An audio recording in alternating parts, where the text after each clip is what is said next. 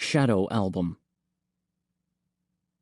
In the deserted city, at the heart of Muta's great fog bank, there is a sundial. Its face is marble, once polished, now rough and pitted with age. The metal of the central gnomon flakes with rust. It has bled a dull brown stain across the dial's gritty white face. The sundial no longer tells the time. The perpetual fog smears Muta's hot blue sunlight into a diffuse gray that casts no shadows, even at midday. I visit the sundial often. The sight of it calms me when the loneliness grows too strong. I find it comforting to think even a sundial can stop. It seems to be a promise that no responsibility lasts forever. Once, this city was home to 1 million beings. Green plants grew. Animals basked at midday. The mutant people cast shadows and shaded their eyes from the afternoon sun. Now, the only flora are lichens and fungus, and the only animals small scavengers that dart in and out of nests under the crumbled buildings. As for the mutants, they cast their last shadows long ago. I carry a camera with me wherever I go, and it is full of shadows. Some are recent.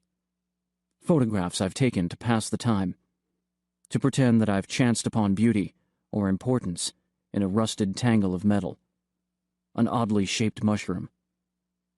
The recent photos occupy the reusable slots on the camera's recording diskette. Shadows I discard as new ones catch my eye. But there is a set of pictures I have tagged to prevent overwriting. Shadows cast before the last light left me. Now, as night falls, and the ghosts struggle to wake themselves from their collective sleep, I put the diskette into the viewer in my hut and click through my little album. Picture 1, Exploration Team Harmony, on the plains of expanding accord. 22 men and women stand in the center of a burnt field, the grass charred black by the heat of a vac ship's landing. The ship is gone now, back to the orbiting task force where 1 million colonists wait in suspended animation until Harmony Team certifies the planet safe. Our mission is considered a formality. Satellites and robot probes have given Muta such a positive rating that supply caches have already been dropped at selected sites all over the planet.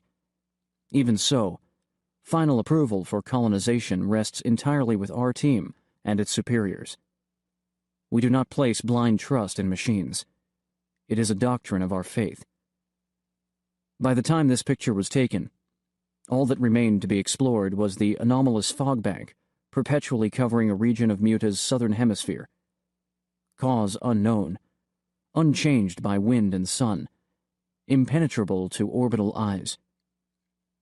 We thought our investigation would be routine and painless.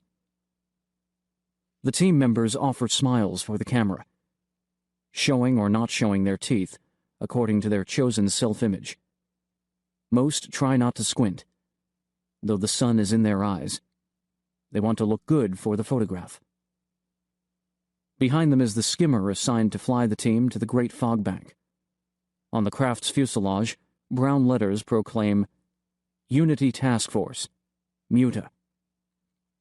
Beneath the words are the 22 symbols of our totem houses, the spirits that unite our people and set us apart from other human cultures in this galactic sector. The symbols attest that the world is more than a machine, and humans more than a meaty collection of chemicals. We of the Unity are a spiritual people. Each symbol on the fuselage is carefully labeled. The dancing madman, the ready mage, the blind priestess, and so on. The Unity is relentless in labeling everything. In the far background beyond the landing strip, you can see the grassland that the Unity named the Plains of Expanding Accord. Amidst the thick band of green, there is a single dab of brown, some inquisitive mutant herd animal peering at all the curious activity happening around the base. At first glance, the people posed in this picture may be indistinguishable. They are all uniformed in the same tan fatigues. They all look healthy and competent. But to my eyes, 3 people stand out from the rest. They stand together on the extreme right of the picture. A woman between 2 men. The woman is Kiala, archaeology officer, age 25. In the picture, her skin is the same glossy color as a chestnut fresh from its shell. But I remember it as dark honey, and I dream of the soft brown of her hand, resting lightly on my forearm. Her smile is wide and bright. Around her throat she wears a neckerchief, white linen, printed with a pattern of orange flowers. The flowers are chrysanthemums, totem flowers of my birth month. I nearly told her so when I helped her choose the neckerchief on our last recreation leave, but I decided to hold my tongue. It pleased me to have this secret link to her that even she did not realize. The man on her right is planetology officer Molan Diff, the same age as Kiala. In the hand dangling at his side, he holds the Unity Regulation Manual for missions exploring Earth-like environments. Harmony Team had completed 3 such assignments at the time the picture was taken, but Molan Diff still consulted the manual regularly, not because he wanted to enforce the rules on his juniors, but rather because he wanted to be sure of the rules himself. He was a man in constant need of specific instructions, of models to imitate. His shirt is open low enough to reveal the steaming snout of a dragon tattooed on his chest. He once confessed to me he got that tattoo when he was a teenager. He had read somewhere that teenagers were supposed to do irrevocable things on impulse. The graying man on Kiala's left is Senior Orthodoxy Officer Barl Dan, age 49. Me. My smile is self-conscious and clumsy. The skimmer pilot who took the picture for me ordered us to crowd together, and I was keenly aware of the solid warmth of Kiala's body pressing against my arm. After the picture was taken, she did not move away from the contact. I was the one who withdrew to attend my duties. At one time, I could have named all the others in this picture. I still remember names, remember faces, but I become confused when I try to pair them. It panics me sometimes, the thought that I was supposed to safeguard all these souls, but now can't remember which man was the ceremonial castrato, which woman wore the mask of the Riven Tower. I think I know, yet I suspect I'm mistaken, that my memory rearranges itself when I sleep. I wake sometimes to find myself shouting at people who flee from me in my dreams. The only other face I'm sure of is junior planetologist Dideal, a young red-headed man grinning widely into the camera, his arm around the shoulder of the man beside him, and the only reason Dideal retains a foothold in my mind is because he was the first to die. The others, dead too. Officers, juniors, all dead, murdered in the fog. But I am losing them day by day, and I cannot keep them with me. In the extreme foreground of the picture, we have lined up our spirit masks. The masks are dormant. They are inhabiting spirits forced into temporary exile by the brilliant sunlight. Their eye holes are empty. They are merely constructions of paper and plastic, feather and foil. Given a choice, I would have preferred not to take photographs of the masks.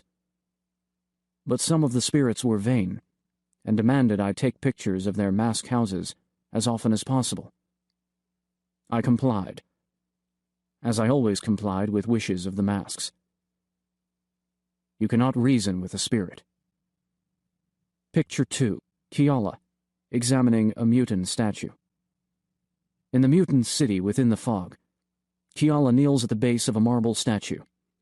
She has arranged weak laser projectors to throw up a yellowy gridwork of cubes around the statue, each cube 10 centimeters to the side. The statue is thus boxed into a phantom coordinate system that helps her make measurements. The statue resembles others found all across the planet.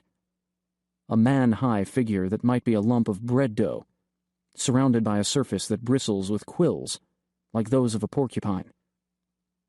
The quills appear to be protrusions of internal bones, forming a type of articulated exoskeleton.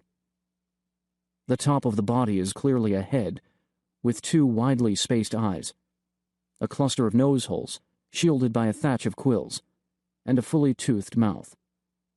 No ears are visible. This was our image of the beings who built the mutant cities, though we did not know how accurately the statues depicted them. Perhaps mutant art was not representational. Perhaps we were seeing some abstract style that only marginally resembled the true mutants. Or it could be that all these statues were idols of some deity, whose appearance was utterly unlike the people's. Perhaps they weren't statues at all. They might be signposts, or notice boards, or equipment for a game. The mutants had vanished centuries before the Unity discovered the planet. It had happened abruptly, without property damage. A plague, perhaps, a radiation disaster, or maybe mass suicide. The archaeologists had many theories, but no evidence, only ruins, and a fog bank like a cloud of smoke after a great burning. In the picture, Kiala holds a measuring tape to the pedestal that supports the statue. She has rolled up her sleeves.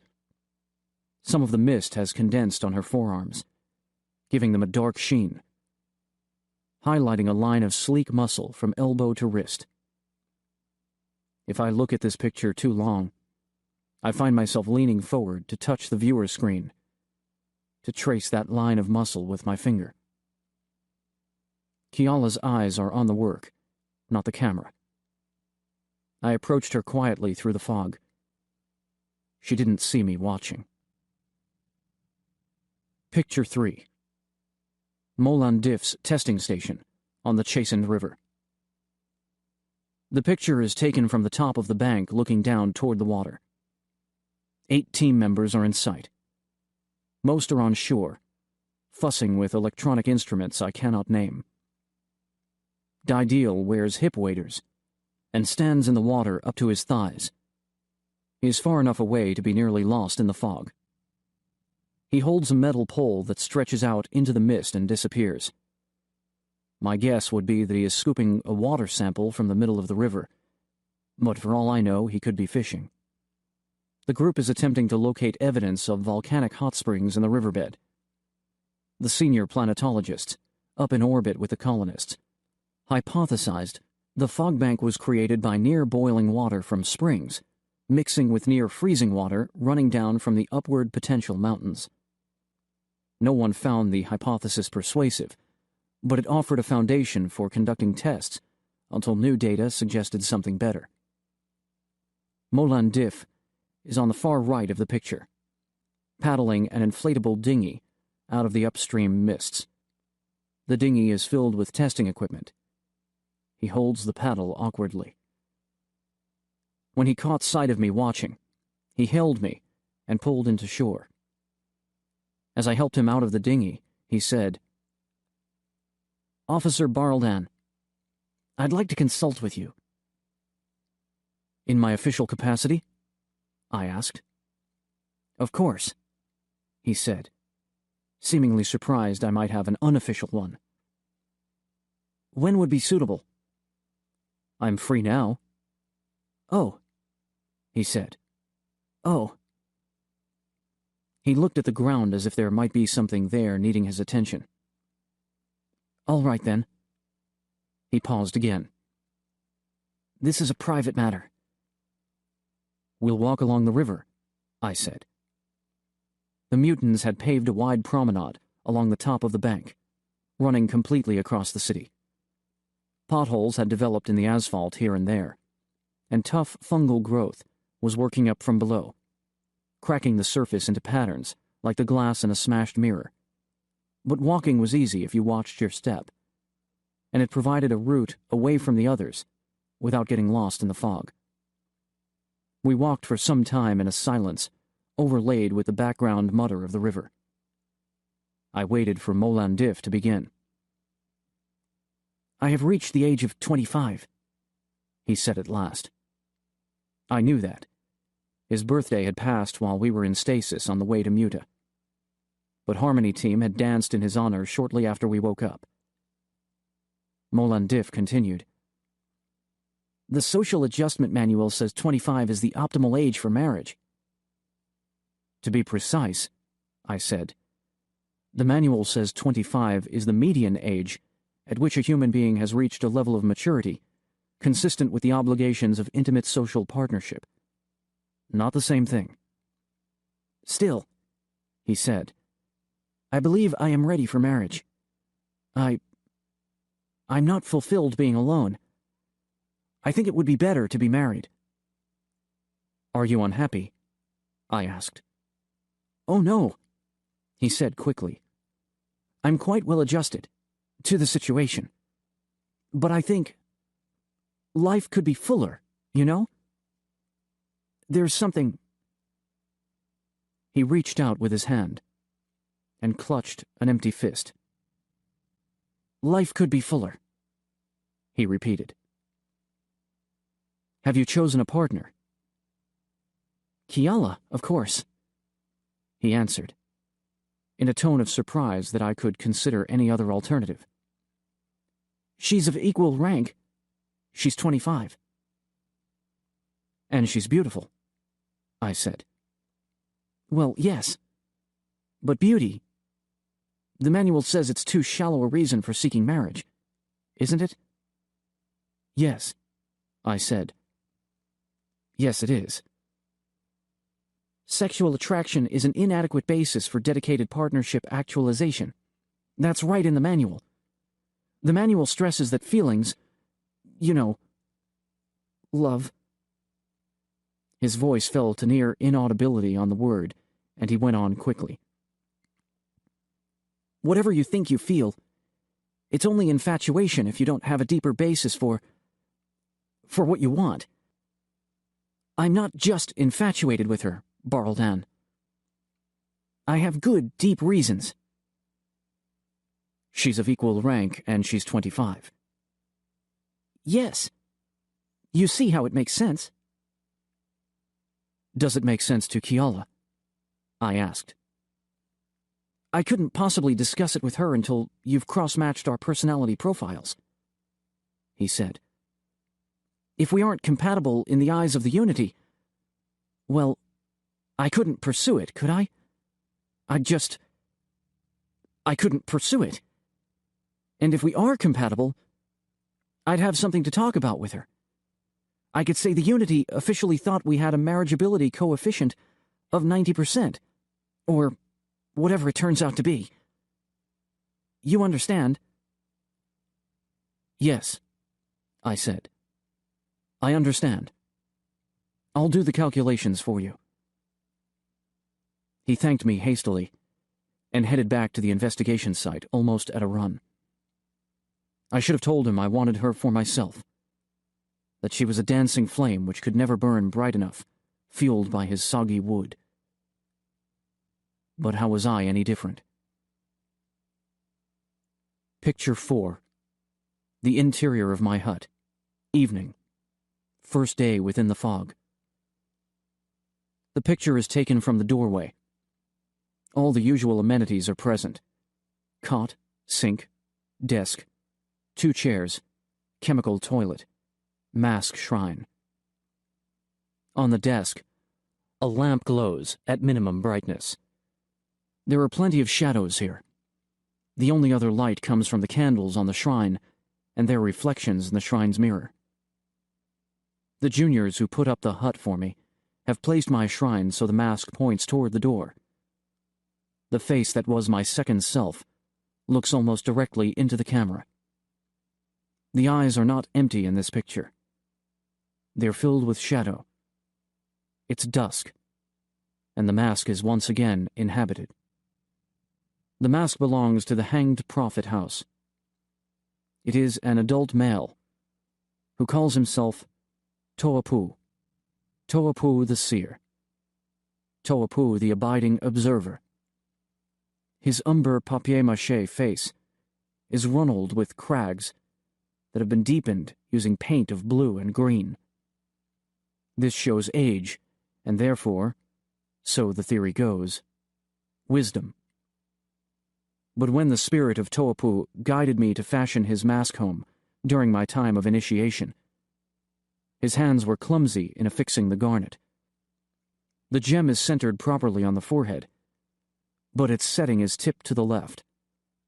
Instead of facing outward, the capital facet looks ashamedly to one side. For 35 years, this was what Toapu saw when he looked at himself in the mirror of my shrine. He saw he was flawed. His little gem, his humble soul, was forever set akilter. He felt this was the kind of seer he was, one who never looked in quite the right direction. And of course, Toapu's sadness infected my own life. However much I, Barl-Dan, progressed through victories or defeats, Toapu always shadowed me. I would sit before the mirror to don the mask, its interior smelling of paint, sweat, and resin. And in the moments that both Barl-Dan and Toapu shared my body, I would feel him tumbling down into heart-sick shame at the sight of his face. Whenever I regained consciousness at the end of the dance of the Arcana, I would find that Toapu had been standing apart from the others, simply watching. All these feelings return when I look at this picture and see Toapu's imperfect face staring sadly back. If I had set up my room myself, I would have angled the shrine away from the door. I had no need to remind myself of the awkward, earnest sharer of my soul. But I couldn't rearrange the furniture now the juniors who set up the hut had seemed so proud of their work. I couldn't hurt their feelings. Whenever I view this picture, I look at Toapu first, in order to save the most important detail for last. In the foreground, 2 chairs are turned to face each other. Draped over the back of the closer one is a white linen neckerchief, printed with orange chrysanthemums. Kiala left it behind after proposing marriage to me. It was her betrothal token. If I accepted her offer, I was to wear it, so all the camp would know of our engagement. Otherwise, I was to return it discreetly to her hut and leave it lying across her pillow. I planned to give back the neckerchief the next night. Sooner would insult her, as if I thought her easy to reject, but I had already rejected her in my own mind more than a dozen times since she joined Harmony Team, even while I talked with her, watched her with hungry eyes, touched her with feigned casualness, and felt her touch me. She told me she loved me because I was gentle, kind, and vulnerable. But analysis of her personality profile revealed she wanted a father figure who would absolve her from the responsibility of growing up. I once dyed the gray in my hair, hoping she would be dazzled by a younger man. She was appalled I would want to look like some unseasoned junior. I felt I loved her because she was intelligent, beautiful, and so very alive. But in fact, I was immaturely hoping she would rescue me from a self-centered loneliness from which I was too weak to extricate myself. On our nights of quiet sociability, it was always she who sought me out. I could never bring myself to believe she'd be happy to see me at her door. If we married, I thought, we would cling to each other too tightly, feeding on our weaknesses. We might be happy, but we would fold inward too much, dedicating ourselves to each other, instead of the good of the unity. In solitude, I had calculated our social coefficients many times before. Love high, but social desirability just inside the bounds of legality. As orthodoxy officer, I could not give my approval. Instead, I savored an aging coward's self-indulgent melancholy as I oh so carefully calculated the social coefficients for Molandif and Kiala. The ratings were no worse with him than with me. Better on some scales. The two would never love each other, but they would make it work, without letting it interfere in their pursuit of the greater good. I told myself my duty was clear. Still, I took this picture of the neckerchief, so I could always remind myself that Kiala had once asked. Picture 5.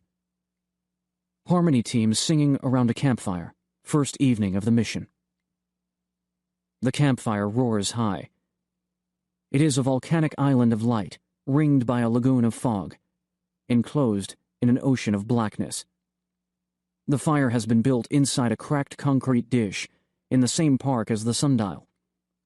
An archaeologist conjectured the dish was a reflecting pool in the days of mutant civilization. It is surrounded by what seem to be low marble benches, but benches built for mutant anatomy. Their tops resemble narrow U-shaped troughs.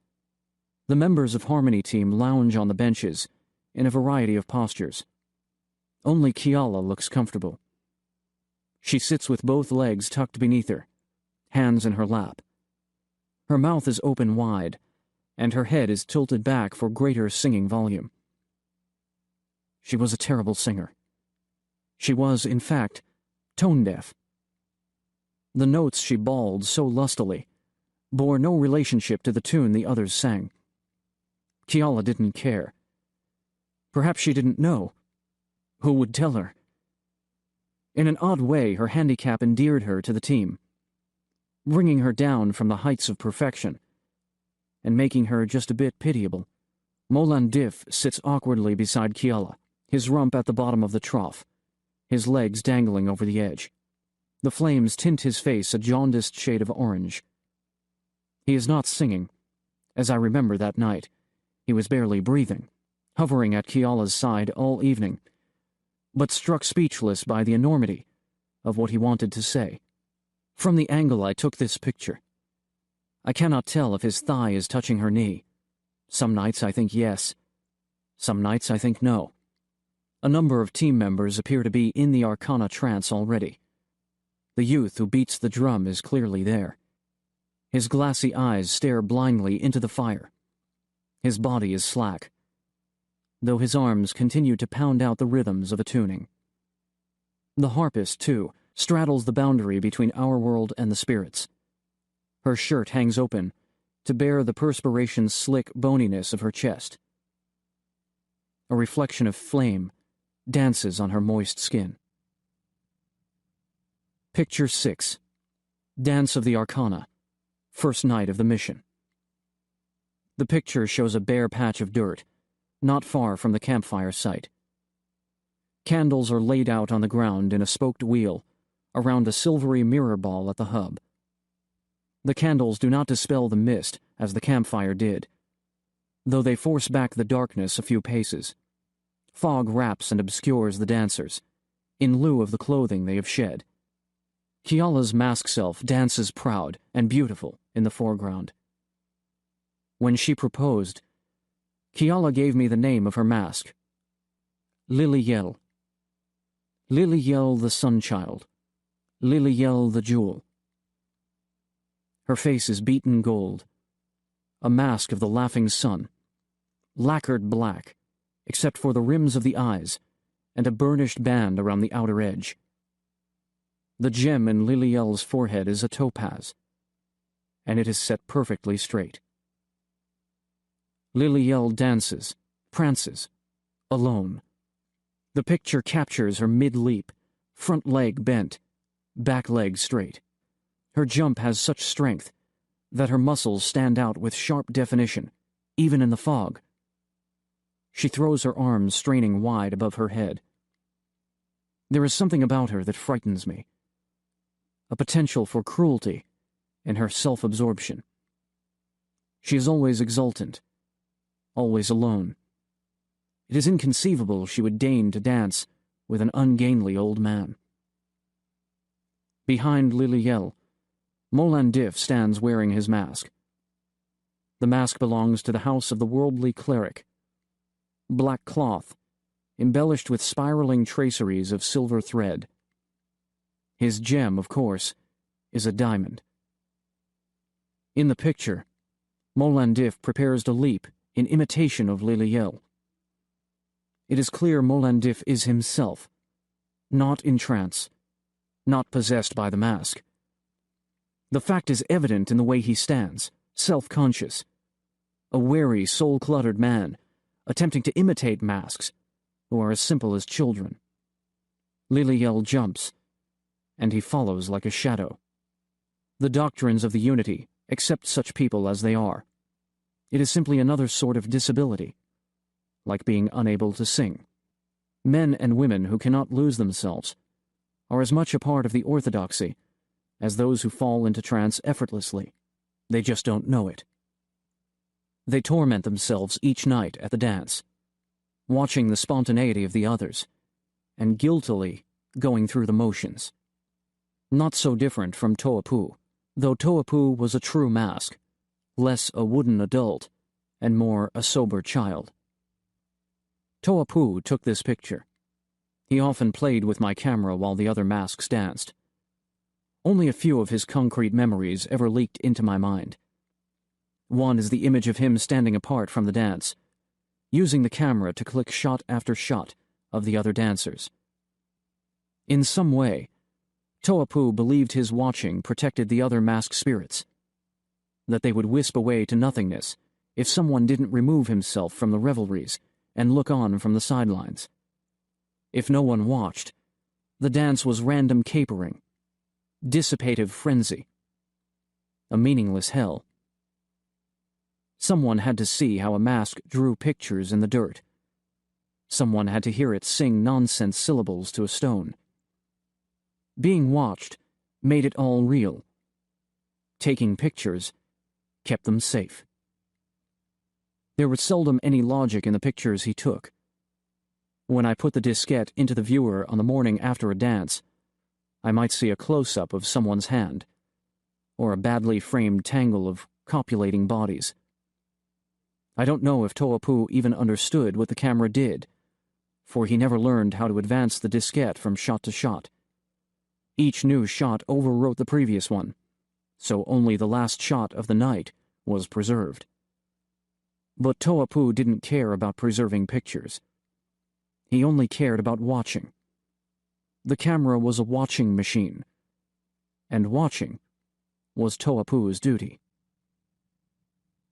Picture 7. The death of junior planetologist Daidil during the Dance of the Arcana. I took this picture moments after waking from the trance. I believe Toapu saw the horror begin and surrendered the body to me prematurely, in the hope Barl Dan could cope with something Toapu could not. I did not understand. I awoke sluggish, my mask beside me, my camera in hand. When I saw what was happening to Daidil, my first reaction was to snap a picture, thinking I was seeing some remarkable atmospheric phenomenon. The picture shows Daidil frozen in the moment of transition from mask self back to man. His mask belongs to the house of the blind priestess, an eyeless shell of pearly plastic with a wig of blended human hair reaching the ground in a blonde, brown, red-black tumble. The mask is pushed far enough back on Daidil's forehead that the man's mouth is uncovered. The mouth is open wide. He appears to be screaming. That is what the camera recorded. But what my eyes saw was a stream of creamy mist pouring from his mouth, like smoke belched by a fire-eater. The mist pierced the surrounding fog and sent it billowing outward in ripple after ripple. Daidil made no sound but a choked crooning in his throat, like a heartsick child humming itself a lullaby. All this, and my first reaction was merely to snap a picture. I found the sight odd but not disturbing, as if I were a 4-year-old watching a favorite uncle do a magic trick, accepting it all, almost absorbed. But when I look again at the picture, I cannot blind myself to Dideal's agony. His body is bent backward, as if some invisible assailant has wrapped one arm around his waist and is pressing the other hand on his sternum, pushing with full strength in an attempt to snap Dideal's spine. The man is held impossibly off balance, screaming without noise, the hair of his mask dragging in the dirt. Yet in the moments after waking, I had a lingering feeling this was very right, that I should want the same for myself. Dideal's body wavered in that pose for 1 second, 2 seconds, 3, then jerked twice with the force of whip cracks. He heeled backward, striking the ground hard enough to scuff up a cloud of dust, and lay there as limp as his hair. It was only then I put down the camera. I started shaking and couldn't stop. A few of the masks came to look at the fallen body. Liliel poked it with her finger once, then a second time much harder. I had to shout at her to go away and leave Dideal alone. Mask spirits almost never understand death. Picture 8. Campfire. Second night of the mission. A jump forward in time, but I was too busy to take pictures during the day after Dideal's death. There were reports to file. There were morale restoration activities to run. A group contact experience in the morning. A unification dialogue at lunch. Grief counseling sessions all afternoon. My hardest duty was calling my superiors in orbit, formally asking them to quarantine Muta until we determined the cause of Dideal's death. If this was some kind of disease, we could not risk infecting the main body of the task force. The mothership offered to send us robots, medicines, any equipment we might need. But what could I ask for? The picture around the campfire shows the team at the end of the day, haggard, subdued. Our senior medical officer leans against the shoulder of the man beside her. Her eyes are half closed. She has not slept except for a 3-hour nap I ordered her to take before supper. For the rest of the time, she and her junior have tried to determine why Dideal died. No success. Many of the other team members also show signs of exhaustion. No one slept well. Dideal was popular, respected for his exceptional openness and generosity to all. His death struck hard. The majority of those around the fire simply stare into the flames, their expressions somber. The camera has caught one junior in the process of glancing over his shoulder into the fog. The fog is thicker than the previous night. It crowds around us hungrily. Kiala and Molan Diff sit in almost the same positions as before. She is not singing. No one is singing. But she is speaking intensely to him, punctuating her words with a sharp gesture of her hands. The neckerchief is around her throat. I intended to take it to her hut and leave quickly without being seen. But the hut was full of her. The smell of her hair, a book she'd been reading, the imprint in the blankets where she recently sat on the edge of her cot. As I laid the neckerchief across the pillow, I could smell her everywhere, on her pillow, the linen, the talismans dangling from the headboard. A chocolate-brown dress jacket was thrown across the top of her storage trunk. The sight of it brought back memories of her wearing it at celebration dinners, her eyes meeting mine as we drank from a shared chalice. Her eyes, her skin the color of the jacket. Her eyes. Not one of these photos truly shows her eyes. Not the way I want to remember them. How full they were with warmth and heat and fire. And my memory is slippery. In embarrassment and fear, it shies away from recalling the intensity of her gaze. I can see Kiala's face, but I can't look into her eyes. She found me in her hut. I don't know how long I'd been standing there. The neckerchief was in my hands, though I don't remember picking it up again. When I laid it down a second time, smoothing it out on the pillow, she asked why. I had a speech prepared, not that I'd planned to recite it to her. I'd constructed it for my own benefit, putting the issues into well-chosen words, supposedly showing the wisdom of my decision. In the naked light of her eyes, the words and wisdom shattered. I could say nothing more than, "I'm sorry. I can't. Not me," as I fled the hut. The words of my rehearsed rationalizations came back like shouting ghosts as I retreated to my hut through the fog. "I love you so much, I can't see you. I see your face, that's all. All I know of you is fragments. The warmth of your body, the smoothness of your bare shoulder, your off-key singing. I can't glue the fragments into a real woman. I'm blinded by love. I can't see. What am I loving but a voice, a perfume, the imagined kiss of your skin?" The ghost words haunt me today, as I view my photos and pretend I've left my past behind. Like all ghosts, words are liars.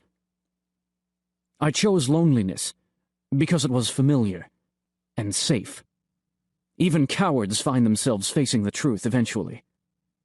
They just do it too late. Picture 9. Fog. It was my duty to ensure that the dance proceeded as normal. All the morale-building exercises of the day would be wasted if we didn't fulfill the arcana. Every person on the team had danced each night since his or her initiation. To skip the ritual now would completely unhinge them. It was bad enough we had to dance without the circle full. Molan Diff kept asking, "Can we do this with only 21 houses? Isn't it against the rules?" We lit the candles in the dance wheel and set up the mirror ball at the hub.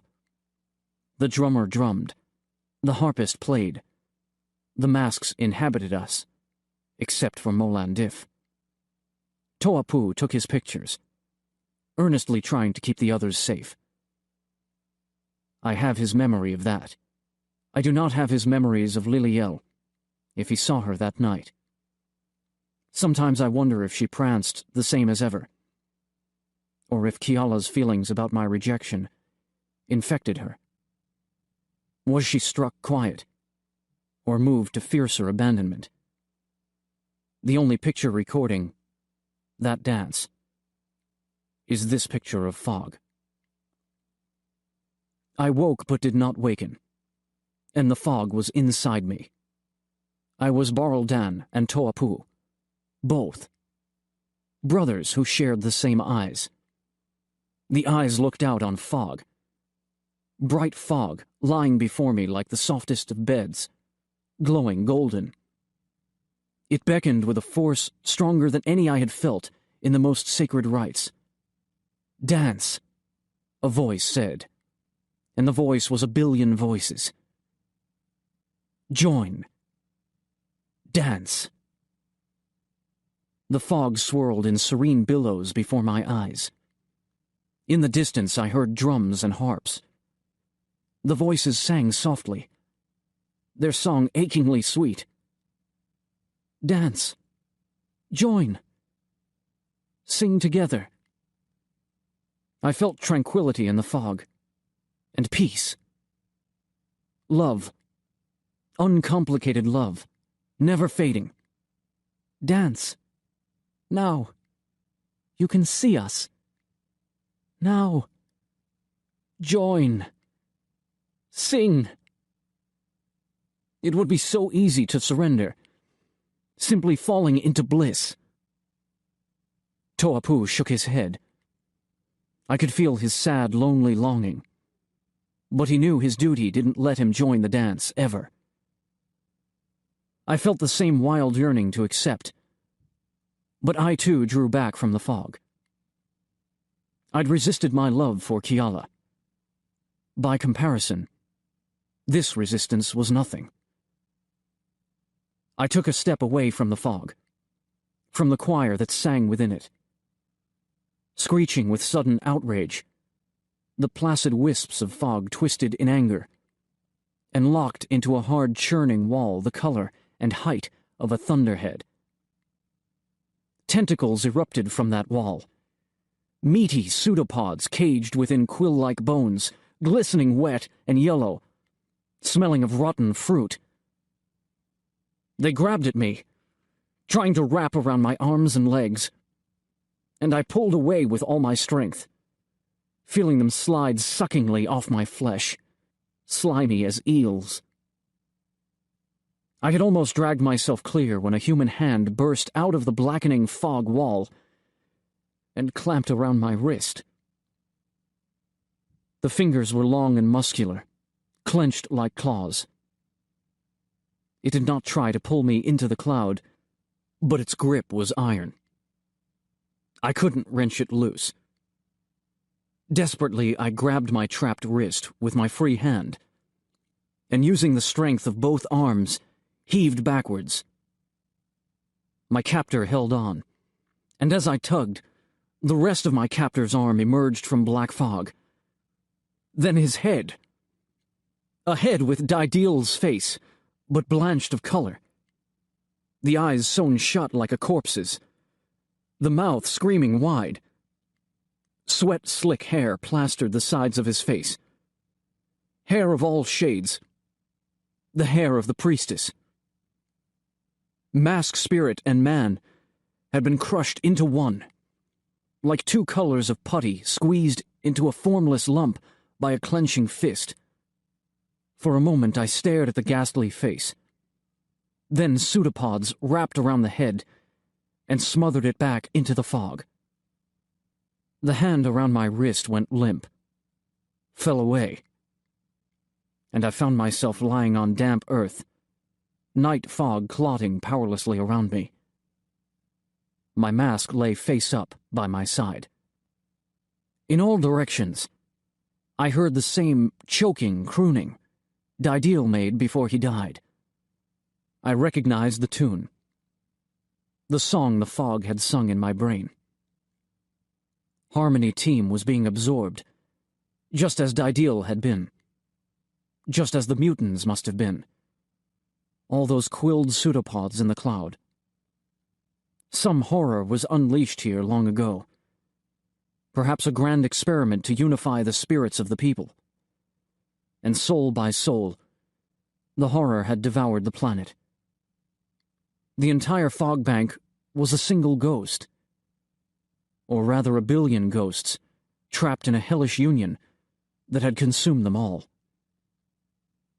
Out in the fog, one voice lifted above the rest. Tone-deaf Kiala. Not yet in tune with the crooning mass. I staggered to my feet and followed the sound, hearing her voice twist angrily as it tried to find the right notes to join the song. She was still off-key. But as I searched, I heard her growing closer and closer to the tune the others sang. When I reached her, Molan Diff was already there, cradling her body in his arms. "What's wrong with her?" he cried when he saw me. Without answering, I pulled off her mask and threw it aside. Her face was slack, still deep in trance. I shook her shoulders and slapped her cheek, rousing her enough that she opened her eyes. But the eyes were still vacant, and the humming in her throat went on. "Get her to the mirror," I ordered Molan Diff, and he was so grateful to be told what to do. He asked no questions. Together we dragged her body to the ball at the hub of the dance wheel, and propped her up so she could see her face. "Your name is Kiala!" I shouted in her ear. "Kiala! Kiala! Kiala!" Her eyes focused and saw. She gasped and threw her arms outward to steady herself against the sphere. The fog condensed where her hands touched the mirror, making misty silhouettes like ghosts. She blinked and looked wonderingly at her beautiful face. Her humming stopped. "Kiala," she said. Picture 10. A bend in the chastened river. It's the afternoon of the next day. There is no fog here. The land is a sunny meadow, buttery with summer wildflowers. The river's edge is stockaded by rushes. Kiala, Molandif, and I have paddled the dinghy many hours downstream. We emerged from the fog bank around midday, but kept going until we were well clear. The rest of Harmony team is dead. I tried to save them, but failed.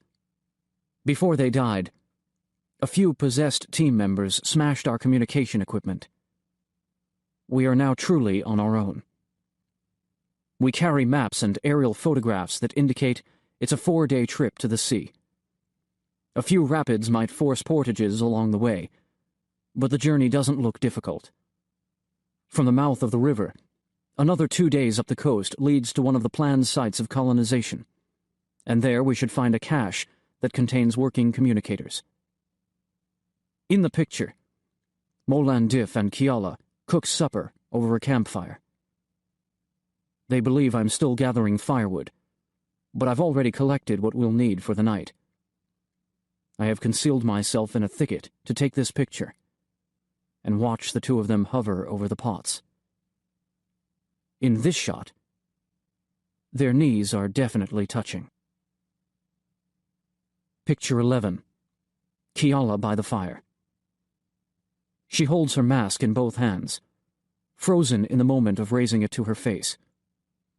Her head is twisted slightly toward the camera. She must have heard something as I focused the lens, and turned to look at me. Behind her, the sky is a sheet of deepening indigo, spreading over the dark meadows. A clump of trees stands silhouetted on the horizon. I took this picture to distract Kiala, to interrupt that motion of donning the mask. The click, the flash. "Why did you do that?" she asked. "You shouldn't tonight," I told her. "The trance opens us too wide. To the fog. Opening yourself to the mask, it's too risky. The fog wasn't strong enough to take us when we were ourselves, not even when we were asleep. Only in trance. Please, Kiala, leave the mask." She looked at me steadily for several seconds. Half her face was lit with the sun-yellow blaze of the fire, the other half cloaked with shadow. "You have nothing to say to me about taking risks," she said. Very deliberately. She pulled the mask over her face. "It should be safe," Molandif said from across the fire. "The fog is a long way behind us."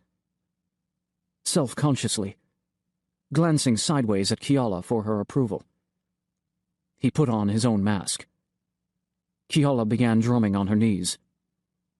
I watched her strong hands rise and fall. Picture 12. A night view looking upstream over the chastened river. Track the image from foreground to background. The dark water flowing over outjuts of black rock. Reflections of 2 of Muta's moons farther upriver. Rippled smears of red and silver. The dark fields rising to rolling hills. The night sky gaudy with stars. Stretching across half the river valley is a churning wall of fog, as high as the eye can see. It approaches with the speed of a summer windstorm. I took this picture while standing alone on the riverbank, grass whipping my legs with the force of the oncoming gale. Kiala and Molandif had fled downstream in the dinghy. Kiala was still half in trance as I helped them push off. Molandif chanting, "You are Kiala. You are Kiala." with each awkward stroke of his paddle. They could not travel as fast as the cloud. I stood between them and the ghosts like a brave man, wrapping myself in an armor of unconvincing hopes. I hoped the mist would not pursue my companions until it had dealt with me. I hoped I could escape it, as I escaped before. Even if it consumed me, I hoped I could resist long enough for the others to get away. And I hoped if they did get away, Kiala would realize that I did take a risk, when it was too late for anything else. I set my camera down carefully and picked up my mask. If I was to be bait, I had to make myself tempting. I donned Toapu's face and opened myself to him. Picture 13. My face in terror. Toapu arrived immediately. He inhabited my body, but my consciousness remained awake, watching everything. Perhaps it was Toapu's choice to keep me with him. Perhaps our previous confrontation with the fog had realigned our spirits somehow, allowing us to coexist in the same body. I don't know. I only know we stood together as the fog descended upon us. Through Toapu's spirit eyes, I saw past the physical aspect of the fog and into another plane, a plane of ghosts where a great agglomerate creature rippled and shimmered around us. Heads erupted from its writhing mass and were dragged screaming back inside. Pseudopods and arms snaked out of control, scrabbling at the ground, never gaining purchase. From deep within the creature came a ceaseless frenzy of moaning, surging in pulses like ocean waves. Toapu picked up the camera and began shooting picture after picture of the swallowed souls. Tears ran down his face. It was all he could do for them. Watch, and let them know he watched. The fog seethed. The thing that was the fog convulsed around us. Something grabbed Toapu's arm, then his leg, then wrapped around his head. With one great heave, he was ripped away from me, as if my own body were torn in two. The fog clutched both of us in its grip. And for a single moment in our lives, Toapu and I saw each other face to face. He was not just a mask now, but a complete spirit. A wrinkled man in shabby clothes, held spread-eagled before me. Our eyes met, and in his face I saw what he had never known. That he was wise, despite all his fear and doubt. Then, with agonizing effort, he yanked himself free of the fog, arms and pseudopods sliding away from him. He raised the camera and clicked this picture of me. In that instant, my vision of the ghost world collapsed like a bubble popping, and my eyes returned to the physical plane. The fog surrounded me, a rolling night fog that blotted all sight. It seemed too thick to let me breathe. Panic took me, and I ran blindly, tripping on uneven ground, picking myself up and running on. Brambles tore at my uniform. My shoulder struck an unseen tree, and I spun away, pain scissoring down my arm. Suddenly there was nothing under my feet, and I was tumbling downward, striking the river with a splash that sent warm water stinging up my nose. I swam a few weak strokes, bumped against a rock, and clung to it, panting. Water flowed gurgling around me, while overhead, the ghost fog roared. Picture 14. Toapu. It took me 3 days to find my camera in the mist. It was scratched but undamaged. Nearby, I found the remains of Toapu. The picture shows the mask lodged on a bramble bush. Branches of bramble protrude through the eye holes and the mouth. The papier-mâché of the face has been dented and ripped in numerous places. The garnet and its setting are gone. Scattered on the ground around Toapu's bush are the other masks, the rest of the full arcana. Liliel and Molandif's mask among them. Their eye holes all stare at Toapu, like an audience gathered to hear a speaker. Their gems are missing, but the masks are otherwise undamaged. They must have been carried here by the fog cloud, then released. I like to believe the mask spirits and their human hosts were released too. Perhaps they proved incompatible with the mutant ghosts and could not truly meld with the whole. But I prefer to think Toapu saved them. Within the cloud, he located each familiar soul, watched it, took its picture, freed it by making it real. That is what I tell myself. That is my mythology. The gems are gone, and the mask spirits departed. Liliel will not dance on this physical plane again. I dream that Kiala and Molandif survived. Though I searched the length of the river, I did not find their bodies or the dinghy. The fog stayed thick about me, angry that my soul was closed to it forever. But despite the fog, I think I would have found Kiala's body, if it were there. Picture 15. The sundial. I took this picture earlier today. I won't tag it for preservation like the others. It's better to go to the park and see the sundial for myself. I'm a man who should remind himself of the realness of things. I came back to this city because the huts are here, and all our supplies. The fog followed me back.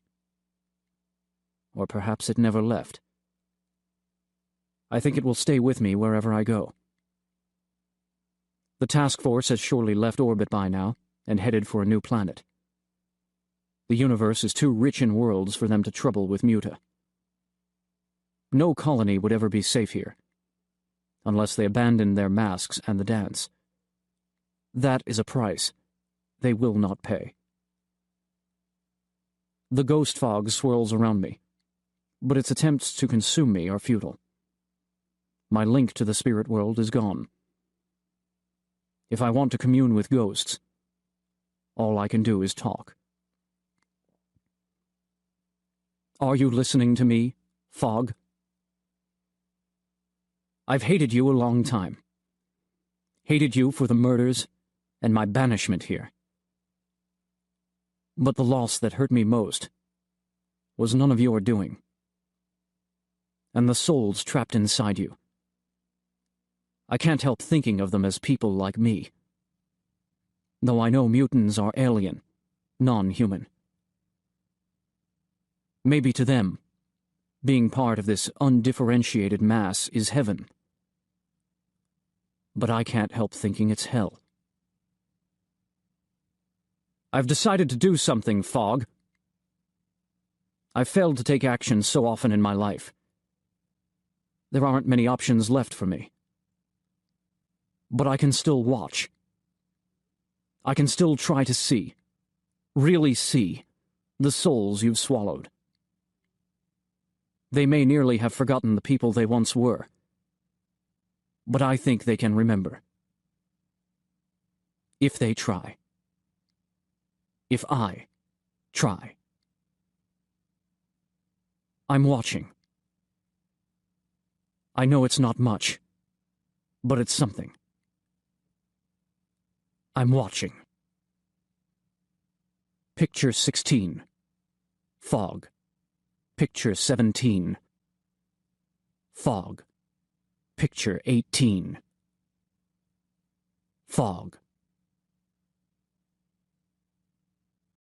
Hardware Scenario G49. There are few human beings who would not fit into a box 8 feet long, 4 feet wide, and 4 feet high. Construct such boxes. Wire them, pipe them, tube them to provide even temperature, nutrition, and air. Don't forget sluices for the elimination of waste. Do something about exhaled carbon dioxide. Come up with neural inhibitors to prevent movement and sensation. Install epidermal scrapers to remove skin as it flakes off. Add whatever else seems required. Properly containerized, the entire population of Earth will fit into a cube about 1.5 miles on each side. Put the whole thing into orbit? Nah, that's just showing off. Leave it on the ground, in a desert somewhere. Why? So everyone stays healthy and happy, of course. No walking around and stubbing your toes. No catching colds when someone sneezes on you. No smoking or drinking or eating fatty foods. Life lasts a lot longer when you live it in a box. Quit asking such obvious questions. The facility is run by robots, of course, as are the hydroponic gardens, the recycling plant, and all the other life support equipment. These are really good robots. And the robots are supervised by highly skilled, politically neutral, psychologically stable human support personnel. Give the designers a break, for crying out loud. They thought of everything, okay? This isn't that kind of story. This is the kind of story where everyone does astral projection. George Monroe sat in his hardware store, wondering why there were so many types of nails. He had 40 little bins in front of him, and each contained nails that were different from all the rest. He pulled out a 1-inch finishing nail and a 3/4-inch finishing nail. His astral projection could pick up light objects if he concentrated really hard. When you got right down to it, what was the difference between the two nails? 1/4 of an inch. That's all. But one nail had to go in one bin, and the other had to go in a different bin. That was the only professional way.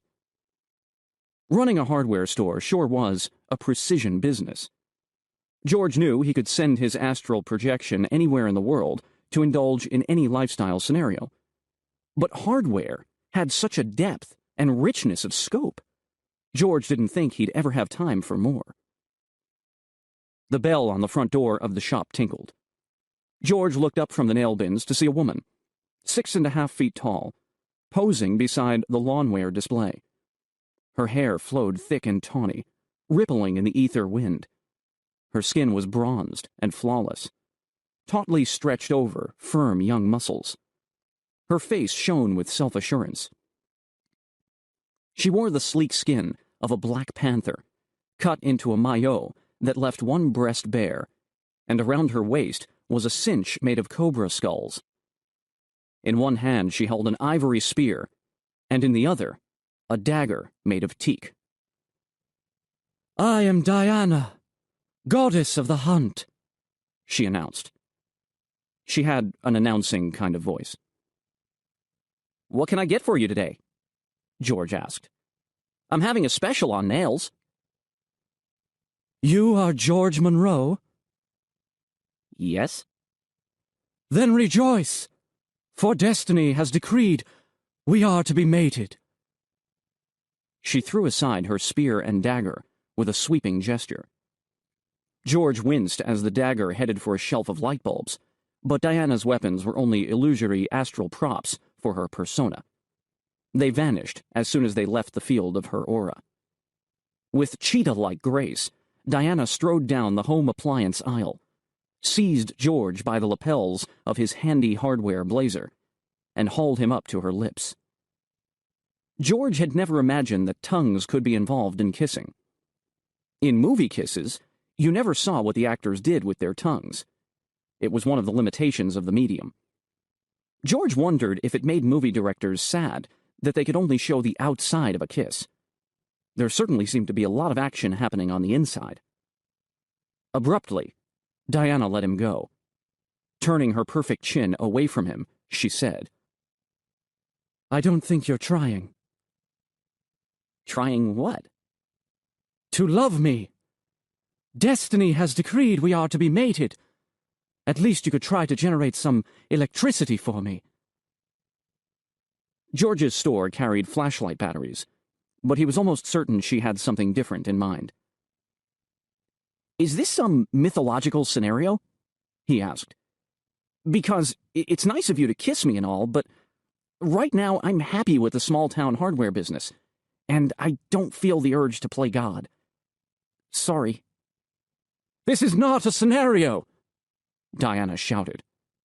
The spear rematerialized in her left hand, and purple sparks crackled from the tip. I'm talking about real life. My body. Your body. Egg and sperm. 2 become 1, then 3.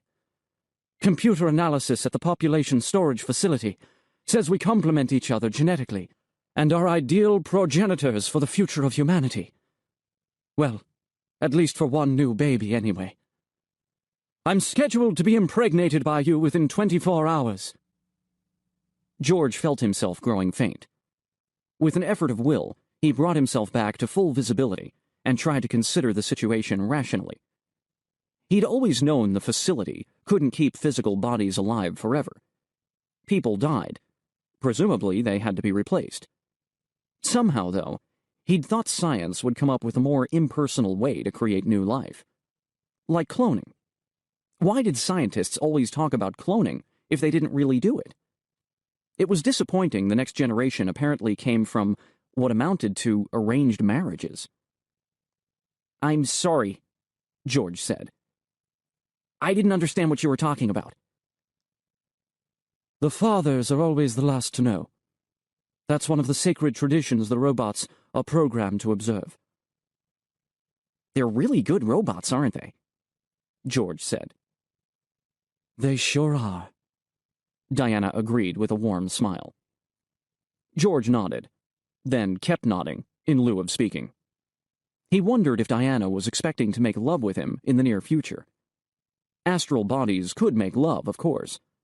Astral bodies could interact with each other in any way physical ones could. But George had watched people making love in a lot of movies, and the hardware store didn't seem suited for that sort of thing. To get a soft place to lie down, they'd have to make a bed out of bags of grass seed, or find some way to arrange themselves on one of the lawn recliners. On the other hand, he couldn't quite see why making love was necessary. They're just going to use our physical bodies for this, right? He asked. Right. So I guess they'll, collect my sperm and use it to impregnate you, right? And if it's like everything else they do to our physical bodies, neither of us will feel a thing. Isn't that how it works? Yes. Then I don't understand why you're here. It affects our bodies, but not our lives. I mean, our astral lives. You know what I mean? It just happens no matter what we do. I can't see any reason for us to, interact. You cold-hearted bastard, she said. Her hair tossed wildly, as if buffeted by a tornado. The cobra skulls in her belt hissed and snapped. Her skin turned scarlet, her pupils crimson, her lips black. Do you think parenting is a mere physical act? She shouted in a voice like an earthquake doing ventriloquism. Do you believe love is irrelevant? Do you deny the importance of a nurturing psychic aura in the formation of human life? Do you want our child to usher forth from a joyless womb? George hadn't really thought about it. Given that he'd been living as a psychic phenomenon for 26 years, he supposed he wasn't entitled to doubt the importance of psychic auras. Parental attitude at conception probably did make a difference. If Diana conceived a child in her current mood, the baby might turn out kind of cranky. A cobra on her belt spat venom in George's direction. The astral fluid fell into a bucket of plastic fishing lures and vanished. Was conception the only crucial moment for the baby? No. George had heard prenatal influences could affect the child all through pregnancy. And after that, who raised the infant? The robots, of course, But could they provide a nurturing psychic aura in the child's formative years? Probably. They were really good robots. But just in case, George figured he shouldn't make any long-term plans. It was an imposition on his life. But then, it was an imposition on Diana's life, too. She was obviously devoted to the goddess scenario. She probably lived in a marble palace on a mountainside with lots of other divinities, doing all kinds of divinity things. It must be a real letdown for her to be mated to a storekeeper, even a hardware storekeeper. If she was prepared to make such a sacrifice for their child, George should be too. "I'm sorry," he said to her. "I was being selfish. We can, get married. Or whatever you think is right." Slowly, her body returned to its previous coloration. The cobra skulls gave a peevish-sounding sniff in unison, then went back to being dead. "All right," she said. "Apology accepted. Diana is a strict goddess, but fair." "What do we do now?" George asked. "We learn to love each other." George had watched a few couples courting in his town, and he thought they should try the same sort of thing, an arm-in-arm walk down to the ice cream parlor.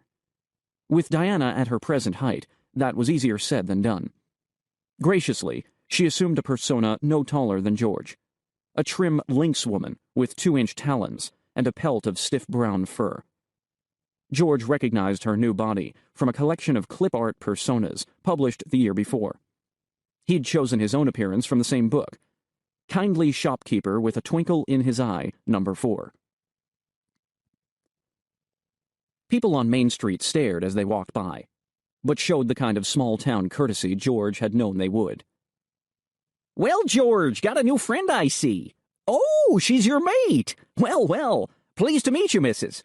"A goddess! Well, George, she's a catch, all right.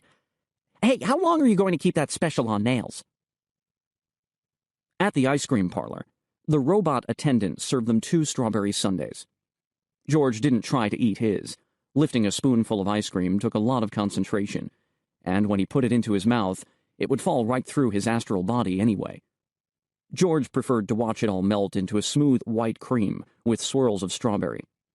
It reminded him of paint, just after you add a slurp of red colorizer to the white base, before you put it on the mixing machine and let it shake itself pink. Diana, on the other hand, dug into the ice cream immediately. "This is a pleasant town," she said to George, as she inserted a spoonful into her mouth. George heard a liquidy plop as the ice cream fell through her and landed on her chair. "Of course, the town is quiet for my tastes, but it has potential. I have a friend who does werewolves, and he could really liven up the place. You know, lurk on the outskirts, savage a few locals from time to time. Not hurt them for real, of course, just scare them and make them promise to go to another scenario for a while.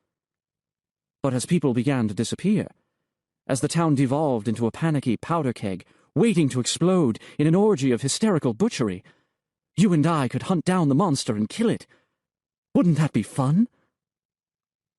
It didn't quite match George's notion of why his neighbors were living in the small-town scenario, but he knew he could be wrong. He went to a lot of movies.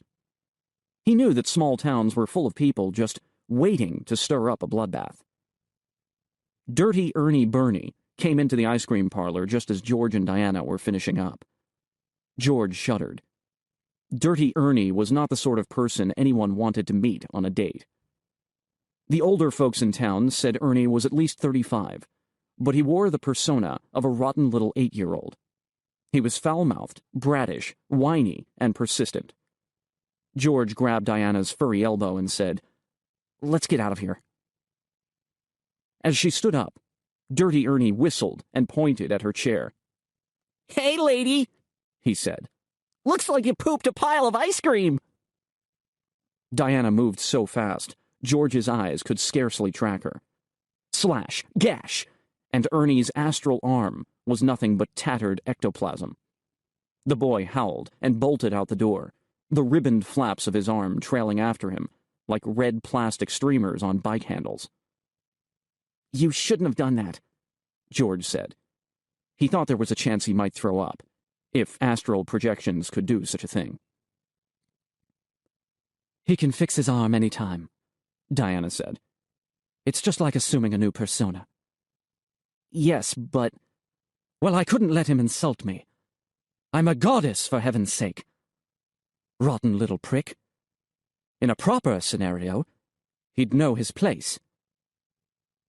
George took Diana by the hand and led her back to the hardware store. He could tell that while they were learning to love each other, it would be a good idea to leave town.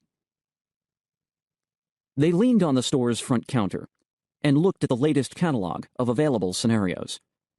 Diana was only interested in the heroic ones. She swore if she could watch George rescue her from a dragon, she would fall hopelessly in love with him.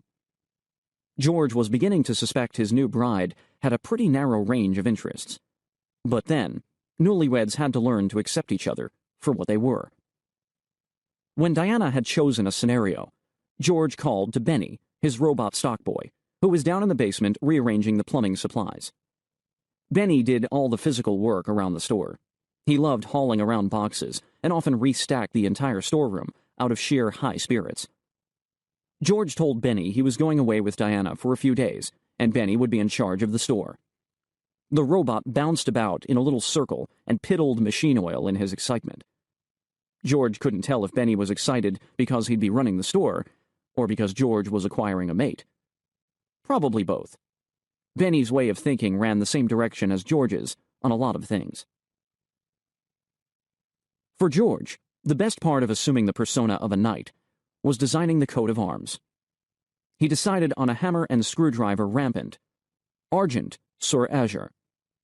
His motto was, Ferrum meum spectari. My iron stands the test. Diana said she approved of the sentiment. Of course, Diana was now captive in the highest tower of a castle overlooking the Rhine. It was the stronghold of the unspeakable Wilhelm von Schmutzig, sorcerer, murderer, ravisher, and author of 6 pornographic trilogies about elves. A dragon prowled the castle courtyard. Mercenaries patrolled the halls.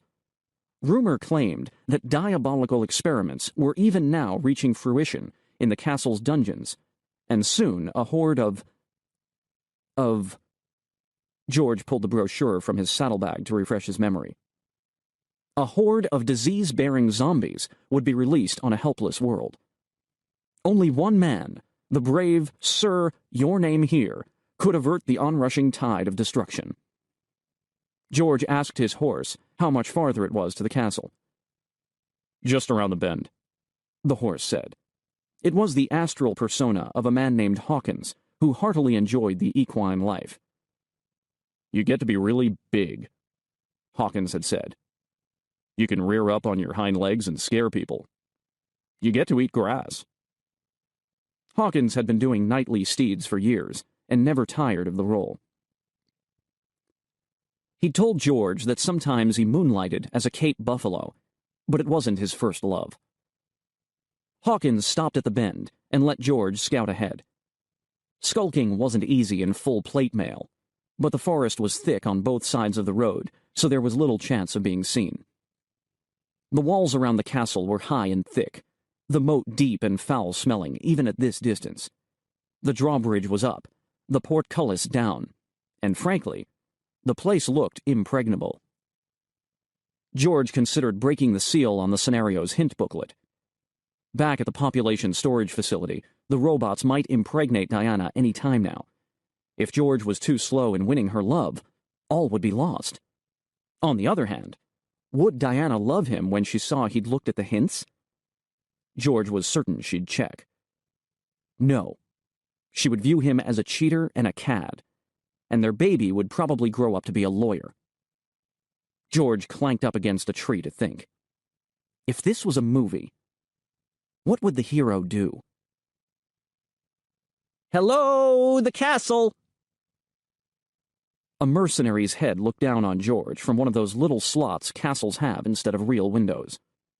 George was once again wearing his red, handy hardware blazer, and Hawkins had acquired a handy hardware saddle blanket. What do you want? The mercenary asked. I'm just a poor peasant merchant, and I have a delivery for the Lord von Schmutzig. What kind of delivery? Nails, said George. 3/4-inch finishing nails for the final assembly of the horde of disease-bearing zombies. Nobody told me anything about nails, the mercenary said. Last night at cocktails, the Lord said he had everything he needed to complete his evil zombie horde. Some fool delivered 1-inch finishing nails instead of 3/4-inch ones, George said, improvising. Building zombies is a precision business. You use nails 1/4 inch too long, and they'll stick out all over the zombie's body. They'll keep catching on things. Ach, said the mercenary, and let George in. George left his horse, Hawkins, to take care of the dragon. Hawkins knew the dragon personally from other scenarios. It was the astral persona of a woman named Magda, who enjoyed being vanquished on a regular basis. Hawkins was sure Magda would agree to feign sleep while Hawkins drove a few nails through her wings with his hooves. She would gladly thrash and moan, spiked helplessly to the dirt, until George found time to plunge his cruel broadsword into the vulnerable soft spot of her abdomen. George moved on to the tower where Diana was imprisoned. His red blazer was perfect camouflage. The mercenaries scarcely glanced his way as he passed. Some hardware-hawking peasant, he heard one mutter in disgust. At the top of the tower steps, George resumed his nightly persona. The armor made it impossible to walk silently, and he knew there might be more danger ahead. However, Diana would be expecting him in heroic guise. With broadsword in one hand and shield in the other, he clanked forward to a closed door. He could hear nothing from the other side of the door. Considering the thickness of his helmet, George was not surprised. He tried the latch and found the door unlocked. It would be nice to kick the door open the way people did in movies, but concentrating on his astral foot as hard as he could, he barely managed to move the door at all. When it was open enough to squeeze through, he sidestepped his way into the room.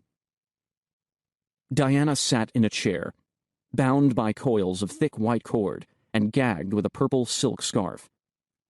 Though she wore the persona of a kidnapped princess, low-cut gown of green velvet, straight brown hair that reached the floor, eyes red from weeping, she still carried vestiges of the goddess of the hunt. The cobras on her belt had already gnawed through the cords around her waist and were snapping at the bindings on her wrists. George hurried forward to untie her, but she shook her head violently and nodded toward the far corner of the room. She explained. At first, when George looked in the direction she indicated, he saw only a rumpled four-poster bed surrounded by confusing watercolor prints of elves. George found it disturbing that Diana was so eager to draw his attention to the bed while she was still bound and gagged. In fact, finding himself unexpectedly alone with her in an elaborate bedroom stirred nervous flutters in his stomach. He hadn't pictured this moment coming so suddenly. The part of his mind that normally said, "This is what you should do," was completely silent. The part that said, "This is what might happen," had hiccups. It was a huge relief when a lean figure stepped from the shadows behind the bed curtains and said, "So, some fool believes he can foil my schemes." George recognized the man as another clip art persona. Seductive yet dangerous scoundrel with pencil mustache, number 2. He wore a white puff-sleeved swashbuckler shirt, tight black chinos, and knee-high boots of black leather. He would have intimidated George even if he hadn't been carrying a saber with a dripping crimson blade. "Wilhelm von Schmutzig, I presume?" George said in a voice he wanted to sound brave. "At your service," said the villain, giving a courtier's bow. "Shall we duel to the death? Or would you prefer to impale yourself on my blade immediately?" "I will not rest until I have cleansed the earth of your foul presence, von Schmutzig." George was rather pleased with that speech. Hawkins had suggested he should have some appropriate soliloquy for the final confrontation with the villain, and George had practiced till he could say the line without fumbling. George was still congratulating himself when von Schmutzig attacked. With lightning-swift strikes, the villain rained blows upon George's armor. The saber itself had no effect, but the clanging noise ringing against his helmet gave George a throbbing headache. He did his best to fight back, but was far too slow and clumsy to come close to his opponent. Occasionally he managed a parry, but never a successful thrust. "Are you the best the forces of virtue could muster?" Von Schmutzig sneered as he played on George like a steel drum. "I expected a hero." "Just because you're evil doesn't mean you should be rude," George replied. "You'll get yourself in trouble someday." But it was clearly George who was in trouble, as he clattered back and forth around the room. At last he was driven back against a post of the bed, and his weapon was flicked out of his hand by a fencing maneuver something like the little twist of the wrist you need when you're using an Allen wrench to loosen the bit in an electric drill. George hurried to pick the sword up, but found his feet tangled in sheets lying on the floor. He fell back heavily onto the mattress, and von Schmutzig was on him immediately, the tip of his saber blade pointing through the helmet's visor at George's right eye. "Now, Sir Knight," said von Schmutzig, "you will die." "Don't hurt me," George whispered. "If I don't win, Diana will never love me and our child will usher forth from a joyless womb." "What care I of children?" Von Schmutzig laughed. "I am a villain, and I get defeated in so many scenarios. I don't mess around when I finally win one. I'm minutes away from finishing my zombie horde, and I'm really looking forward to decimating the duchy." "But my baby!" George shouted. "I was an unhappy child," von Schmutzig said. "I don't see why I should give a break to anyone else." "Ugh!" he added, as the tip of an ivory spear burst out of his chest, like a 1-inch nail driven through a 3/4-inch board. Resplendent in her goddess persona, Diana carried von Schmutzig to the window on the end of her spear. "Thus end all who give my mate a rough time," she said, as she tossed him out.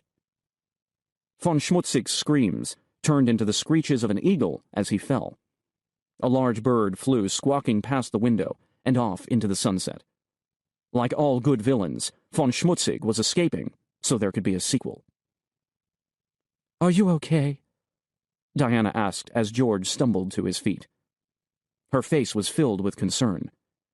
She put her arm around his shoulders, sat him down on the edge of the bed, and tried to look at him through his visor. "Oh, I'm all right," he said.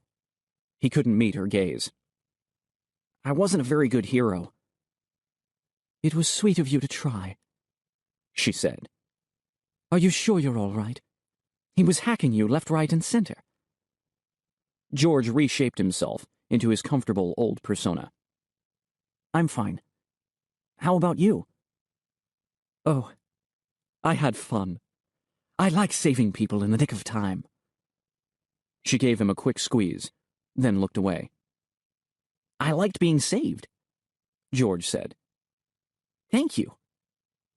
"You're welcome." George was keenly aware she still had her arm around his shoulders. It felt very warm. He couldn't remember anyone else's astral projection feeling that warm. "I suppose the scenario's over now," she said sadly. "Actually," George told her, "the building is still swarming with ruthless mercenaries." "It is?" "And I left the dragon alive." "You did?" "And the dungeons are chock full of disease-bearing zombies." "Oh, George," she said, hugging him tightly. "You've given me something nice to look forward to on our honeymoon." "Tomorrow." In a gigantic cube in the desert, some really good robots work carefully on 2 physical bodies. Fluids are transferred. Vital signs are monitored. The probability of success is high. In a castle on the Rhine, 2 ordinary human beings try on one persona after another, as they strive to learn to love each other. If somebody ever finds a way to measure the probability of success in love, everyone will ignore it anyway. So let's not pretend we know how things will work out.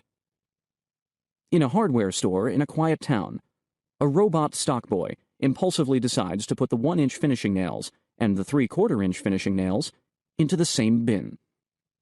They're a bit different, but when you get right down to it, they're all nails, aren't they? The Reckoning of Gifts. A junior cook brushes against the soup cauldron. Hot. Searing hot. He curses. The kitchen noise strangles to horrified silence. Profanity is always dangerous here on temple grounds, and the danger is multiplied 1,000-fold by the proximity of holy objects. The cauldron holds the high priest's soup. A potboy screams out the door for an exorcist, but he knows it's too late. The words have ripped the amniotic sac that protects our world from the chaos outside. Demons must be streaming in by the dozen. Invisible demons who sniff once at the kitchen staff, then scatter in search of the tastier souls of the clergy. The potboy can almost see the demons, fanged, clawed, with naked female breasts, racing down the corridor, wiping their hands on the tapestries as they go by. The dyes fade, the threads ravel. Pouring out into the herb garden to wither the foxgloves, to suck the soothing power from chamomile and the flavor from basil. Then on across the courtyard, kicking a few cobblestones loose to trip passers-by, pinching the horses of a bishop's carriage, flying unseen past the warders and into the temple proper, where they will crumple scrolls, tarnish chalices, and set the bells to wild jangling. Novices in catechism class will stumble over words as the demons tempt them to remember sweet berry pies, gravied beef, and a score of other foods the holy must forswear. Priests hearing confession will find themselves dreaming of the feel of sins, the satisfying crunch of a fist plunged into the face of a self-righteous parishioner, or the excitement of commanding an adulteress to disrobe. And the high priest himself, Vasudeva, voice of the gods on earth, will be swarmed by demons, engulfed by them, demons raking their claws across his heart until it shreds into tatters, tossed on the winds of desire. The junior cook faints. Others pale and scatter their clothing with salt. But the kitchen master simply tells everyone to get back to work. He cuffs the potboy who called for help, a good solid clout on the ear that sends the boy staggering back against a chopping block. "The lad's too excitable," the kitchen master tells the exorcist who appears in the doorway. "Sorry to trouble you. Nothing's wrong." Vasudeva, voice of the gods on earth, kneels before the 12-fold altar. He is indeed surrounded by a frenzy of demons. When he kisses the feet of TV's statue, he doesn't think of the gods' power or wisdom. He thinks of the sensation of kissing, the soft pressure against his lips, the lingering contact, the ghost of sensation that remains as he slowly draws away. He longs to kiss the stone again, to kiss it over and over until his lips ache with bruising. His hand rises toward his mouth. He stops the movement in time, but in his imagination it continues, his fingers reaching his lips, caressing, stroking, flesh against flesh. Vasudeva cannot remember what he has prayed for this past half hour. Certainly not the exorcism of his demons. A month ago, the Assembly of Bishops assigned Vasudeva a new deacon named Bhismu, a young man of undistinguished family, chosen because he has no affiliation with the Assembly's power blocks and can therefore be trusted not to exert undue influence on the high priest. Vasudeva also soon realized the young deacon wasn't appointed for any notable intellect, piety, or even willingness to work. Ah, but Bhismu was beautiful. Is beautiful. His hair is a garden of soft black ringlets, his beard an effusion of delicate curls. Vasudeva's hands longed to entwine themselves, oh so gently, in those ringlets and curls. To braid, to weave, to stroke. He imagines threading his fingers through Bismu's beard, cupping the young man's chin, gazing into those clear dark eyes as he leans forward and their lips meet. Vasudeva dreams too of Bismu's hands, strong but fascinatingly dexterous, when he played the reed pipe at the Feast of the Starving Moon. Vasudeva was hypnotized by the confident rippling fingers. He thought of nothing else far into the night, until in the bleakness of morning he wondered if he had eaten a single bite at the feast. Scripture said the moon would starve to death, disappear from the sky forever, if the high priest hadn't consumed enough on its behalf. But the moon survived, as did Vasudeva's desires. He has never prayed for those desires to abate. He cherishes them. He relishes them. Tonight begins the long night revelries, a week of feasting and celebration in the city of Cardis. Events include the Fool's Rain, the Virgin's Dance, and the renewal of hearth fires from TV's Sacred Flame. But first comes the reckoning of gifts in the temple's outer hall. It's never a pleasant ceremony for the priests who officiate. The hall teems with unbathed commoners, men and women together, all clutching packages to their chests with fierce protectiveness. They jostle each other in the rush to receive blessings. They insult the gifts of others and boast about their own. Every year fights break out, and sometimes a full-scale riot. Even if demons are loose tonight, it's hard to imagine how they could add any more chaos to the usual commotion. Vasudeva waits for Bismu to escort him down to the hall. Not long ago, the high priest refused all help in getting around. Though his quarters occupy the top of the temple's highest tower, he would climb the stairs unaided several times a day, glaring at anyone who tried to assist. Now Vasudeva goes nowhere without Bismu's strong supporting arm. He clings to the young man with both hands and walks as slowly as possible. Several powerful bishops have begun overt machinations to win support in the assembly, believing there will soon be an election for a new high priest. They are men of limited imagination. They think Vasudeva has become frail. The bishops would like to influence which gift is chosen from the dozens presented in the hall tonight. Power and prestige ride on the choice, not to mention a good deal of gold. The laws of Cardis stifle innovation. Change threatens order, and order must be maintained. No one may create a new device, a new art, a new process, except in preparation for the reckoning of gifts. In the month before the reckoning, creators may build their inventions. On the longest night of the year, they bring those gifts to the temple. From the dozens offered, one gift is chosen and accepted into orthodoxy, while the others become fuel for TV's flame. The successful creator is feted in all quarters of the city, honored as a benefactor of the people and a servant of heaven. Unsuccessful ones have nothing to show but ashes. Needless to say, competition is intense. Every guild sponsors some gift to better their lot. A new type of horse hitch offered by the cart drivers, a new way to waterproof barrels offered by the coopers. And scores of individuals also bring their offerings, some of them coming back year after year. One family of fisherfolk has sent their eldest child to the reckoning each year for more than a century. They claim to be able to teach needles how to point north, and for some reason they think the gods will be pleased with such tricks. Not so. The gods have consistently shown themselves to be pleased with the gift accompanied by the largest under-the-table offering to the high priest. The only variation from one year to the next is whether the secret offering is made in gold, in political influence, or in the adroitness of beautiful women. This year, Vasudeva is sure the gods smile on a type of clasp offered by the silversmiths, a clasp more secure and easier to fasten than orthodox clasps. The silversmiths have provided the high priest with several samples of work that show the virtues of the clasp. A silver necklace whose pendant is the letter V studded with sapphires. A silver bracelet encrusted with alternating emeralds and amethysts. and a silver dagger and sheath, the dagger hilt glittering with fire-eye rubies, and the sheath embroidered to show Tivi's flame.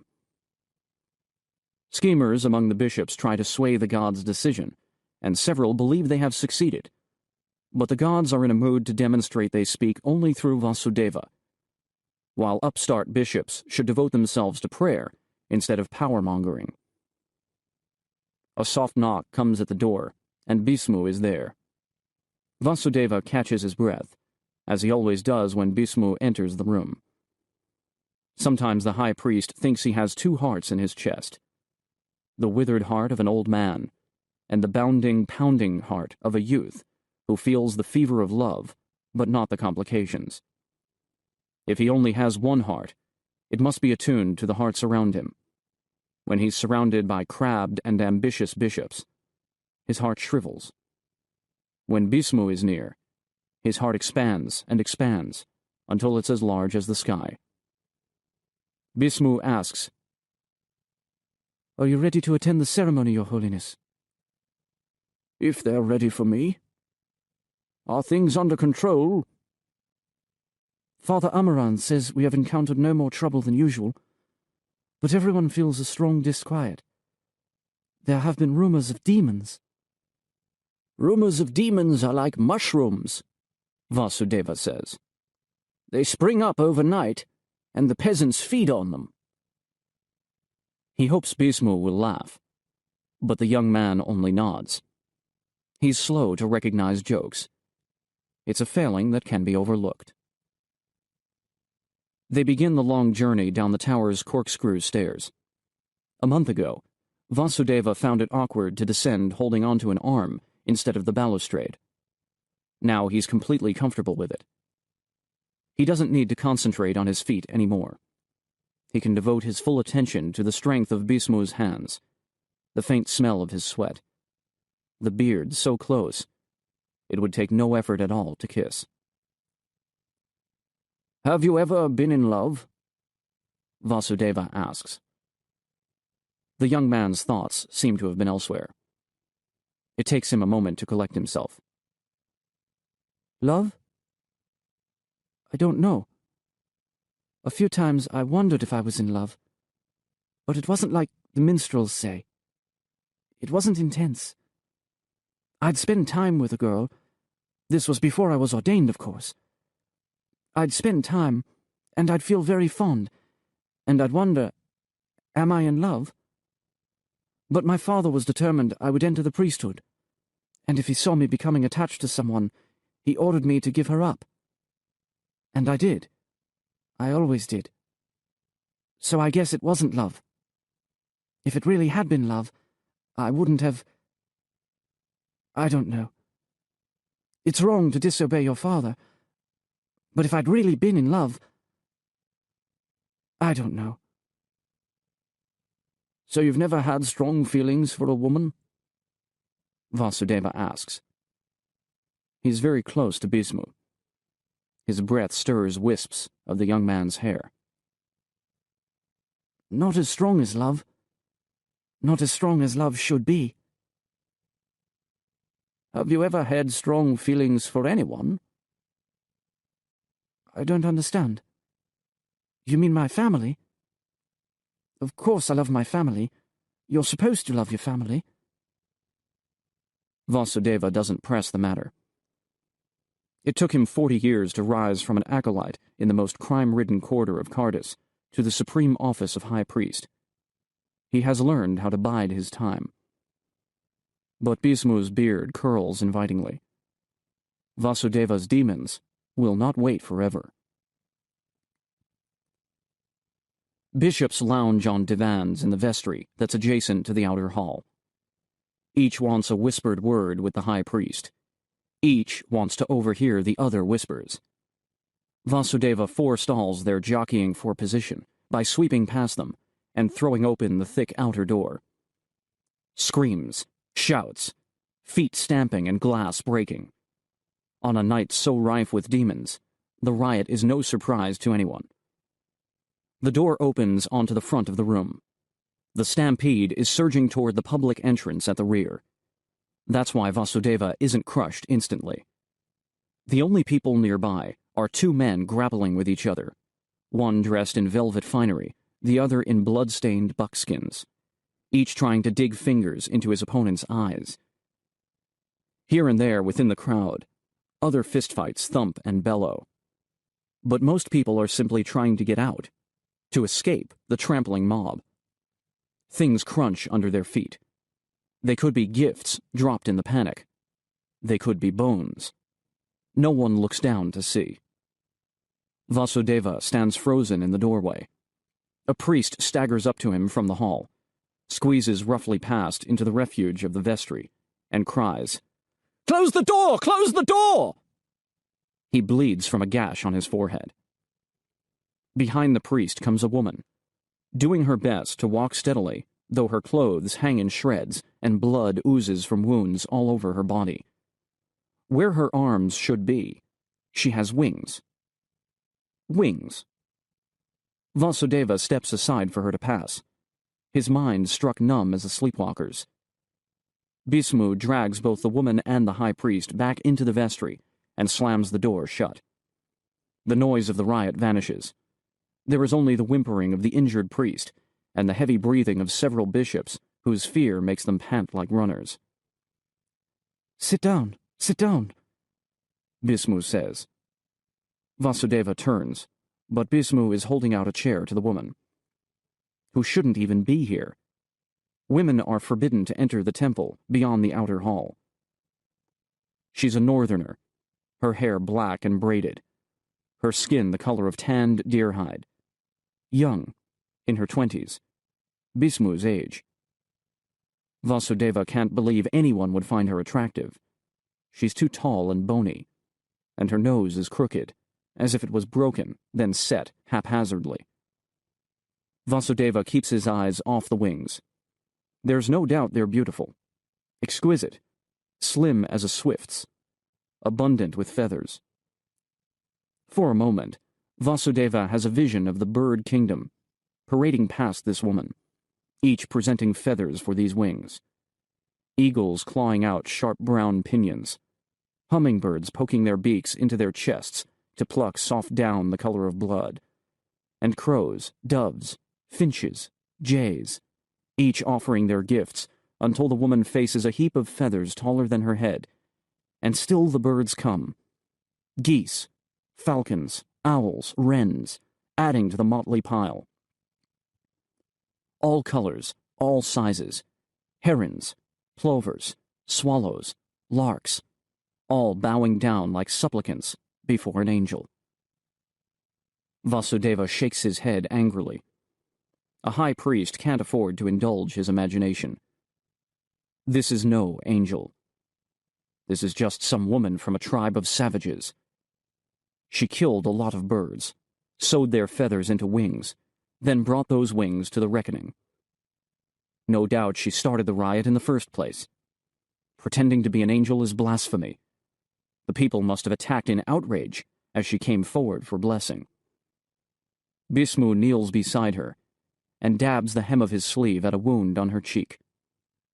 He smiles warmly at her and murmurs soft encouragements. This one doesn't look bad. This one's deeper, but it's clean. Vasudeva finds the expression on Bhismu's face unbecoming. Must he simper so? You can help her more by getting a proper healer, the high priest tells him. The sooner the better. Now! Reluctantly, Bhismu rises. For some moments, he stands like a man bewitched, gazing at the specks of blood that mar the whiteness of his sleeve. Now! Vasudeva repeats. Suddenly the bewitchment lifts, and Bhismu sprints out of the vestry, off down the corridor. We must make the woman go back to the hall, says a voice at Vasudeva's ear. She shouldn't be in this part of the temple. The words echo the high priest's thoughts. When he turns, however, he sees the speaker is Bishop Niravati, a man who loves to wield his piety like a bludgeon. Niravati has always been too quick to proclaim right and wrong. He conducts himself as if he were the voice of the gods on earth. She may stay as long as necessary, Vasudeva says. Bishops must never forget who makes the decisions in this temple. Sending her back to the hall now would be close to murder. And she's injured. TV commands us to minister to the sick, Niravati. Did you skip catechism class the day that was discussed? Several other bishops chuckle. Good. Niravati will note who they are and later take revenge. Vasudeva foments feuds among the bishops whenever possible. Dividing one's opponents is useful and entertaining. The woman has watched this interchange with no expression on her face. Perhaps she's in shock. But she gives the impression of understanding it all and simply not caring. For a base-born woman, she's remarkably unmoved being surrounded by the highest patriarchs of the faith. What's your name? Vasudeva asks her. Hakoya. From a northerner tribe? From the Bleached Mountains. Vasudeva doesn't know if this denotes a specific tribe or merely a place. His knowledge of the world outside Cardis begins and ends with the names of the bishoprics. What happened in the hall? He asks. There were fights. People threw things at me. She wipes blood from her chin. Why did they throw things? It was demons! The injured priest bursts out. Father Amaran. He's been huddling on a divan, hugging himself as if cold, but now he leaps to his feet and begins to babble. Down in the kitchens! I can't get a straight story out of anyone but at confession. Demons! They've released demons! In the soup! Even Niravati drops his eyes in embarrassment. It's one thing for a priest to rail about demons to the laity, quite another to bring up the subject among peers. Vasudeva envisions Amaran dying years from now as a workaday priest in some remote parish, and being able to put his finger on the exact moment when he destroyed his career. I saw no demons, Hakoya says in the silence that follows Amaran's gaffe. I saw a man who was jealous of my wings. A man in the crowd. I don't know who he was. He wore fine clothes, but his gift was petty and small. He stirred the others to attack me. Demons are deceitful, Vasudeva says lightly. The man may have been a demon in disguise, or someone possessed by demons. The high priest has no intention of asking Hakoya to identify the man who attacked her. If he wore fine clothes, he was probably a noble or the representative of a guild. Arresting such a man would have repercussions. Besides, everyone could feel the tension in the air tonight. The riot was inevitable, and assigning blame is beside the point. Niravati, he says.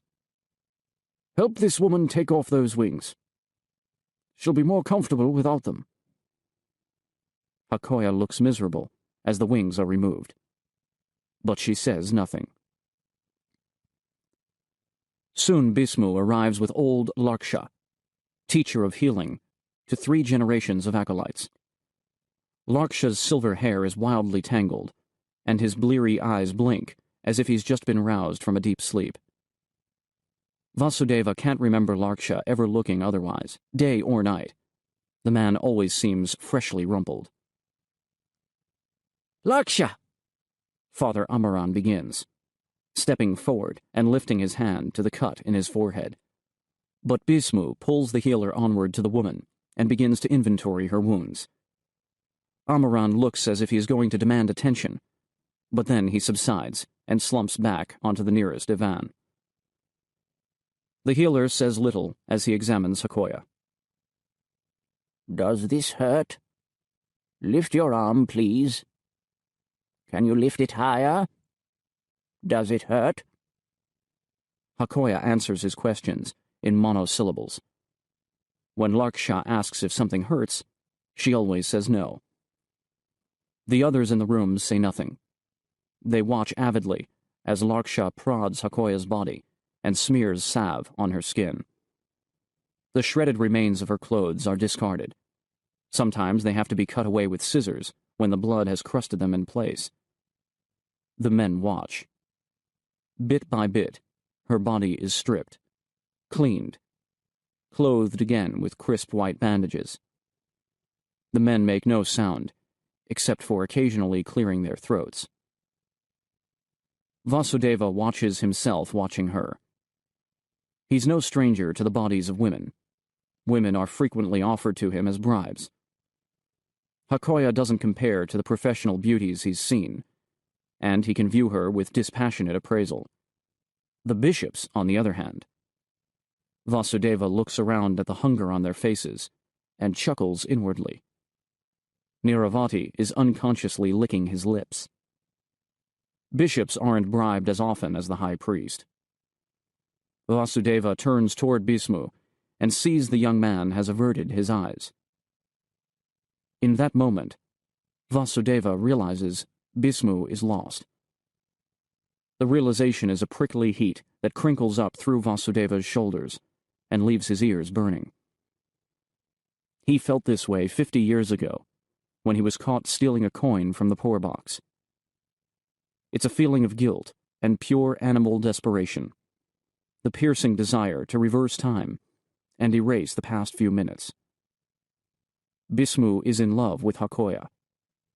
Why else wouldn't he look? A healthy young man should relish the opportunity to see a woman naked.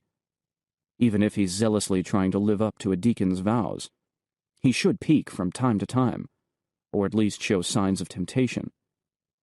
But not Bhismu. His face shows neither lust nor the struggle against lust. Bhismu in love. Vasudeva averts his eyes. The woman may stay the night in this room, Vasudeva says, breaking the silence. Heads turn sharply toward him. When the trouble dies down next door, collect any gifts that are intact and arrange them at the front of the hall. Clear out the broken ones and throw them on TV's flame. If there have been deaths, save the bodies. I'll give them public blessing before we return them to the next of kin. In the morning. I'll judge the gifts in the morning too. Everything in the morning. He holds out his arm. Bhismu, take me back to my chambers. Bhismu is reluctant to leave. As he leads the high priest away, the young man keeps glancing at Hakoya back over his shoulder. Vasudeva thinks, now he looks. Couldn't he have looked before? Bhismu's body is still warm. His bearded cheek still inviting. But the high priest takes no pleasure in holding the young man's arm. Vasudeva needs no human escort. He is escorted by his demons who bear him up, quicken his stride, carry him along. Vasudeva can't sleep. He paces around his desk, arguing with himself. Is Bhismu really in love? Could it just be some kind of chivalrous arousal? A reaction to the sight of a young woman in trouble? And why should a high priest be so concerned about a nobody like Bhismu? Bhismu has no brain, no political power. He's just a beard that begs to be kissed. A pretty trinket, nothing more. A high priest can't let himself get distracted by trifles. But Vasudeva pictures Hakoya dying. Not dying with a knife in the throat, or choking from poison, or strangling by garrote. Just dying. Vasudeva imagines the wings burning in TV's flame. They will sputter and crackle at first, then catch fire with a roar. The smell will be hideous. Destroying the wings will be nearly as good as killing the woman herself, but entirely free of blame. He can imagine the look on her face as she sees the wings burn. Sometime after midnight, Vasudeva opens the secret drawer of his desk and takes out the presents from the silversmiths. All three are exquisite, but he may have to part with one. In order for the guild's clasp to be accepted by the gods, there must be a sample downstairs in the hall. If the riot destroyed the original sample, Vasudeva must supply a new one. Wistfully, Vasudeva toys with the necklace, the bracelet, the dagger. It will irk him to part with any of the three. But if necessary, it should be the dagger. Fewer gems. He'll take it downstairs and slip it in with the other gifts. No doubt the silversmiths will recognize the generosity of this sacrifice and offer appropriate compensation. He finds that descending the staircase alone is more difficult than he remembers. The realization scares him. He doesn't want to depend on Bismu or anyone else. But no, he's not weak, just tired. He needs sleep, that's all. As he nears the vestry, he realizes Hakoya will be there. Why didn't he remember her before? His thoughts wander too much these days. But Hakoya can't stop him from going to the hall. She may not even notice him. She's probably asleep. And he has the dagger. Vasudeva draws the blade slowly from the sheath. It glints in the light of the torches that flicker on the wall. He can't remember ever testing its blade before. He slides it along the edge of a tapestry that shows TV setting the temple's cornerstone at the very center of the world.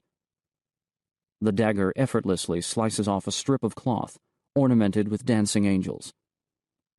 The blade is functional, as well as ornate. Vasudeva wonders how soundly Hakoya sleeps. But as he steals down the corridor that leads to the vestry, he finds Hakoya is not sleeping at all. Low voices come from the room. One male, one female. Vasudeva closes his eyes and prays that the man is not Bismu. It may be the most fervently Vasudeva has prayed in years. But, of course, it is Bismu. They aren't in each other's arms. Both are fully dressed. Hakoya sits on one of the divans, her spine as straight and strong as a javelin.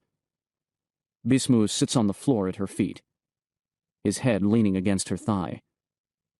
The wings lie across Hakoya's lap like a chastity belt. No one has heard Vasudeva's quiet approach. Standing just outside the room, he can listen to their conversation. Bismu is describing how his father beat him for every thought or action that might have kept him out of the priesthood. Vasudeva has never heard the man speak of such things. Despite a month of cultivating Bismu's trust, Vasudeva has never reaped such secrets. And Hakoya isn't doing anything. She barely speaks. Her attitude suggests she is merely tolerating his attentions. Her mind is elsewhere. I could leave the priesthood, Bismu says. Vasudeva is fond of me. He'll release me from my vows if I ask. He tells me all the time I'm his favorite. He gives me presents and... Vasudeva steps angrily into the room. "Enough!" he says. "Enough!" Bismu blushes guiltily. He jerks away from the woman and slides quickly along the floor until he's more than an arm's length from her. Hakoya barely reacts at all. She only lifts her chin to look the high priest in the eye. Her gaze assesses him thoughtfully. Vasudeva wonders what sort of things Bismu said about him before he arrived, but there is no time for speculation. "I am not the one who can release a deacon from his vows," Vasudeva says, glaring at Bismu. "Only Tivi may do that. And I don't think Tivi will be inclined to grant such a dispensation to a stripling who fancies himself in love because he's seen a woman's naked flesh. Aren't you ashamed of yourself? Aren't you?" Bismu seems to waver on the edge of surrender. His eyes are lowered. His hands tremble. But then the hands clench, and he shakes his head like a fighter, throwing off the effects of a punch. I haven't done anything to be ashamed of. His voice is almost a whisper, but there is no submission in it. I haven't done anything. What would your father think of this? Vasudeva demands. Alone with a woman in the middle of the night, and on holy ground! Bismu cringes, but Hakoya slaps her hand down on the divan with a loud smack. I'm not some corrupting evil, she says. I'm not one of these demons you talk about, the kind you can blame but can't see. This ground is just as holy as when I arrived, if it was holy then. Why do you carry a knife? Vasudeva's anger surges. It's been years since anyone dared to talk to him so accusingly. People like Bismu hold him in awe. People like Niravati are too conniving to be blunt. He's on the verge of calling the warders, of consigning Hakoya to the dungeons as punishment for her disrespect. But he realizes he can't do so in front of Bismu. No violence, no cruelty, ever, in front of Bismu. Besides, violence is never more than a last resort. A prudent man finds other ways to eliminate problems. Bismu, Vasudeva says in a calmer voice. I think you should go to the chapel and pray. The young man seems to have recovered some backbone, thanks to Hakoya's words. I haven't done anything to be ashamed of, he says again. Good for you, Vasudeva replies. But I heard you talk about renouncing your vows, and that's grave business. No. The high priest holds up his hand to forestall a protest. I'm not accusing you of sin, but this is something you should think about very seriously. You should be sure it's what you want, and what's best for you. For you, for your family, for everyone. That's only right, isn't it? Yes, Bismu says. He sounds like a little boy, still defiant, inside, but momentarily cowed. Vasudeva thinks of ruffling Bismu's hair the way he has seen parents do with their children, but he restrains his hands. As Bismu turns to go, Hakoya tells him, I'm staying with the family of Wakatomet, the leather worker. Elbow Street, near the tin market.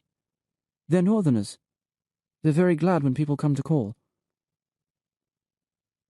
Bismu's face blooms into a grin. He thanks Hakoya profusely and leaves with a capering step. He is so beautiful, so radiantly beautiful, Vasudeva thinks. It breaks my heart. Why did you tell him where you live? Vasudeva asks when Bismu is gone. You aren't interested in him?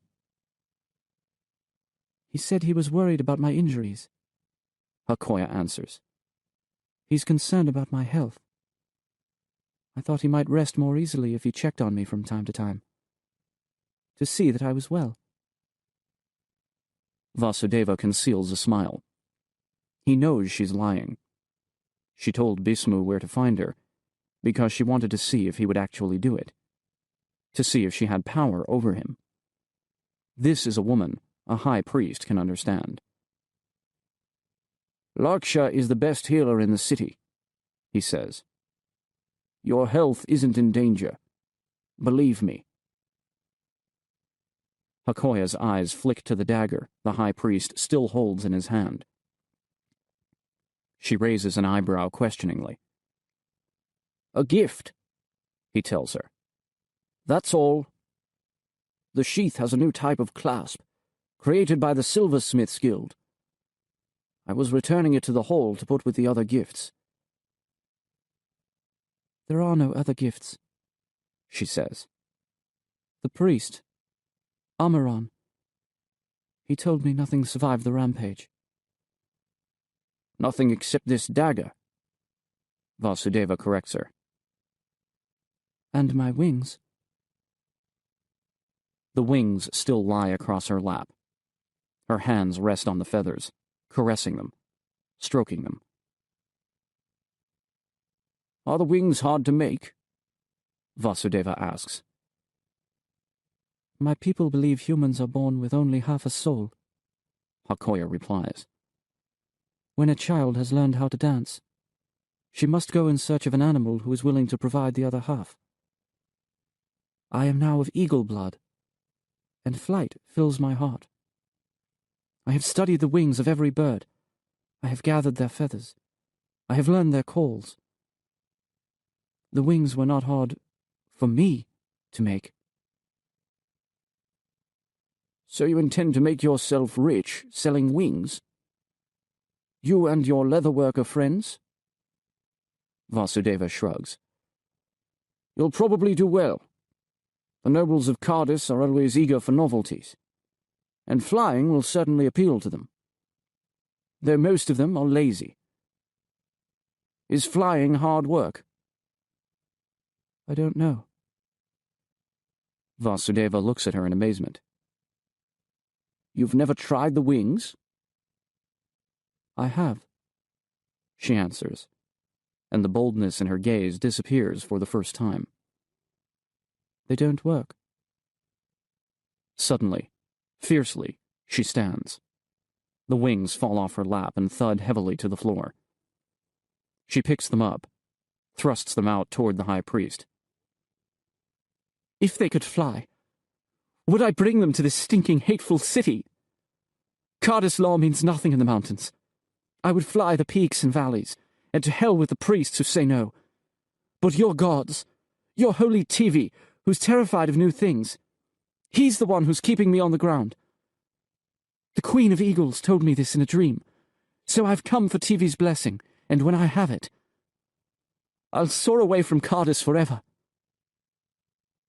She's mad, Vasudeva thinks.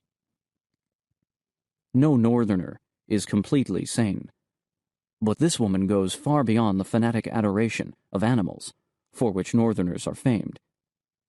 There is no Queen of Eagles. There could be a king. Certain marginal writings imply there are kings of many mammal species, and that might extend to birds. But if she expects official recognition, is all that's required to make flightless wings soar? Her eyes glitter wildly. When she speaks of flying, you notice it. The glint of obsession. Vasudeva has seen it often through the years. Priests who appear entirely balanced until you broach some subject that rouses their lunacy. Perhaps he himself is that way about Bismu. How often has he muttered under his breath that he's acting obsessed, irrational? Thoughtfully, Vasudeva strokes his beard. If these wings are accepted as TV's gift, you'll leave the city? He asks. Like a dove fleeing from crows. He nods. Bring the wings to my chambers at sunrise, in the tower. The warders will show you the way. I'll tell them to let you pass. The crowd will be waiting in the courtyard for my announcement. I'll proclaim your wings to be TV's choice, and let you have your first flight from my balcony. She hugs the wings to her chest and smiles. It is a dangerous smile, a mad smile. Thank you, she says. I'll leave, I promise. Bismu will soon forget me. Only years of experience let him hide his alarm at her words. She knows too much. Bismu, innocent Bismu, must have told her enough that she could deduce the truth. The dagger is still in his hand. But sunrise will be soon enough. If the wings work, she leaves. But the wings will not work. Vasudeva knows how little real magic there is in TV's blessing. The silversmiths will be annoyed when their gift is not chosen, but they can be mollified. A big order of new chalices, bells, censers. Silver soup bowls for the acolytes, silver plates for the priests. He nods to himself, then sheathes the dagger and tucks it inside his robe. TV's grace on you, Vasudeva says to Hakoya. Thank you, She says again. After telling the warders to escort Hakoya to his tower before sunrise, Vasudeva stops by the chapel. All the candles have burned out. The only light is TV's flame, flickering in the enormous hearth at the front of the sanctuary. The rest of the room is in blackness. Bismu lies before the flame, sound asleep. There's a smile on his face. No doubt he dreams of Hakoya. But Vasudeva can forgive him for that. The more Bismu loves her, the more her death will shake him, and the more comforting he'll need. He looks so vulnerable. Without warning, a wave of passion sweeps over Vasudeva's heart, and he is bending to the ground. Bismu will never feel it. A kiss on the cheek. The beard. One kiss stolen in the night. Flesh. Lips. And yes, Bismu's curls are soft, and warmed by TV's own flame. The kiss is like a sacrament, holy, blessed. Another kiss. This time on the lips. But no more. No more. He'll wake up. One more. It doesn't matter. He's sleeping so soundly. Something rustles in the back of the chapel, and Vasudeva is immediately on his feet, peering into the shadows. Is there someone on the bench in the farthest corner? Vasudeva strides down the aisle, his entire body trembling with rage. Reluctant to wake up Bismu, he whispers, Who are you? With piercing harshness. Duroga, sir. Your Holiness. A voice whispers back. Junior cook down in the... What are you doing here? Praying, Your Holiness. The whisper is full of fear. In the middle of the night? More likely you came to steal. What did you want? The sacramental silver? No, Your Holiness, no. I'm praying for forgiveness. I burned myself on the soup cauldron, and I said... I spoke profanely. The words released demons, I know they did. The riot was all my fault, and everyone acting so oddly. It's the demons making everyone... Vasudeva slaps the cook's face, once, very hard. His palm stings after the blow, and the stinging feels good. Listen to me, Junior Cook, Vasudeva says. You did not release any demons. If demons exist at all, they have more important things to do than flock about when some peasant burns his thumb. Understand? He grabs the front of the cook's robe and shakes the man. Duroga's teeth clack together with the violence of the jostling. You want to hear something? You want to hear? Vasudeva begins to curse.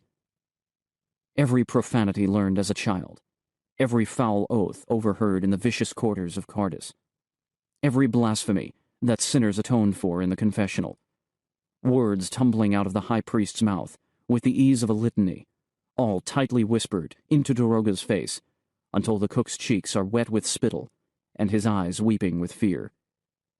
The words spill out, here before TV's own hearth, the most sacred place in the universe, and so the most vulnerable. But no demons come, not one, because hell is as empty as heaven, and the void hears neither curses nor prayers.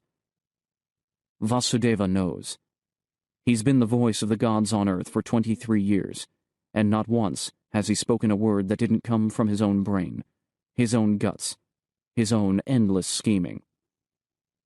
Wasn't there a time when he prayed some god would seize his tongue and speak through him? But the first thing ever to seize his tongue is this cursing, on and on, until he can no longer draw enough breath to continue, and he releases the cook, throws him onto the floor, and gasps, Now let me hear no more talk of demons!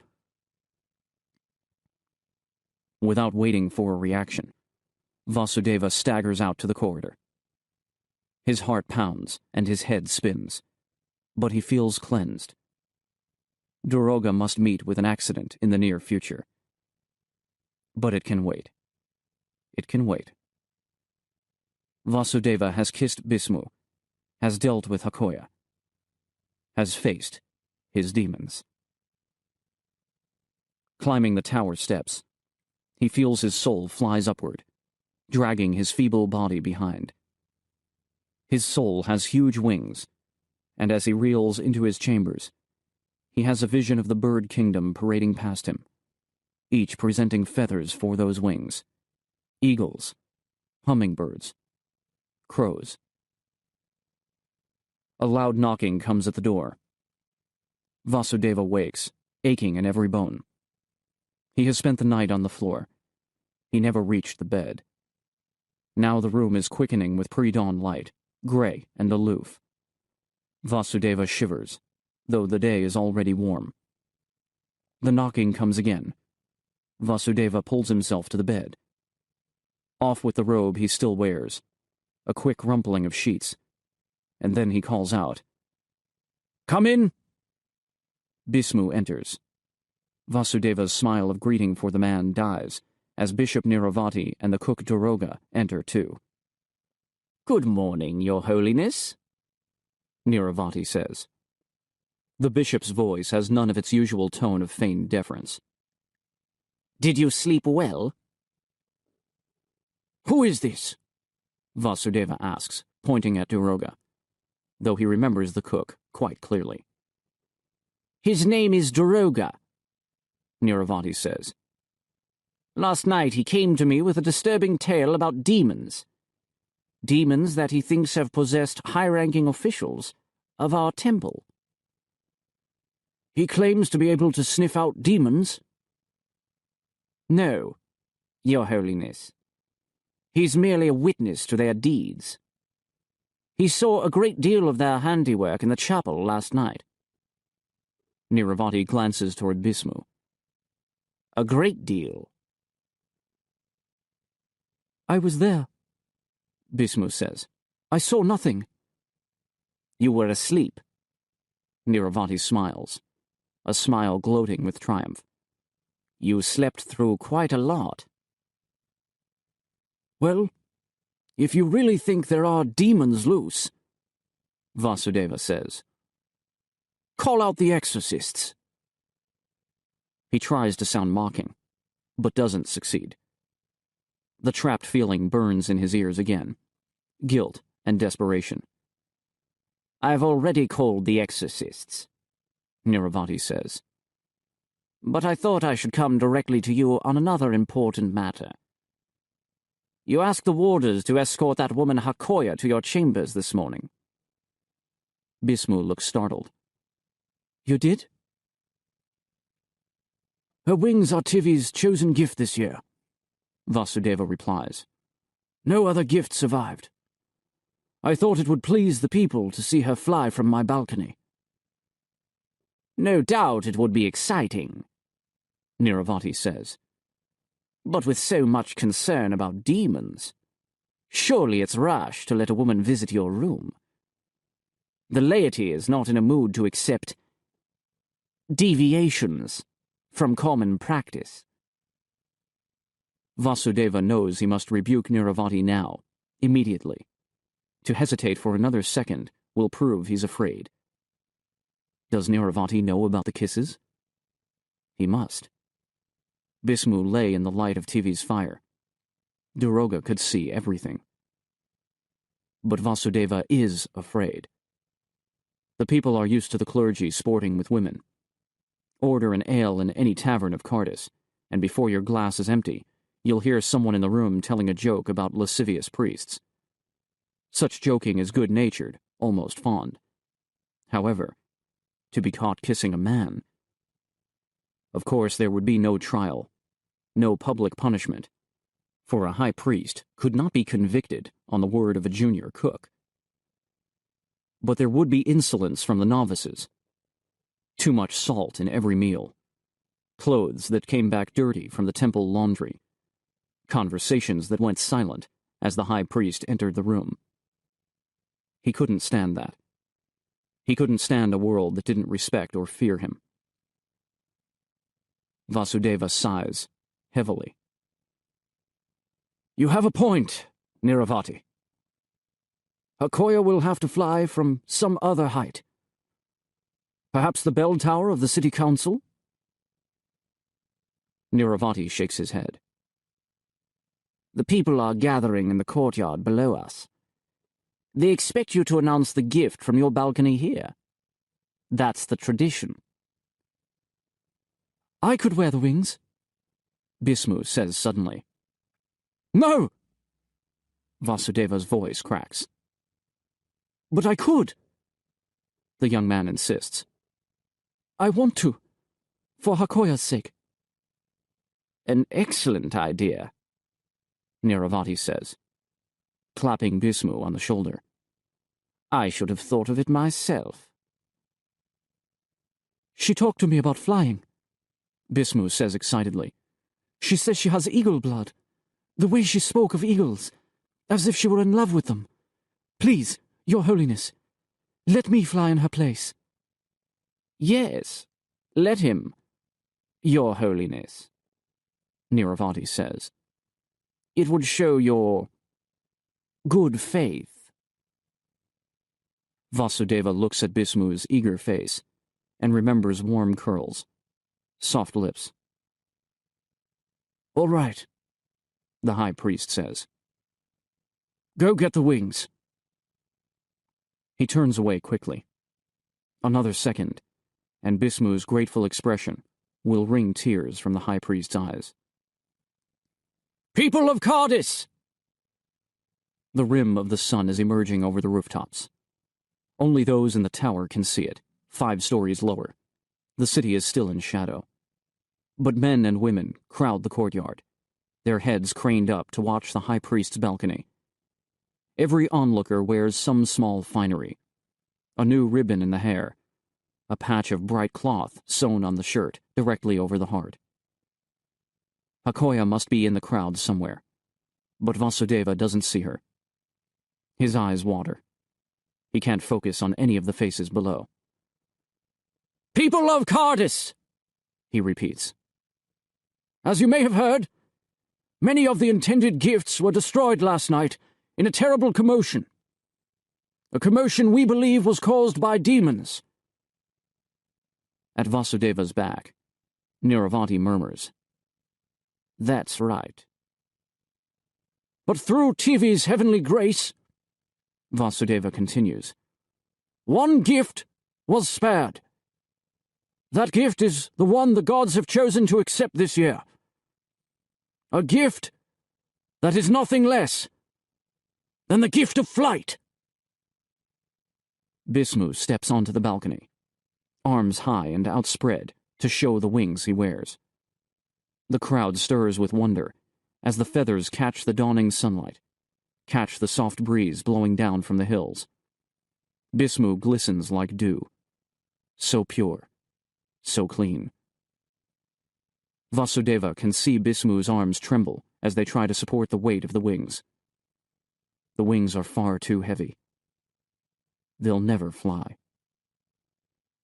Bismu grins, eager to leap out over the crowd. He waggles a wing to someone. It must be Hakoya, though Vasudeva still can't pick her out. Bismu no doubt intends to fly a few circles around the tower, then land at the woman's feet. He's so beautiful. Vasudeva lifts his hand to touch the young man's hair. As simple as that. A totally natural gesture. Bismu turns and smiles. He must think it's a sign of encouragement. Niravati clears his throat disapprovingly. Your Holiness, he murmurs. And suddenly, Vasudeva is angry, righteously angry, at Niravati, at himself, at all those who try to lever people away from love. All the scheming, conniving bishops, and others like Bismu's father, who trample over affection on their way to meaningless goals. Love demands enough sacrifices in itself. No one should impose additional burdens. One should pay the price of love, and no more. And no less. Vasudeva touches Bismu's arm. "Take the wings off," he says. "Give them to me." A stricken look of betrayal crosses Bismu's face. "No! You can have the second flight. Warders!" They grab him before he can jump. One warder looks at Niravati for confirmation of Vasudeva's command. Already, the bishop has followers. Let him. Let him have the whole damned temple. "Give me the wings!" Vasudeva roars. They slide onto his arms like musty-smelling vestments, each as heavy as a rug. Vasudeva can barely lift his arms. A warder helps him up to the balcony's parapet. Vasudeva would like to turn back, just for a moment, and say something to Bismu. Something wise, and loving, and honest. But that would only burden his beloved with confusion and guilt. Best to leave it all unsaid. "With wings like these," the high priest calls out to the crowd, "a man could fly to heaven." He laughs. He's still laughing as he leaps toward the rising sun. The Young Person's Guide to the Organism. Variations and Fugue on a Classical Theme. Theme: Organism. Allegro, maestoso e largamente. With good speed. Majestic and sweeping. A treat. Come to the window. An organism is passing the outpost. There, where my claw points. It is very faint. It is nearly invisible because its skin absorbs almost all the electromagnetic radiation it receives. Do you know what I mean by electromagnetic radiation? And what else besides light? And what else? And what else? Gamma rays, child. Gamma rays. When you sleep tonight, I will see that you dream of physics. You cannot tell from this view, but the organism is very large, 12 kilometers long, 10 kilometers in diameter at its midsection. That is comparable to the outpost itself. It is larger than any ship or orbital yet constructed by your race. If you look closely, you will see that from time to time, its skin glistens slightly with thin ghosts of color. It is beautiful, is it not? A thing of splendor, though it is nearly invisible. It is black, but comely. Can you identify my illusion? The Song of Solomon, from a human celebration text. I have made a study of such texts, child. They hearten me. Whenever I despair that your race is entirely consumed by pettiness, the celebration texts remind me that humans also recognize greatness. Recognize the greatness of this organism, child. It is magnificent, huge, ancient, serene. When such an organism passes by, ephemeral species like yours will dream dreams and see visions. Its presence stirs a resonance within you. Some races claim these creatures are the shadows of gods, slowly gliding through our universe. We do not know where this organism comes from. It has been in deep space for centuries. If it does not choose to settle down in Sol's system, it will travel many more centuries before it reaches another star.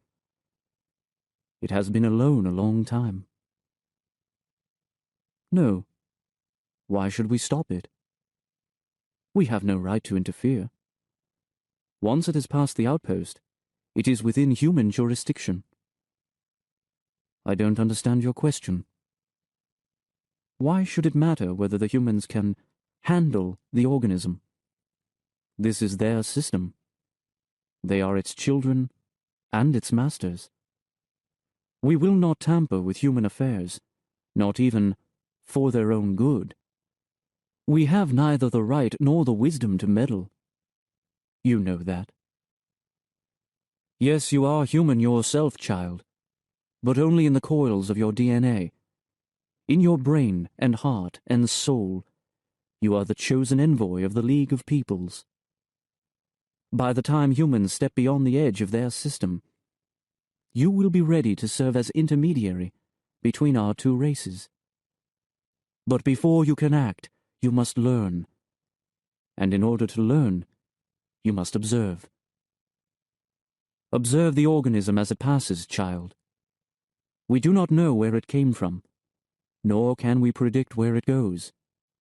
We cannot tell how much it is moved by instinct, how much by intellect.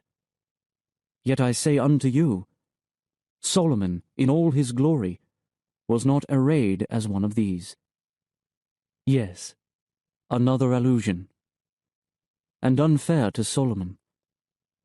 I expect he was a marvel himself. Variation A. Leviathan. Presto. Very quickly. Contact. May 2038. Not so long ago, my darling girl, every freighter flying the Red Run had one cargo pod doing duty as an environment. You wouldn't know what that was, would you? Whoops, Grandad spilled a bit on your bib, didn't he? Let me wipe it off. Now get your fingers out of it. It's the tiniest fingers in the world you have. Yes, Colleen, yes, you do. An environment was a piece of earth, that's what it was. A simulation, which is a big word even for those of us who've mastered words like mama and dada and granda. Granda. Granda. No? Oh, well. We sometimes had trouble with mudside investors who thought the environment was a waste of our freight space, but those damned moneylenders had their thumbs up there. They were notoriously short-sighted, that's what they were. You put yourself in the place of those miners on Mars. Which would you rather have? Another few tons of bullion and toothpaste? Or a walk through a rose garden smelling of perfume and peat moss? Maybe a night forest rustling with rabbits and squirrels? Or a marsh with red-winged blackbirds fluting away, cheerio! Oh, you like that? Cheerio! Cheerio! Whoa! Anyway, how it was, your ship was its environment. Take a big mouthful. That's my girl. The environment was your ship's trademark, and you lived up to it. I remember a Japanese ship called the Edo Maru.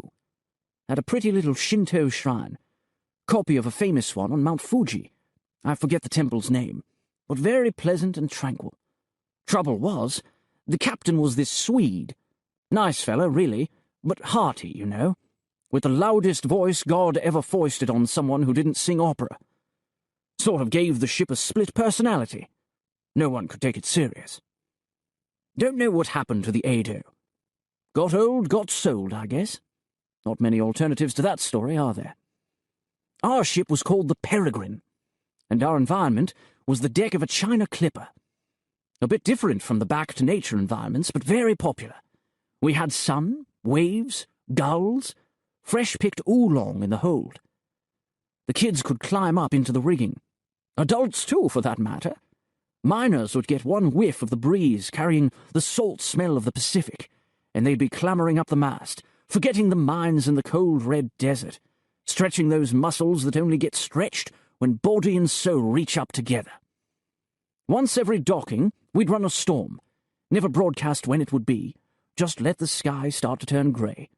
And the excitement, the looks on the faces of the visitors when the clouds began to cover the sun and folks knew they'd hit the right time. Then a lightning flash in the distance, a count of 5, the rumble of thunder, waves heaping up and capping over, the wind rising to squall, the deck rocking, our crew lashing everyone to the railings as rollers came crashing over the bow. Well, we were a legend. Peregrine wasn't a clunk of a freighter looking like a sow dangling 20 full teats, but an honest-to-God clipper ship. Not an easy image to maintain, I tell you. Like the old masted clipper White Cloud, we couldn't ever be late, or the mystique would be shattered. Other ships, Coventry, that was the one with the rose garden, Coventry never docked on schedule. Once we saw it parked behind Phobos, passing time till it was overdue. It had its reputation, we had ours. All of which is preamble to the story I'm going to tell you. Soon as you have another spoonful of these beans, or peas, this green sludge that looks like it came out of the wrong end of a herbivore. Yes, it's good, isn't it? We may have had some beans and peas on board for the run I'm going to tell you about. I don't know. The manifest said we were carrying perishables, which meant they'd only be good for 3 or 4 months in a refrigeration pod. The contract called for docking at Mars Wheel within 90 days of departure, with a late penalty of 10% of total fees per day, which was tough terms, let me tell you. But we were the Peregrine, and we had our reputation to uphold, not to mention raking in a pretty packet if we pulled the trick off. We ran stripped, without a thimble more fuel than we needed, and without a single spare part. Normally we'd carry enough gear to rebuild the entire engine if need be, not to mention duplicate navigation and life support systems. But that meant extra mass, and to make the Red Run in 90 days, given the relative positions of the Earth and Mars at that point. Well, you don't want to hear this. Anyway, I don't want to talk about it, which amounts to the same thing, don't it? We'd run stripped twice before, and didn't like it any better the third time. Superstitious types in the mess. And there are always superstitious types in the mess. That's as sure as death and taxes. They said you couldn't get away lucky 3 times in a row. All of us were jumpy, and me. It was my last trip before retirement, and I thought, sure the fates would cut me down. Passing a watch alone in the control room, I'd said to myself, "O'Neill, didn't you just hear the whine of the engines change? Shouldn't the pitch of the turbines sound lower? And isn't there maybe a kind of sour smell in the air? Not exactly like something burning, but maybe the tiniest leak in a liquid fuel canister." And I'd stare at all the gauges, tap them sharp in case the needles were stuck. Ran diagnostics over and over again, wondering what I'd do if I actually found something wrong, when all along I knew the answer was just bend over and kiss my life goodbye. So, it was the 65th day, and I was the only one awake on the ship. Well, considering how badly we were all sleeping, that's probably not true. But I was the only crew member on duty, sitting in the control room and fretting over imagined catastrophes. I thought I was so keyed up, I'd leap at shadows. But suddenly, it dawned on me I'd been staring at a blip on the proximity screen for over a minute, without realizing what that blip meant.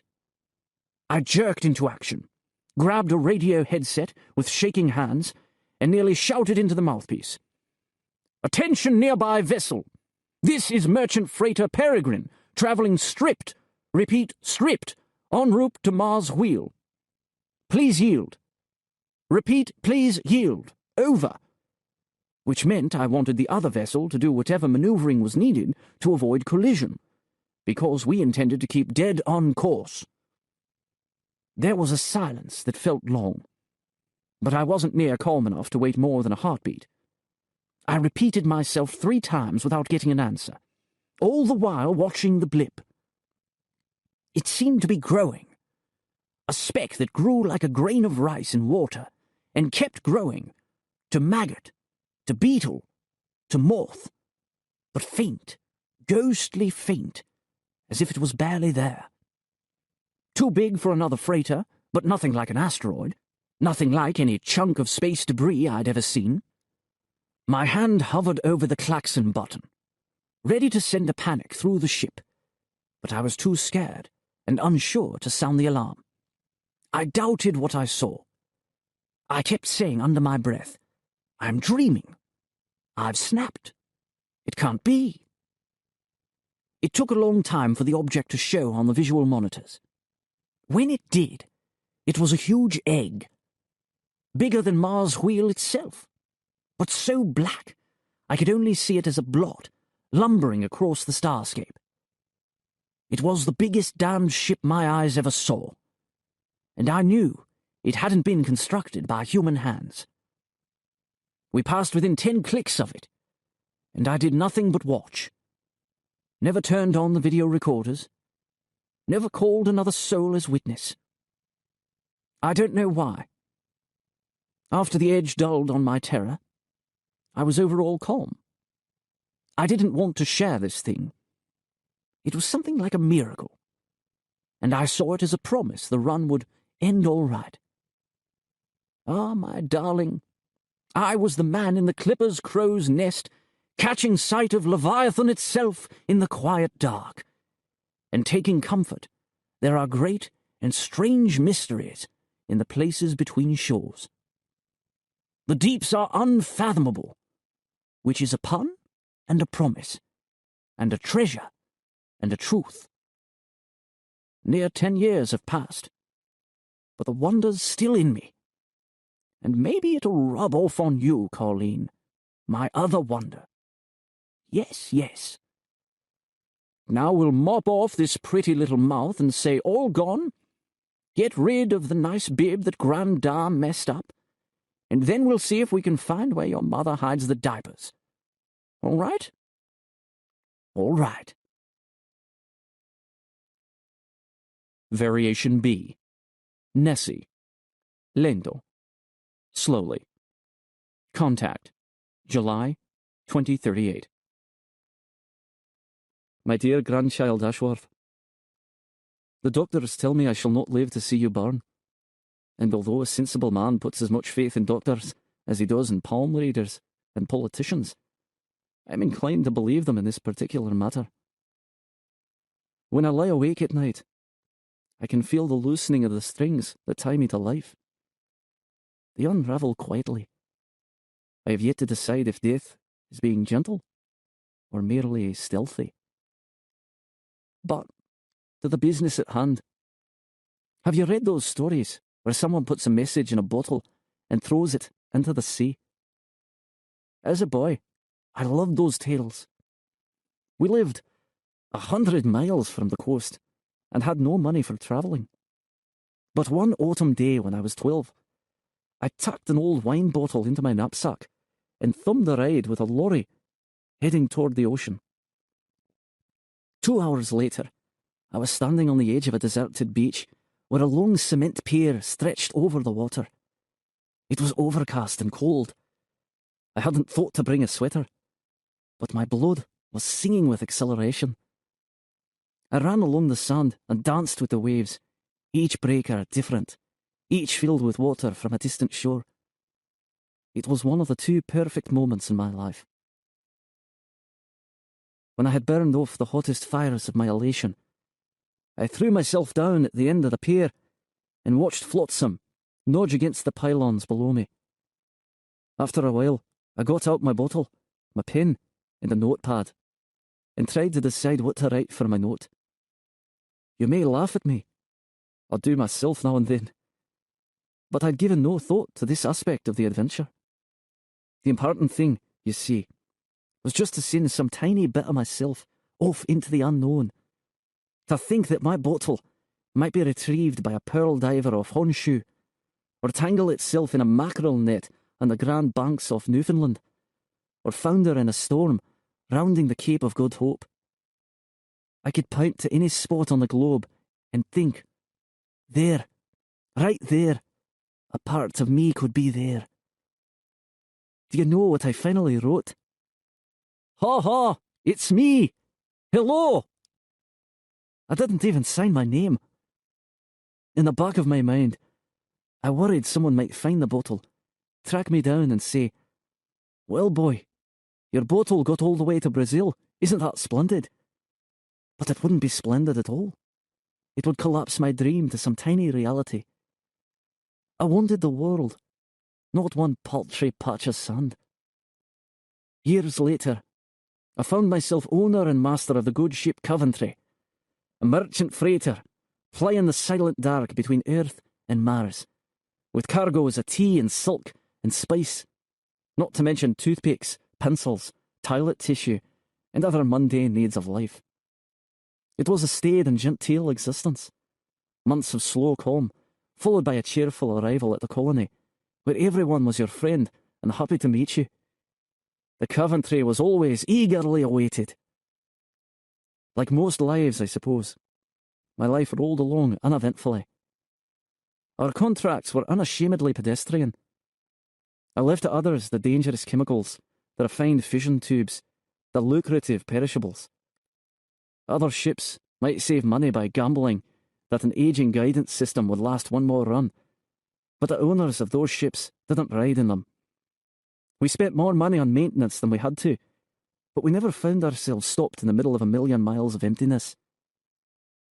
Except once. And that was by my command. Halfway through an unexceptional run, I was summoned to the bridge by our second mate, a mercurial sort of woman named Rachel, who amused the wardroom by taking up a new hobby on every run: oil painting, algebraic topology, playing the oboe. It was something different each time. This particular trip, she'd been dabbling with some of the new long-range sensor equipment that was just then coming onto the market. Lord knows where she got the money to buy it. And she'd detected a large anomaly, some 300 miles off our course. Did she have my permission to investigate? Well, certainly. Our schedule was flexibility itself. I can't say what we expected to find. Humanity was new enough to spacefaring that we constantly encountered oddities, most of them falling into the category of yet another oddly pitted rock with a mildly unusual radar profile. However, when we finally closed on the anomaly, we discovered it was anything but mundane. It was a giant, teardrop-shaped, black as the night it drifted through. All the grandeur and mystery of the universe made solid and riding silently before us. Like meeting the dear old Loch Ness monster. Something that ought to exist, even if it's impossible. Almost 20 years have passed, and still I cannot decide if it was a ship or a single giant creature, if it was alive or dead. One thing I know, it was not some oddly pitted rock. Rachel looked at it, with something like terror in her eyes. She could not bring herself to speak. "Dock by it," I said without hesitation. "Tell the crew it's only a drill. I want this kept secret."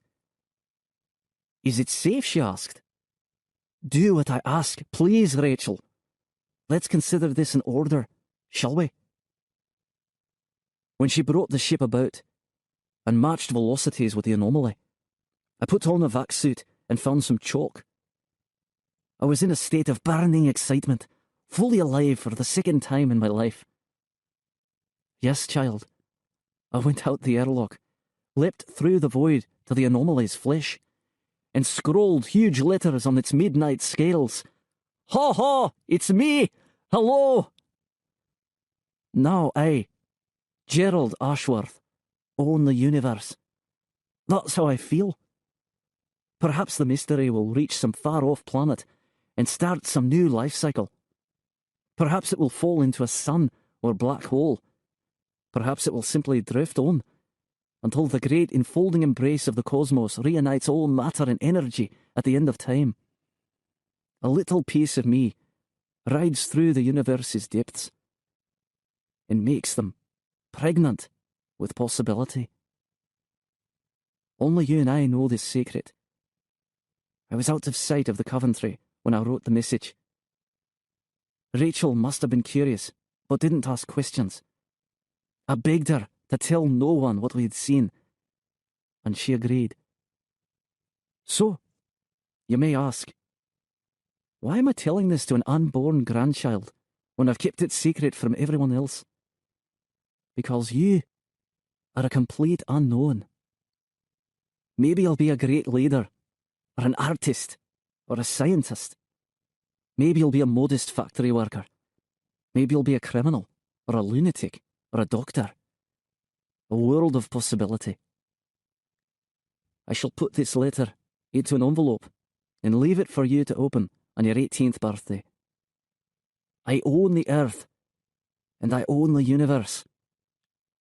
Through you, I can own the future. Ha ha! It's me! Hello! Variation C. Angel. Furioso. Furiously. Contact. July 2038. I am in hell, you are in hell, this is hell, we are all in hell, amen, say amen, say it! Your voice sounds young today, demon. What are you pretending to be this time? Simon Esteban? A student? Student of what? Psychology or demonology? Never mind. That was a joke. I have a lot of psychology students visit me, Simon Esteban. You'd think I was the only mad woman on Mars. Yes, I know I'm on Mars, and I know I'm in hell. Do I contradict myself? Very well, I contradict myself. I am large. I contain multitudes. My name is Legion, for many demons have entered me. That's in the Gospels. Gospel means good news. My other name is Rachel. Rachel means gentle, innocent. I enjoy irony as much as the next person. I'm not what you expected, am I, Simon Esteban? Different from textbooks, different from case studies, different from typical profiles. I can't imagine you'll ask any of the right questions. You'll start on my childhood, toilet training, who fucked me first, and all that sewage. Do you want to know why I blinded myself? Do you want to know why I dug fishhooks into my eyes and pulled with all my strength? Yes. Picture that, Simon Esteban, you with your eyes whole and round. Picture the sight of the points, hovering a hair's breadth away, the clean dividing line between past and future, as the points touch the corneas. The moment of resistance from the lens. Then dig, pull, shred, so fast and strong the pain can't stop you soon enough, and the little sucking, slurping pop, as it is all over, and sight gushes out in a flood. You want to know why I did it? Because Oedipus did. The real Oedipus. Not your puerile Freudian infant mooning over his mommy and playing with his pee-pee, but the king of Thebes, the hero who answered the Sphinx, the man who faced what he had done and knew he had to cleanse himself regardless of the cost. When you're dirty, you must cleanse yourself, Simon Esteban, or else you go mad. Haven't they told you the story? Or are you simply lying in the hope I'll reveal myself? I killed an angel.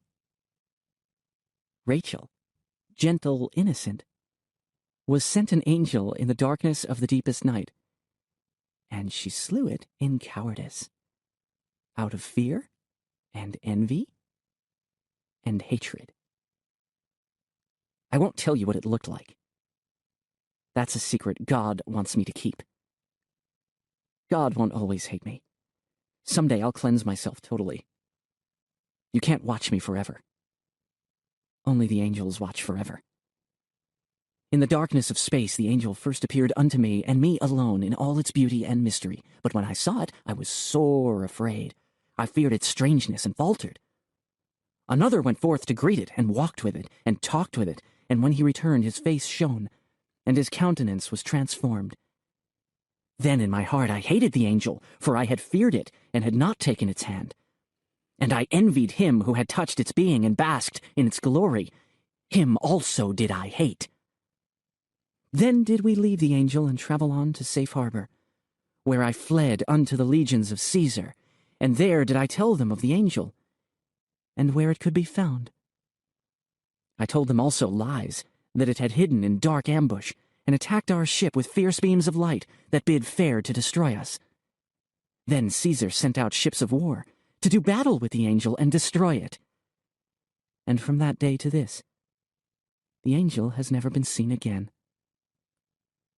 Only after the angel's destruction did I see what I had done. And seeing what I had done, after seeing what I saw, I wished that I could no longer see, and so it was done. Amen. Say amen! You don't know what to believe, do you, Simon Esteban? Is it a lie, or delusion, or metaphor, or truth? Lie, delusion, metaphor, delusion, lie, back and forth, up and down, do, me, so, me, do, the hateful arpeggio. Lie, delusion, metaphor, delusion, lie. I can't tell them apart anymore. That means I'm mad. When I talk, no one else can tell them apart either. I don't know what that means. Variation D. Bogey. Allegro alla marcia. Quick march tempo. Contact. November 2038. I know it's easy to hate the military. Jenny, would you look at me? Would you look at me, please? No, I won't go away. Your father was my best friend, and he would have wanted me to explain why he died. Frankly, your feelings don't enter into it at all. Yes, I suppose that is a typical military attitude. Let me say this. I'm about to tell you a military secret. If someone finds out, I'll be imprisoned for life, maybe even executed. And I'm going to tell you anyway, even though you hate my guts and might turn me in when I'm finished. I'll do what needs doing. Without balking at the consequences or deluding myself, it will be appreciated. And that's a typical military attitude, too. A second mate on a Mars-Earth freighter came to us and reported her ship had been subjected to laser fire from a non-Terran attributable source. Of course, we were skeptical. She was a high-strung, frantic sort of woman, and obviously close to some kind of breakdown. The point was, had she seen a bogey because she was unstable, or was she unstable because she'd seen a bogey? We questioned the rest of the crew. They told us the woman performed unscheduled maneuvers at one point in the journey, claiming they were some sort of drill.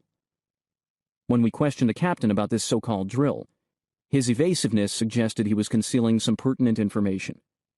Regrettably, he was a foreign national, and his ship had foreign registry, so we had no legitimate way to lever further data from him. You're determined to hate us, aren't you, Jenny? To be honest, we tried to get him drunk. It didn't work. That was the limit of our unorthodox coercion methods. After due deliberation, we decided to send a frigate to investigate, under the command of Captain John Harrison. Your father. He volunteered for the mission. I was in charge of ground communication on Mars. We'd gone on wild goose chases before. Sailors were forever seeing strange-shaped asteroids and reporting alien invasion fleets. We expected this to be another false alarm. However, as per standing orders, the operation was conducted under the tightest secrecy. Our informant had given us detailed information on the bogey's course. If it was there, we'd find it. To our surprise, we did. I won't tell you what it looked like. Suffice it to say, it was larger than Mars Wheel and Venus Wheel combined. It was virtually invisible on all spectral bands. If the informant hadn't told us exactly where to look, we wouldn't have found it. In comparison, the vessel your father commanded glowed like a beacon. The bogey must have perceived the frigate clearly, but took no hostile action. After tracking the bogey for several hours, your father attempted communication using everything from radio to signal flashers. There was no response of any kind. We consulted with higher authority, the very highest. Everyone was inclined to leave the bogey alone, or more accurately, to turn responsibility over to the scientific arm and let them investigate to their heart's content. But we had that report saying the bogey had fired on a freighter, and trajectory calculations showed the thing was heading into the main shipping lanes on a near-collision course with Earth. Do you understand how it was, Jenny? It was heading for Earth, and no one knew why. We didn't know if it was an invasion army or a bomb, or just some harmless piece of junk. We didn't know. A decision was made to destroy it. I didn't make it. Your father didn't make it. But we agreed 100%.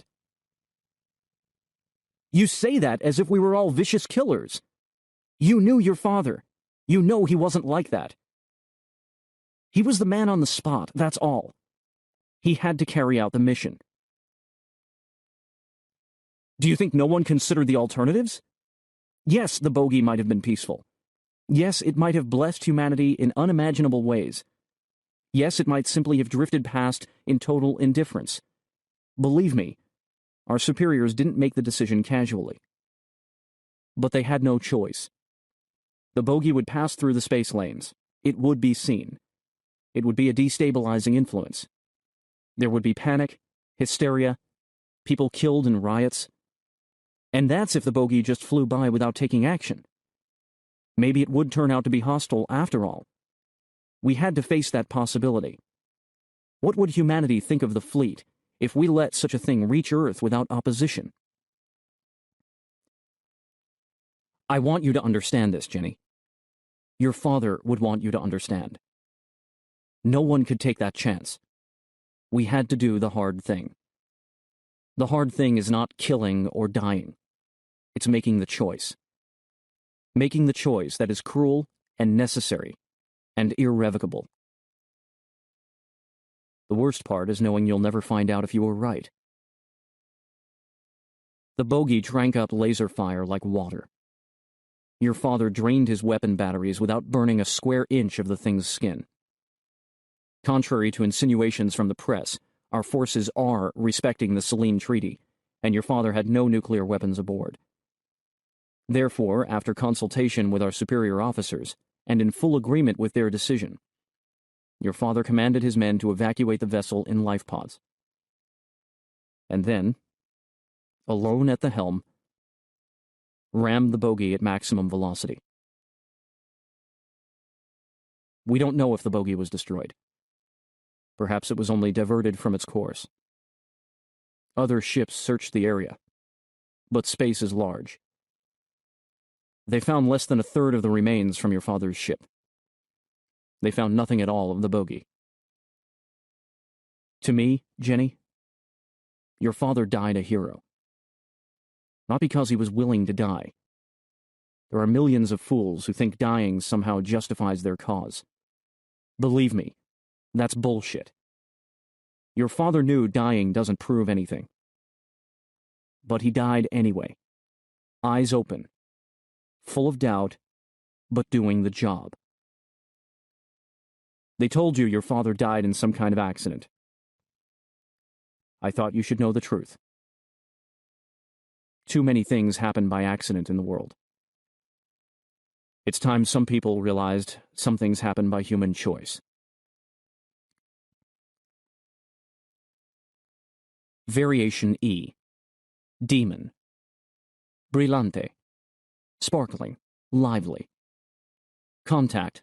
November. 2038. Sit down and quit whining. I don't care if you were going riding. I've decided it's time to pontificate. Honestly, Maria, didn't they teach you anything in that private school I sent you to? Pontificate. Look it up. Show a little initiative, for God's sake. That's what I want to talk about. Initiative. There are two types of people in the world. The ones who are alive and the ones who aren't. The quick and the dead. The open and the closed. Here, catch. Know what that is? A false fingernail? Did you say a false fingernail? Hell, that false fingernail is the Petrozowski whole spectrum collector cell. That's what pays for your wardrobe, your boyfriends, and your goddamned horse. Sometimes, Maria, I don't think you're really my daughter. Sometimes I think your mother, God rest her soul, had a fling with some pretty playboy while I was busy at the office. I know she wasn't that kind of woman. I'm just trying to dodge the blame. Now here, take a look at this. No, it's not the same thing. That, my dear, is a scale from the hide of my personal demon. Demon, not demon. My guardian spirit. My source of inspiration. No, your old man isn't cracking up. Although people might think so if they knew what I'm about to do. I'm going to give you total control over Petrozowski Energy. Have fun with it. Stop whining. Stop right now. The business world is losing its novelty for me. I foresee that in the not-too-distant future, I'll be bored to the edge of madness. So I'm taking a one-man yacht into space, and I'm going to find the demon again. I've thought about this a long time. I could go through the motions of running the company till the day I die, or I could say to hell with the rat race and pursue another dream. I hate the jaded way I feel some days, Maria. I want to be excited about something again. I want to feel the tingle of magic. You don't know what I'm talking about, do you? 35 years ago, daughter dear, I was a lowly Navy tech babysitting the solar energy cells of a frigate named the Coherent. It was a stupid job. I'd enlisted because I wanted to get off Earth. Out of the cradle and into the rest of the universe. That's what the recruiters told me. I should have realized the purpose of the fleet wasn't to widen our horizons, but to bring the cosmos down to our own size. One afternoon, I was standing my watch when I felt the jolt of our guns firing and saw our battery levels dropping. 15 minutes later, the charge in the batteries redlined, dead bottom. An hour later, we were ordered to abandon ship. That was it. No one felt it necessary to explain what was going on. Need to know and all that. I ejected in the nearest escape pod and found myself shooting toward the biggest damned hulk I'd ever seen. I couldn't tell you what it was. I've thought about it most of my life. In my dreams, sometimes I get inside the thing, and it's always different. Sometimes I meet these glowing little men who sit me down and tell me things that make me understand myself and the universe. Sometimes it's filled with monsters, and I find myself with pistol in one hand and saber in the other, shooting and slashing to save the human race. Sometimes I'm just walking through this huge cavity, and I look up and there's this huge heart beating slowly overhead, booming like thunder. But I didn't get inside the demon. I only smacked into its hide. A rough landing. The demon had a gravity almost as strong as Earth's, and it sucked me right down. I can't explain the gravity. Artificial, maybe. I managed to break most of my speed with the retros, but the escape pod still slammed against the demon with a clang like a great Chinese gong. Clang! I did that to catch your attention. Here and now, girl. Keep your head in the here and now. The first thing I did after landing was put on a suit and go out. I wanted to know what I'd landed on. The surface was broad and black, very slightly rounded and pebbly with scales. Overhead floated the Coherent, bright and silver like the moon above dark autumn fields. I knelt and examined the demon's hide. Blacker than black. Each scale was angled toward the Coherent. An audience of 1 billion eyes watching. Then, slowly, the nearest eyes turned to look at me. If I hadn't been a solar cell technician, I might have run screaming in terror back to the pod. But I'd worked out among our own solar collectors, and seen them slowly turn their gaze on me as the robot controllers picked up my body heat and swiveled to drink it in, absorbing the IR my own flesh emitted. I pried loose as many of those little eyes as I could. They had to be energy collector cells, and for some reason, I knew they were orders of magnitude more efficient than anything we humans had developed. And indeed they were, my darling daughter. Indeed they were. Perhaps if I'd had more time, I could have found some way to enter the demon. But as I knelt there, plucking up eyes, I saw some of them turn away from me, and I glanced back to see what they'd noticed. The Coherent, engines streaming out a fiery cloud, was speeding through the night like a torpedo on a collision course with my demon. I suppose in the back of my mind I must have realized this would happen. Why else would they have ordered us to abandon ship? But for a moment, I was staggered and frozen by the utter stupidity of the military mind. It was the ultimate evil, trying to kill something wonderful and magic and new. I was paralyzed only for a moment, but it was almost a moment too long. I barely had time to get back inside my pod and slam the outer hatch before the coherent hit and exploded. The demon pitched wildly. My pod was bucked off, rolling end over end and tossing me around inside like a man going over Niagara Falls in a barrel. Through the pod's viewport, I caught one last glimpse of the demon before it vanished into the blackness. It was on a new heading. I don't know if it had simply been knocked off course by the collision, or if it had changed direction on its own. I couldn't tell if it had been damaged. It vanished as quickly as a coin in the hands of a magician. Well, you can fill in the rest of the story. I kept the scales to myself till I got out of the Navy, then analyzed them and reproduced them as well as I could. The reproduction wasn't perfect, but it was generations ahead of anything else on the market. And as the money flowed in, I could afford to hire a team of the best eggheads, and patent by patent, they came closer to a full duplication of, well, a flake of my demon's skin. I could also afford to hire scouts to search for the demon. They never found it. I think demons only appear to a certain kind of person. You have to be ready for them. You have to be open. You have to be goddamned alive. So, I'm going out solo. I want to know if I'm still the sort of person who's worthy of wonder. Don't cry. If you don't want to run the company, let the board of directors do it. You'll still receive dividend payments and the company will stay healthy. My people know what they're doing.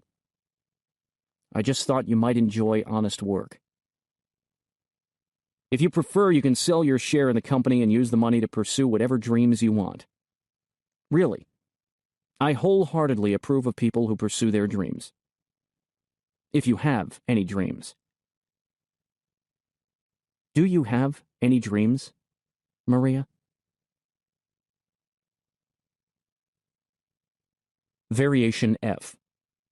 Bujum. Meno moso. Slower. Less motion. Contact. July 2070 to April 2071. So, Yorgi, you got caught. You're an idiot, boy. Your mother, she wants me to make a big fuss. She wants me to smack you around. I should spit in your face and say your ancestors will haunt you. Maybe they will. Me, if I get to heaven, and some great-great-grandchild of mine gets caught breaking into a store, I got better things to do than sneak up on the kid and go boo. I'll just say to myself, the boy's an idiot, and go back to the chorus. But your mother says, Emil, talk to the boy. Okay, Yorgi, I'm talking to you. The priests, they'll threaten you with hell. They're good at it. It's their job. But you're like me. You can't listen to a sermon without falling asleep. So, no sermons. Here's all I'm going to say. There are lots of things you can do in your life, but they break into two classes. Some things make you smarter. Some things make you stupider. No other possibilities. Stealing makes you stupider. Every time you steal, you get a little stupider. It doesn't matter if you get caught, and it doesn't matter what you steal. I know. A few years back, you aren't going to tell your mother this story. I was working for Petrozowski Energy. Cook on a freighter. But it wasn't really a freighter, it was a hunter. We'd load up with cargo and fuel, as if we were making the Red Run. But then we'd prowl space, looking for a bujum Mr. Petrozowski saw once. Crazy, eh? And the craziest thing was, our third time out, we found it. Big thing, huge, and black, with a kind of shimmer, like the northern lights. First time we saw it, we nearly pissed ourselves. Whole crew went up to the bridge, looked at the thing. None of us had a clue what it was. Didn't look dangerous, just kind of spooky. Instructions were to track it, plot its course. No radio reports. Mr. Petrozowski didn't want anyone finding out where we were or what we were doing. Once we got the thing charted, we were supposed to fire back full thrust and report in person. Well, we all got to thinking. Petrozowski was paying big money for all this secrecy. Triple what we'd get on a normal run. And if we reported home right away, maybe we'd get a bonus if we were lucky. But then we'd go back to the usual grind. We thought, if we put off reporting it till the next run, well, Mr. Petrozowski would still find his boojum. We'd still get the bonus, and we'd get triple pay for an extra run. So that's how we all started getting stupider. It was stealing, you see. Easy stealing. Didn't have to hit someone over the head, didn't have to get past an alarm. Just waited out our time and headed home empty-handed. We waited out our time on the boojum. Didn't have anywhere else to go. Went down, looked around. It was scaly. No mouth or any other opening. Something had dented its side a bit. A meteor, I guess. We tried to cut a hole in it with laser torches, but the light just got soaked up. We pried away scales, and underneath were more scales. We dug down a long way, but the scales went down farther. They grew back, too, eventually. Took a few days. They sort of pushed up from below. That first time, we amused ourselves watching the boojum grow scales. Some of the technicians tried to figure out where its gravity came from, but they soon lost interest. The second time, we found it again. No problem. Went straight to it. Then we had nothing to do but spend 3 months sitting around. As cook, I was the busiest hand on board. To pass the time, the crew played with the environment. Sure, Yorgi, our ship carried an environment, like any other Mars freighter. Mr. Petrozowski didn't want to arouse suspicions when the ship was in port. The environment held a little stone temple surrounded by a lot of nice green plants. Very pretty. Buddhist, maybe. Mr. Petrozowski didn't care about it. It had been built by the previous owners. We could use it for anything we wanted. We installed it on the boojum. For some reason, we laughed and laughed at the idea. It seemed so funny. This boojum, this strange alien thing, this giant, we'd attach our environment to it like a flea on the back of a dog. And we'd ride and grow fat. The ship would hover in space, but the crew would pass the time in the environment pod on the boojum's back, sitting in easy chairs under a simulated sun, sipping lemonade and playing cards. Like we were all wealthy landlords who'd found some private jungle retreat away from the stupid peasants. That time, we had to feed the environment power from the ship's storage cells. And we had to reattach the environment to our ship when we left for home. The next time, we sold our extra fuel on the black market. We didn't need fuel to go out into space and sit around for 3 months. We used the money to buy good Petrozowski whole-spectrum collector cells, which we installed on the hull of the environment pod, so it could gather its own energy from the sun. That way we didn't have to go back to the ship to recharge the life support systems. We could live in the environment all the time. And we did. We lived what we thought were the lives of the rich. They were stupid lives. The time came to head for Earth, and we found the boojum had grown too fond of the environment pod. Somehow, the scales of the boojum had attached themselves to the collector cells we'd installed on the pod. The scales and cells had grown together into a single skin, like the edges of a wound healing shut. The environment was bonded fast, held tight. We couldn't cut it free, couldn't pull it loose with the ship's engines. In the end, we had to go home without it. Stupid, see? We thought we could do what we wanted. We thought we were smarter than other people. And what did we get? When we got back to Earth, we still thought we might get away with it. We tried to buy a new pod. We thought we could make do with a substitute. Pick up better cutting tools and go back to slice the environment free. No. Mr. Petrozowski heard we were missing a pod. He investigated and found we'd been selling our fuel, and he fired us. He thought we'd been cheating him all along. The only reason he didn't call the cops was he didn't want us telling anyone about the Boojum hunt. We told him we'd found his Boojum, but he laughed in our faces. So, your father is no saint. We both know that, yes? But I've learned. We were stupid. There were hundreds of ways we could have got caught. If one of Petrozowski's other hunters had found us on the Boojum, if the police nabbed us selling fuel on the black market, if any member of the crew had loose lips, hundreds of ways. But we ignored the risks. We thought we were being smart when we were being stupid.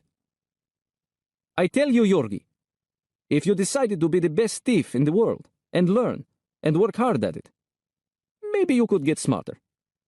Maybe that would be possible. But such thieves, I don't think they exist. When I was a thief, I was lazy. I sat on easy chairs and drank lemonade. I told myself Mr. Petrozowski was stupid, not me. I thought I was one of the smartest men in the world. And I laughed. But what was I? A flea, riding the back of a dog. That's all. Who thinks fleas are smart? Variation G. Titan. Dolce con amore. Sweetly, with love. Contact. May, 2071. Teeth brushed? Faces washed? No one has to pee? Then we start. How I Met Your Father. A true story. With a moral. No giggling. Once upon a time. You know there are great rivalries between the Venus cloud mining orbitals. Great rivalries. Each orbital is owned by a different company, and the companies hate each other.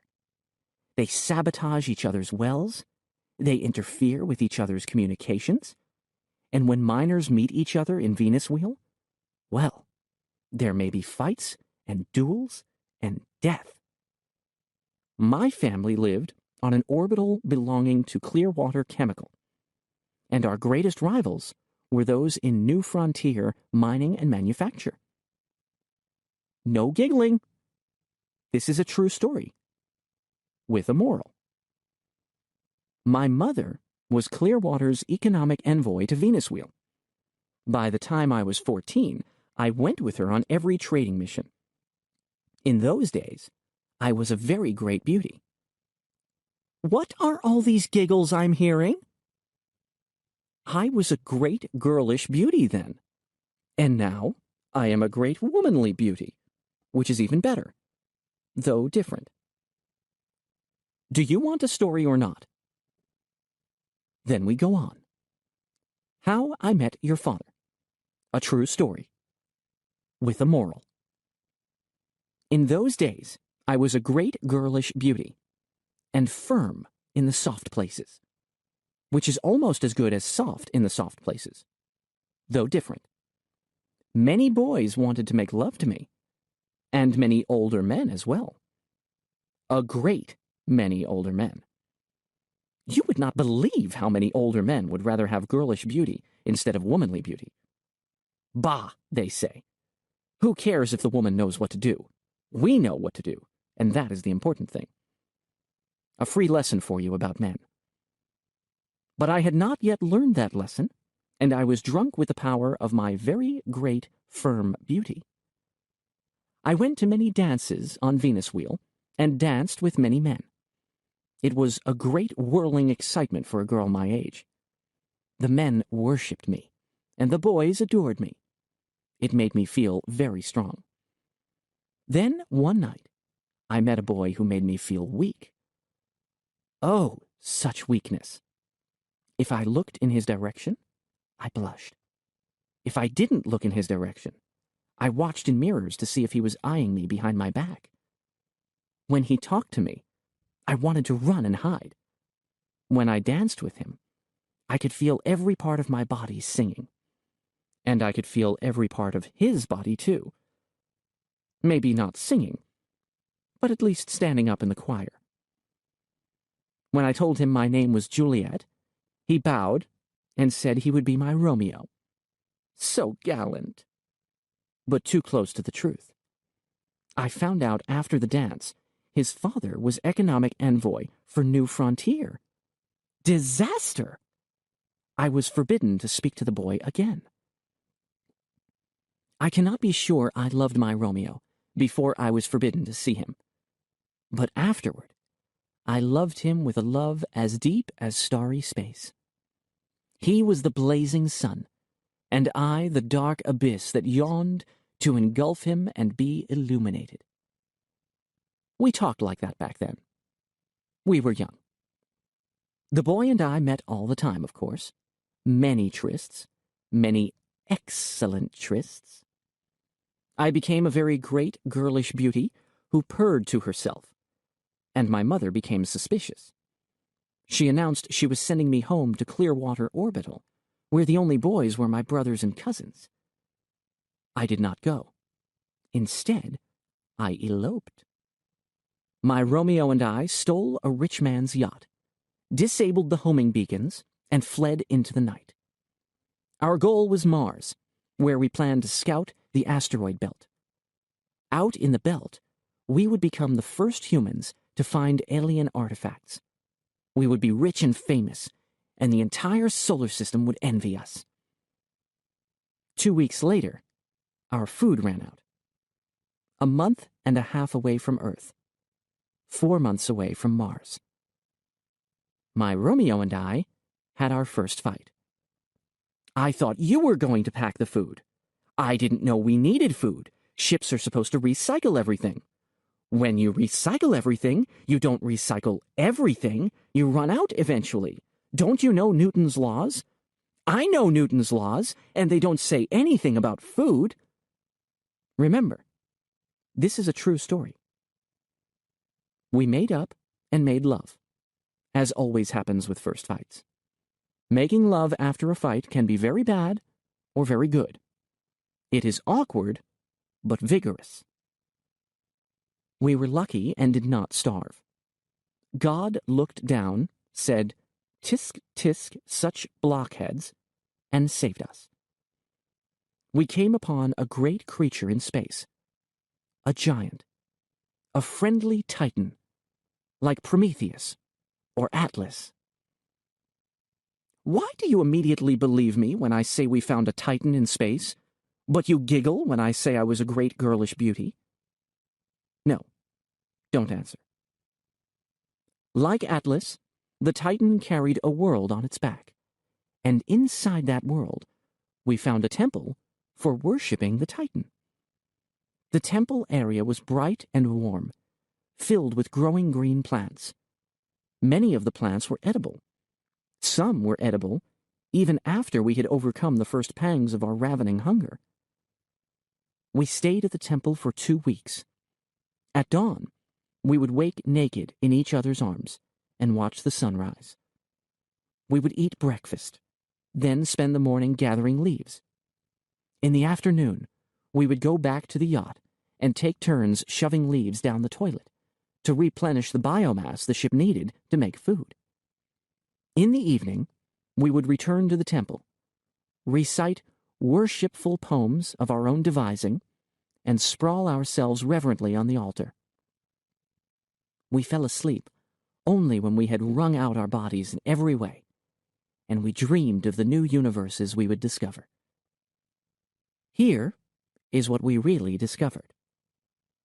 I discovered my Romeo had never heard of Scarlatti, Haydn, Mendelssohn, Chopin, Cage, or Laurier-Leroux. He was not keen to learn.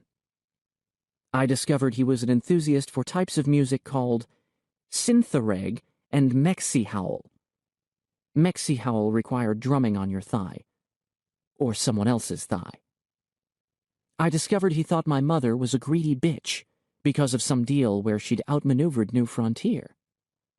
I discovered he was unwilling to admit that many New Frontier trade practices were unethical, if not outright illegal. I discovered whisker burn. He discovered menstruation. We flew back to Venus Wheel, and were met with teary hugs. Afterwards, our parents got very, very angry. But hugs first. That is the way good parents are. My Romeo and I were sent to apologize to the man whose yacht we had stolen. The man was wealthy and good-natured. It amused him, the way things turned out. He laughed and laughed when I told him about stuffing the leaves into the toilet. I laughed with him. We had a very good laugh, and my Romeo joined in with us. Then he went away with his family, leaving me alone with the wealthy man. So the true story is, I met your father by stealing his yacht to run away with someone else. And the moral is, making love is glorious, and someday you will do it and revel in it, as your father and I do it and revel in it.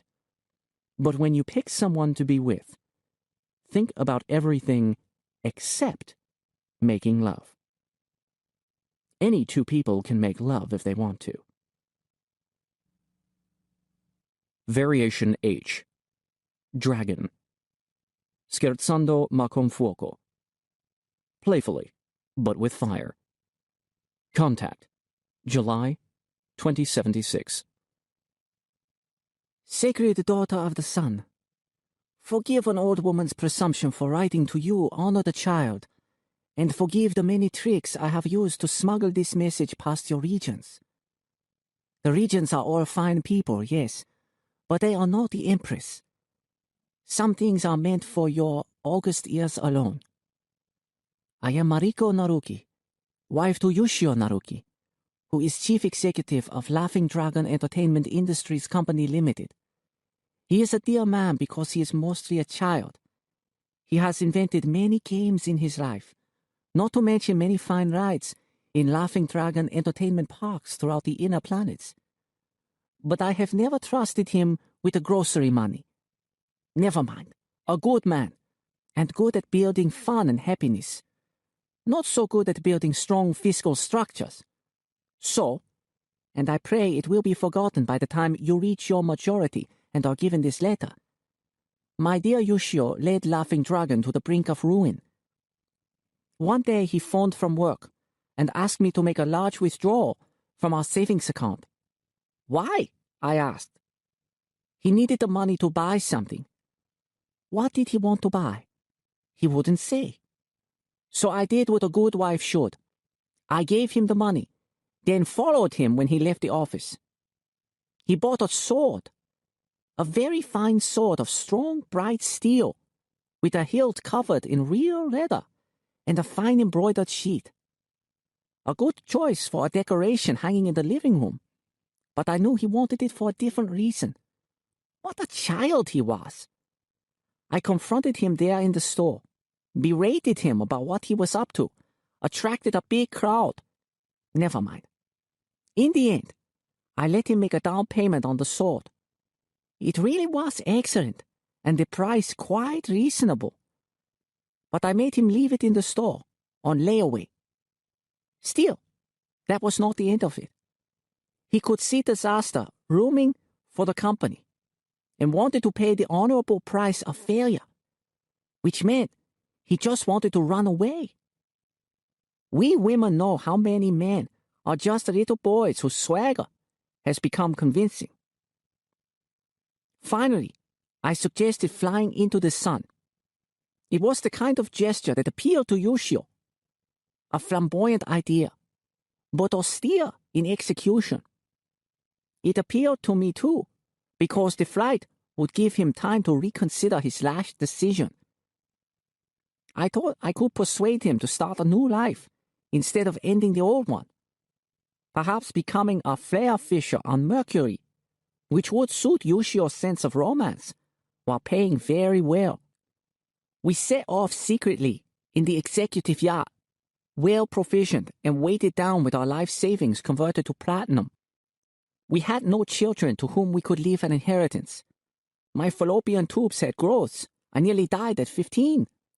Never mind. Soon Yoshio was treating our trip as an adventure. He had never been in space, though he had designed entertainments for all the colonies and for many spacefaring vessels. Long hours at a time, he forgot himself and scribbled designs on paper. No games, no rides, no adventure areas. But then suddenly, he would remember the reason he was in space, the catastrophe facing his company, and he would sink into gloom. Then the hand of the gods. Just outside the orbit of Venus, we encountered a dragon. It didn't look like a dragon, more like a dragon's egg, black with shimmers, huge and beautiful, silent and serene as space. But when you looked at it, you felt a million eyes looking back. Almost everywhere, its hide was smooth as a girl's cheek, but in one spot on its back, the skin rose in the shape of the sacred mountain. I do not lie, with a small hole at the top, like the sacred mountain's cone. Except that this opening was an airlock. Inside there was fresh air, sunlight, gravity, and the reproduction of the Musubi shrine to Amaterasu Omikami, your own celestial ancestress. I swear this is true. We have found heaven, I said to Yoshio. Nonsense, he answered. We have found an environment my company built for a Mars freighter, the Edo Maru. I wonder what it's doing here. The gods put it here. He looked around. The gods haven't been taking very good care of it, have they? It was true. The shrine was in a shambles. Vandals had hacked off much of the foliage. Inside the Torii Gate, where your majesty knows there should only be peace and serenity, there were instead a few broken lawn chairs and some playing cards bearing pictures of hairy people in rot. And the altar. I cannot describe the altar, but it needed a very good cleaning. I insisted on re-sanctifying the shrine. Yoshio argued it hadn't been a real shrine, and he shouldn't delay his death trip into the sun. But he knew he was on shaky theological ground. How could his death be true to the way when he would not trouble himself to repair the desecration of such a holy place? Yoshio is a dear man, but whenever he argues with me, he is always wrong. So we cleaned the shrine and put it to rights. Yoshio had packed some incense with the intention of burning it as we sailed into the sun.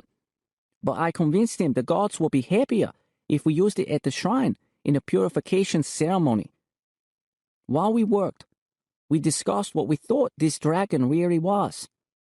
I knew in my heart it was a true dragon sent by the gods, but I pretended to agree with Yoshio that most likely it was a secret super project that had been abandoned for some reason. Maybe the builders had gone bankrupt and just left the thing here. Going bankrupt was ever present in Yoshio's mind.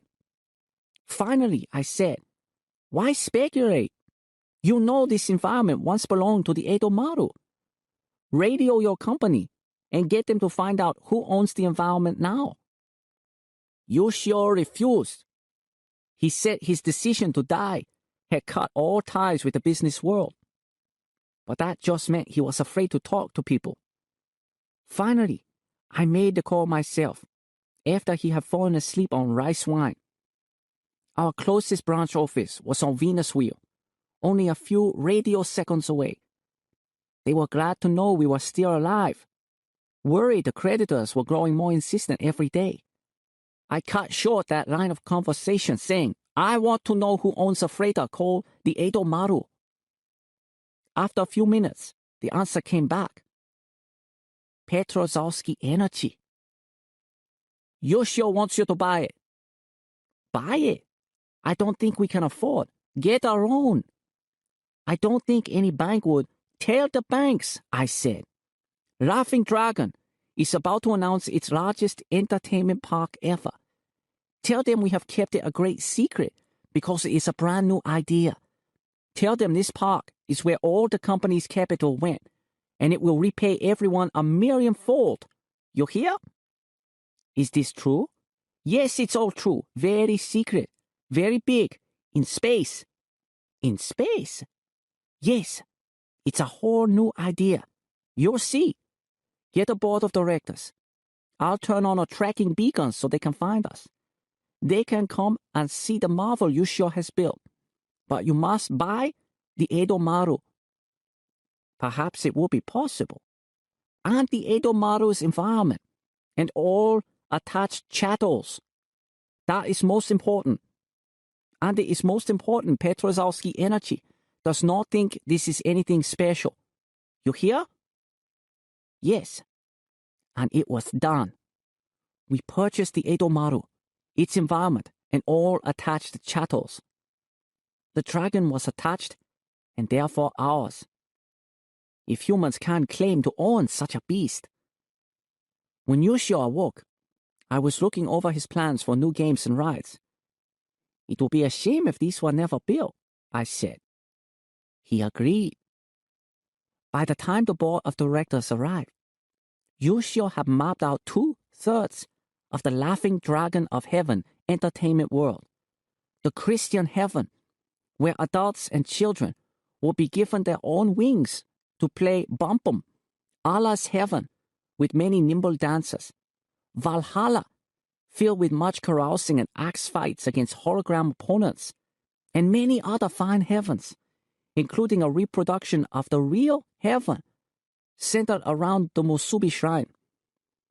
Now, as we begin construction on the park, the world believes this dragon was built by our company. They see what they expect to see. The foundation for the greatest entertainment site in the universe. Only you, great Empress, will know the truth. It is a truth that should remain secret for 1,000 years. For if anyone suspected heaven's real nature, well, we know the West has a long tradition of killing dragons. But you are child of the sun and sister to dragons. May the truth do you honor. Variation I. Rock. Nobilmente con forza. Nobly, with force. Contact. September 2078. If this had happened in my grandfather's time, throats would already be cut. I wouldn't be talking to a lawyer, but to a mortician. My grandfather was a prince who believed his title meant something. Perhaps it did in those days. Perhaps it still does. At the very least, being a prince means there's always some university that's willing to give you a scholarship. Trinity College, Oxford, for me. And you? I don't believe I've heard of it. Good school, was it? Fine. I want to know we have a top man on this. You're a little young to be a full partner, aren't you? Oh, no. I take that as a promising sign. Of course, you will be discussing the case with your firm's senior partners. Good. Good. Now, the long and the short of it is this. I want to sue Laughing Dragon's scaly tail off. Slap criminal negligence charges on anyone whose nose rises out of the foxhole. Permanently ruin a few careers, and if possible, give the whole Laughing Dragon of Heaven entertainment park such a reputation for gross mismanagement that no bourgeois little family would think of vacationing there. If we can drive a few of the bastards to commit seppuku, it will be icing on the cake. Does that sound up your alley? My dear man, let us understand each other. I am a prince in a line that stretches back more generations than anyone can count, and now, enemies have recklessly slain 23 people under my protection. If modern civilization prevents me from taking revenge with a knife, I will use whatever other weapon comes to hand. I have chosen my weapon to be the courts, and I will use that weapon to shed blood for blood, ruin for ruin, life for life. If you stand with me, good. If not... You want to hear the circumstances first. I approve. Only a barbarian kills without knowing why. As I've said, being a full-blooded prince means little today. I've had to work for a living. All in all, I think that's good for a man. I direct a modest construction company. Our primary business is building orbitals, but we're happy to put up anything that requires work in vacuum. My crews are drawn from all corners of the Earth, and one was even born on Mars. But you understand, whether or not they are of the blood or the faith, they are my people. We had contracted with Laughing Dragon to build a part of the amusement park they call Heaven. I know you'll want to examine the contract. I'll leave a copy with you. Our assignment was a section on the side of the park that's always turned away from the sun. The section was named Afterlife After Dark. It's a name that would make a sensible man ill. But a company which refuses to work for fools soon finds itself out of business. And to be honest, my workers found building nightclubs and carousels and roller coasters was a pleasant change from all those oh-so-functional orbitals. Not that it was easy work. Far from it. The entire surface of Heaven, they seem to want to keep this secret, so splash it around in every interview you give. The entire surface is covered with Petrozowski collector cells. Incredible. How long has Petrozowski been in business? 10 years? I wouldn't have thought the entire production of all his plants could have made so many cells. Hundreds of hectares in area, and many layers deep. A stupefying achievement. But impossible to dig into. We had to pour concrete foundations on top, covering over a fortune's worth of the cells.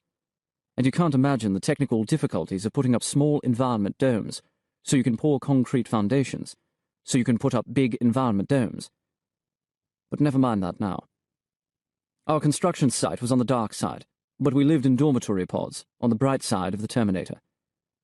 We worked in shifts, of course, which is why I'm alive when 23 of my people are not. It was about an hour before shift change, and I was in our cafeteria having breakfast with the crew that would be going out. I planned on going out with them. I often did. And I always did whatever tasks the shift supervisor assigned me, even if I am a prince. A prince must set an example, don't you think? Suddenly, in the middle of the meal, we felt a great trembling in the floor beneath us. Water glasses rattled. Salt shakers fell over.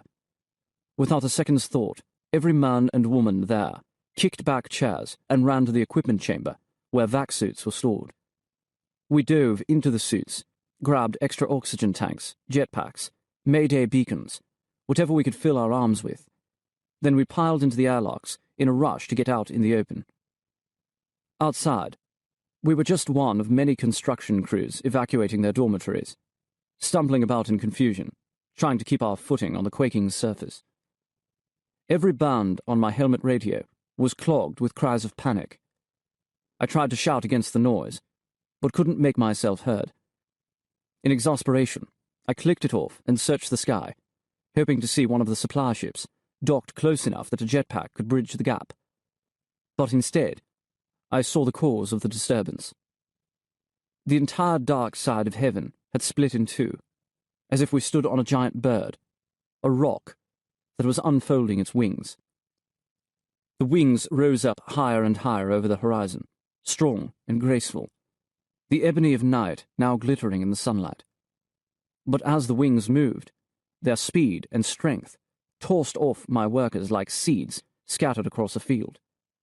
The nightclubs, the carousels, the roller coasters, all wrenched apart as their foundations slid along with the motion of the wings. Gravity seemed to have gone wild out there. Some buildings flew off into space with my people. Others lodged themselves at the hinge point, where the wings met the body. Hundreds of people were thrown into the emptiness of the abyss. We formed rescue parties, retrieved those we could. Of my workers, we found 19. 7 alive, 12 dead in their suits. Another 11 have not yet been found. Teams still search. None of us believes the missing are alive, but it's horrible to think of a friend's body drifting forever in blackness. And the explanation for this all? It took 15 hours to get anything out of Laughing Dragon. Then the president's wife, his wife, the man couldn't face us himself, made a statement that the wings had been opened up to expose more collector cells to the sunlight. The management regretted this had happened without warning. Notices were supposed to have been sent around, but were inadvertently misplaced. All A lie. I've paid a few bribes, and no one, inside or outside Laughing Dragon, knew what was going to happen. Anyway, why would they open the wings when it would cause such damage to their own park? No. Someone made a mistake. Someone very high up, or very well protected. And that person must be made to pay. Reasonable damages for the next of kin. Do you think my people weren't insured? The next of kin will be paid handsomely. And if the insurance company wants to reclaim its money from Laughing Dragon, it can file its own suit. I want damage, man, not damages. Make them know they're dealing with something they can't control. Variation J. Lion. Lamentoso ma dolcissimo. Sadly, but very sweetly. Contact. September 2078. Oh, my darlings, I wish it could be said that your father died a man. My grandfather once said to me, "Boy, a man is not a man until he walks with a lion." And my grandmother said, "Oh, William, that was long ago." "No," he answered. "Long ago, it was said a man had to kill a lion. But guns made killing easy. Too many lions died. Now, no more killing. Walk with a lion. See him. Learn what a man is not. Hear the voice of that which is stronger than you." What nonsense, my grandmother muttered. If the boy ever does meet a lion, he'll find running is better than walking. But my grandfather looked me in the eye, pointed a swollen-knuckled finger at my nose, and said softly, "A man is not a man until he walks with a lion. Maybe a leopard or a cheetah will do too, or a male rhinoceros, but not a female, and elephants don't count either. They're strong, but now they're tame as dogs." Thus, my grandfather. He died when I was still young, before I thought to ask if he had walked with a lion. The only lions I have ever seen were mechanical. There's one back at the amusement park, on a merry-go-round. Ride a lion, ride a unicorn, ride a laughing dragon. I bolted the lion in place myself. I pushed past the prince, so I could do it with my own hands. He probably thought I was trying to impress him with my enthusiasm. I think the truth was, I was trying to impress the lion. I'm getting cold. I wonder if I'll freeze before I suffocate, or the other way around. I could take off my helmet and finish it quickly, but there's always the chance if I hang on, someone will find me before I die. Besides, most of these helmets are designed to lock in place when there's no air pressure outside. Can you hear my thoughts, children? Noliwe, Jobe, Mamina. The night my father died, I was asleep an ocean away, and I dreamed of a great plain dotted with every kind of tree in the world. The air was full of the smell of lilacs, and the ground had a thick, springy cover of pine needles and magnolia blossoms. If I reached up, I could pull down cherries or oranges, even calabashes. Whatever fruit or nut I thought of, it was right there. Then my father was there too, and we walked together under the trees, saying nothing. I wanted to hold his hand the way I did when I was a boy, but I knew I couldn't. "Son," he finally said to me, "they tell me I have to eat a leaf of every one of these trees. It's going to take a long while, and some of them are going to taste mighty bitter." He smiled. "Well, as penances go, I expected a lot worse. It's nice here, isn't it?"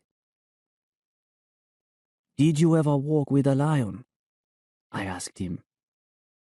He shook his head. "Lions are scarce these days," he said. "You never know, though."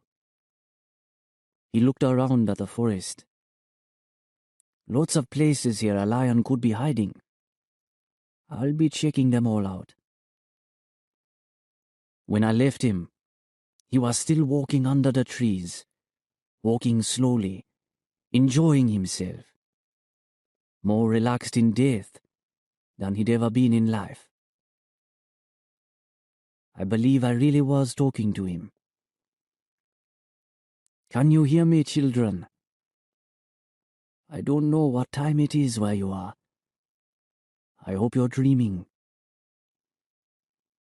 Lately, I've had a recurring dream of standing on the deck of a tall ship on a still night sea. There are many people with me. I feel as if we've been becalmed a long time. But as I watch, wind fills our sails, the mast groans and the canvas snaps taut, and everybody is clambering up to the rigging, laughing, letting out the sails, starting to sing a song of great rejoicing that will soon be speeding toward our destination again. Children, are you dreaming? It's as quiet as a forest here. Soft static on my helmet radio. That's all. For a while, I could hear everyone shouting at each other back on heaven. But I'm out of range now. From where I drift, heaven is eclipsing the sun. Behind heaven, the sun's corona is wild with prominences. Heaven has a fiery mane. Why can't I stop thinking about lions? I could just as easily say I'm walking with the constellation Leo, if I knew which one it was. No, I'm walking with heaven. And heaven is just a carousel lion, something someone built. But it's beautiful and strong, something a man is not. One could learn from it too. I'm cold. There's a song my grandfather taught me to sing. The body perishes, the heart stays young. The platter wears away with serving food. No log retains its bark when old. No lover peaceful while the rival weeps. Oh, my children, I never taught you that song. It's a song for the old and the dying, and I thought I would sing it for you when I grew old. But now I won't. You'll never learn it. And you won't know a man is not a man until he walks with a lion. Soon, everyone will forget that. And it's a thing someone should remember. Variation K. Juggernaut. Animato. Animatedly. Contact. November 2078. Recorded video burst transmission from Dr. Shanta Mukherjee, Hydroponics Services, Heaven, to John Mukherjee, San Francisco, California. They tell me you haven't checked to see if I'm alive. We've been under strict orders up here for the last few days not to call friends and relatives to say we're all right. For the first few hours after the construction workers were killed, all the radio bands were clogged with people trying to get messages back home, interfering with emergency communications. So Laughing Dragon clamped down and said no outgoing calls. Incoming calls were taken by the main communications center and answered curtly. Yes, she's alive and well. No, we haven't located him yet. You'd know this if you called, but you didn't. I suppose you are too busy getting injunctions against mining companies that want to despoil the pristine Martian landscape. Your mother isn't environmentally relevant. That's a cheap shot. I'm sorry. Anyway, things are returning to normal. We are each being allowed one 10-minute transmission to anywhere in the solar system, all expenses paid by Laughing Dragon. And I want to tell you I'm safe.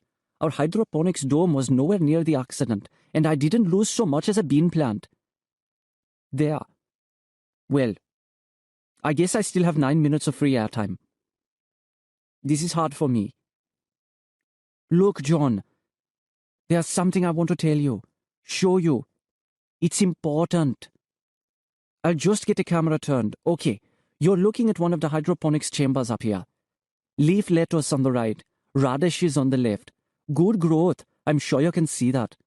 We've built quite a sophisticated system, very productive. I know you look down on me because I'm growing salad for rich tourists when I could be feeding the poor, but really, Laughing Dragon has given us a substantial research budget. Some of the designs we've developed could improve the yield of hydroponic systems everywhere. Make more food for everyone. I promised myself I wouldn't keep apologizing to you. I've done important work up here. I don't have to feel guilty. I'm not fighting drought in Africa. We can't all live up to your standards, John. The plants you're looking at are normal strains, designed for Earth normal gravity. I suppose you've read that Heaven's gravity is almost exactly equal to Earth's, within a few thousandths of a percent of gravity at sea level on the equator. It's touted as the greatest engineering feat in the construction of heaven, getting the right density and distribution of mass to mimic one Earth G over almost the entire surface. Well, you'll see. Now I'm taking the camera into the next room. This is an experimental chamber, black-eyed peas, biologically engineered for growth in the lunar colonies. Laughing Dragon lets each of us senior researchers conduct small personal experiments. We get publications out of it, and Laughing Dragon basks in any resulting prestige. There's nothing wrong with that. It's no different from a university or a... I'm apologizing again. Sorry. All right, you can see the peas are growing well. Good greenery, excellent pod production. I never expected anything like this. After all, these are low-gravity plants. I only set up this chamber because I wanted to experiment with the design of water delivery systems, and I never thought I'd get significant yields. You just shouldn't see this kind of growth under Earth normal gravity. Now, watch as I drop this pencil. No, I didn't change the camera to slow motion. That's precisely the speed things fall in this chamber.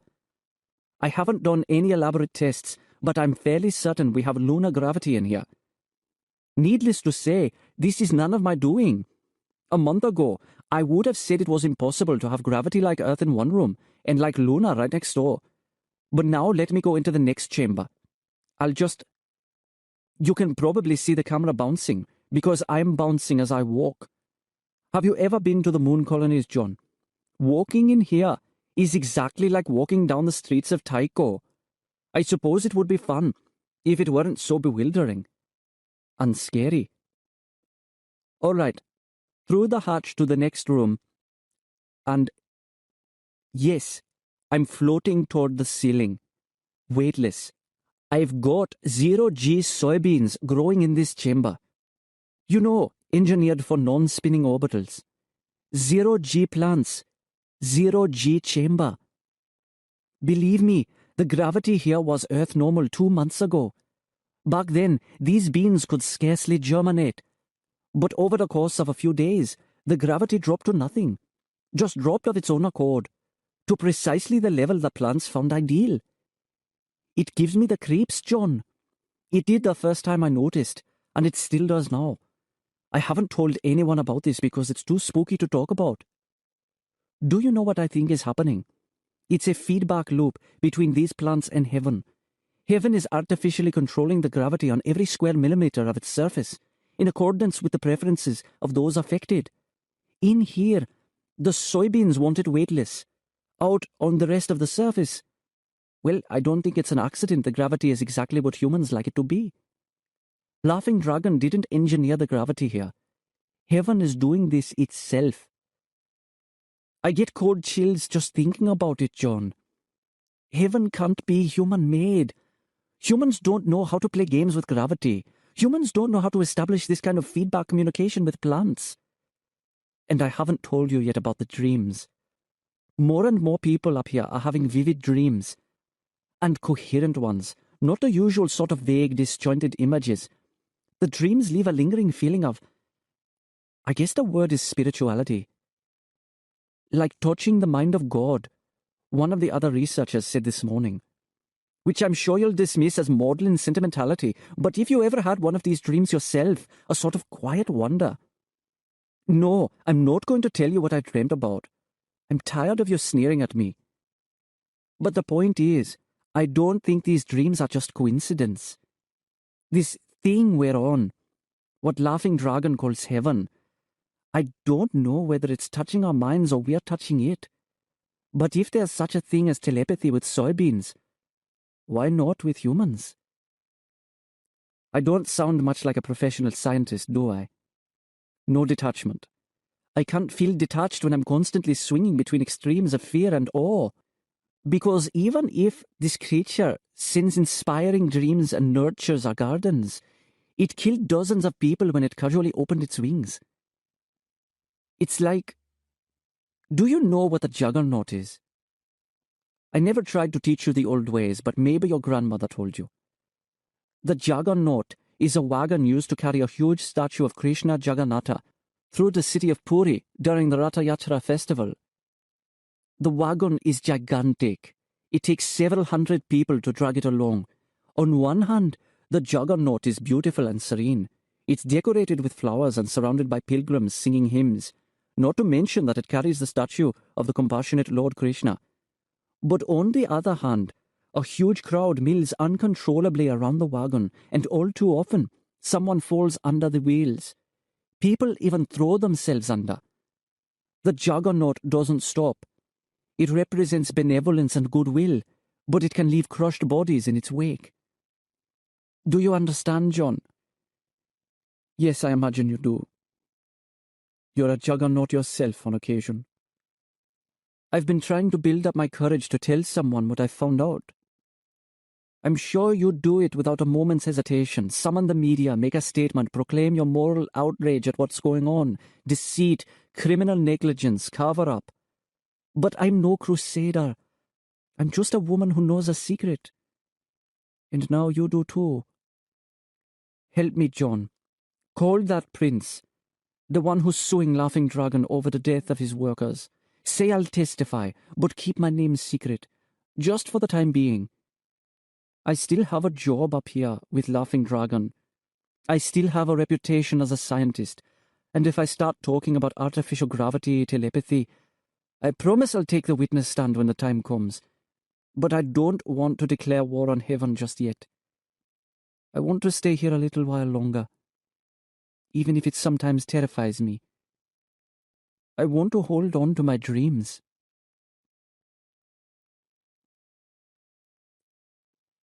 Variation L. White Elephant. Allegro pomposo. At good speed. Pompously. Contact, December, 2078. Excuse me, Miss Verhoeven, is your father in? It's a business matter at the presidential level. Oh, no. No, it's not. Of course, you're every bit the banker your father is, but I think... Yes, ma'am. Yes, ma'am. No, ma'am. Well, it's related to Laughing Dragon Entertainment Industries. As you know, their company has loans with this bank well in excess of... I have it written down. Yes, ma'am, that's the figure I have here. Very good. You have an excellent memory, ma'am. At any rate, when our bank has that much invested in a firm, you may or may not know it's standard policy for us to, approach someone on their staff and make arrangements to be informed if and when something of interest... We prefer not to use the term spy, ma'am. That term hasn't gained acceptance in traditional banking circles. Certainly, I'll get to the point. Our, contact has informed us Mr. and Mrs. Naruki are considered missing. Ma'am. 3 days. Our contact thinks the Narukis may have decided to, fly into the sun. Well, it isn't entirely unfounded, ma'am. On one previous occasion, when Laughing Dragon's business was running into setbacks, it's believed the Narukis set off sunward and... Running into setbacks, ma'am. It isn't public knowledge, but the prince, you know, Prince, who's suing Laughing Dragon over the construction debts, he seems to have come into some information. We aren't exactly sure what he knows, but the word is it's extremely powerful leverage that should... Yes, we can try to find out. I'll write that down, shall I? Action item 1, find out what the prince knows. Other setbacks? Yes, ma'am. I'm getting to them. It seems the, construction teams have all evacuated. Gone home, ma'am. All of them. Our guess is the prince told them something. Although maybe they just left on their own because of all the accidents. The accidents. 4, since the original one that killed the prince's workers. Apparently there have been quakes on Heaven's surface, which ruptured a number of domes. Oh no, there's no suggestion of sabotage. It says here Laughing Dragon's security personnel investigated each incident with all the... Of course there was insurance. We insist on insurance. We're a bank. Our own investigators, ma'am? Well, perhaps you don't, understand the level of security Mr.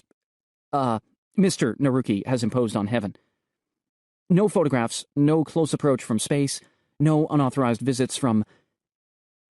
Good Lord, no, she wasn't trying to hide anything from us. How could she hide something from us? We audit her books every 6 months. The security was because Mrs. Naruki was worried about terrorists. Terrorists, ma'am? Well, no, an amusement park 106 million kilometers from Earth is not an obvious political target, but caution is always... Oh, now, Miss Verhoeven, Ms... We've made a substantial number of investigations, yes, a substantial number, let me... Oh! No! This is the, we call it the, nut file, from earlier inquiries. You recall Laughing Dragon categorically refused to discuss how the body of Heaven was constructed? Well, we did some digging to find out. Asked around on all the planets. Did anyone see something huge and strange in space? Well, we got some wild stories, ma'am. You'd be amused. No, there's nothing of interest here. I personally checked each and every... Yes, ma'am. Yes, ma'am. I'll leave the file with you. About the Narukis, ma'am. If they're, gone, there could be serious... Well, I was talking to legal, and they say if Laughing Dragon were to default on the loan, Heaven would, become ours. The bank's. Presumably we'd sell it to someone, ma'am. Well, there must be, I mean, it's a nice big, I should think there'd be a buyer somewhere, ma'am. All those energy cells, the scrap value alone. No, I don't think we've calculated the cost of reclamation. No, ma'am, I wouldn't be qualified to venture an opinion in that area. Not at present. I'll make that another action item, shall I? Maybe we'll just work up a full report on this, yes? I mean, Heaven's a great big... It's very big. There's always someone who'll buy something that's big. In my experience. Any time the bank has repossessed something before, we've never had any trouble selling it off. Not when it was something, big. No, ma'am. We didn't think ahead. We're sorry. Variation M. Totem. Tranquillo con spirito. Serenely, with spirit. Contact, January 2079. The smoke rises to heaven. The sound of the rattle rises to heaven. Let my song rise to heaven. For I have dreamed a true dream. Come here, Celeste. You're wondering what your animal will be, right? When I was a boy your age, I wanted the shaman to tell me I'd been chosen by the eagles. I dreamt of flying with them. Or a bear. That seemed like a good animal, too. I'd seen a bear once in a zoo. It seemed wise and kindly. Now that I know more about bears, I realize I overlooked important aspects of the bear personality. Its claws, for example. But no, your animal will not be the bear, or the eagle, or the wolf, or the whale, or any of those totems young people usually hope for. I know, you're disappointed. I was disappointed when the shaman told me my bed would lie in the rabbit lodge. I wanted to be, something more heroic. I thought rabbits were timid and foolish. But really, when a rabbit runs from a fox, it isn't being foolish, is it? It's just being sensible. And a rabbit has the heart of a wolverine at times, when being brave is the least foolish alternative. A rabbit is always watching, always listening, always sniffing the air. That's a good way for a shaman to live. But no, you won't be a rabbit either. The spirits have built a new lodge. They've sensed a new creature. Not human. Not an animal they've known in the past. It comes from far away. This animal is your totem. I don't know its name. You're the first of its clan. It has no name in any human tongue. You can ask for its secret name when you meet it. To meet it, you'll have to journey off-planet. At present, the creature is several million kilometers inside the orbit of Mercury, and... No, I'm not crazy. Or lying. The animals spoke. I dreamed a true dream. Are you saying the truth is only true when you can understand it? You're wrong. When I went to university many decades ago, I enrolled in mathematics because I wanted to tell truth from falsehood. I believed mathematics was the one pure source of truth because it was the only discipline entirely divorced from subjectivity. But that was before I began studying. At school, I learned all mathematics starts with, let's pretend this is true and see where it leads. That is mathematics' great joy and strength. It dares to stand on nothingness. It dares to see it's standing on nothingness. Yet, it's still brave. Can you tell me its magic isn't strong? You want to argue with me. I see that. Don't you want to be a shaman, Celeste? Don't you want to have magic in your heart? Well, I'll tell you a secret about magic. It refuses to be what you want it to be. Demand something of magic, and it will choose to be something else. One quiet wintry Sunday, while I was at the university, I woke at dawn and went for a walk. I suppose you'd like me to give some mystic explanation for walking at that hour. But the truth is, my roommate was snoring so loudly I couldn't sleep, so I got angry and left.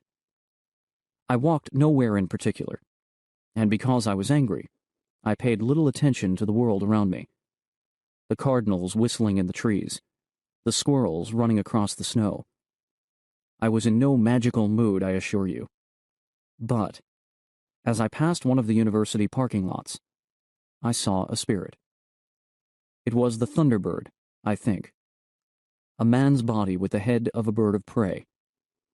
It was at the far end of the lot, walking away from me, toward the science complex. I could only see its back, a long distance off. I stood frozen for 2 full minutes until the spirit disappeared behind the chemistry building. Now, girl, was that magic? The spirit was a long way off and in the shadow of some buildings. It could have been nothing more than someone wearing an odd hat. I tried to convince myself I was imagining things, because the incident didn't fit with how I thought the world should work. Why would a great spirit be walking across a parking lot? A parking lot. Not a field, not a forest. A parking lot. And if a spirit chose to show itself to me, why didn't it talk or do something miraculous? Why would it just walk away and disappear? Was that magic? Or was it only my imagination? Since then, I've met the Thunderbird several times in my dreams of the other world, but it's always refused to say whether it really showed itself to me that day. That's the way of true magic, Celeste. It's slippery. It's always open to question. My dreams of the other world? Well, maybe they're just dreams, right? There's always a logical explanation somewhere if you want it. And there's always magic if you want it. Everywhere. In the forest, in the city, in a lodge, in a factory, in space, several million kilometers inside the orbit of Mercury. That's the magic you've been offered, Celeste. You don't get a choice what your magic will be. Your choice is whether you will let it be magic. Will you? Yes, we can get you there.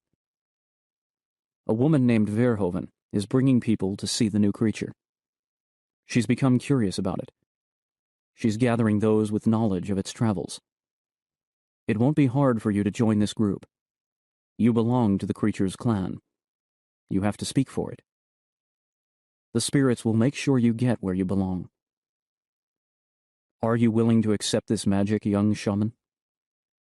Are you willing to say, let's pretend this is true, and see where it leads? Then let the drums sound. The music of the drums rises to heaven.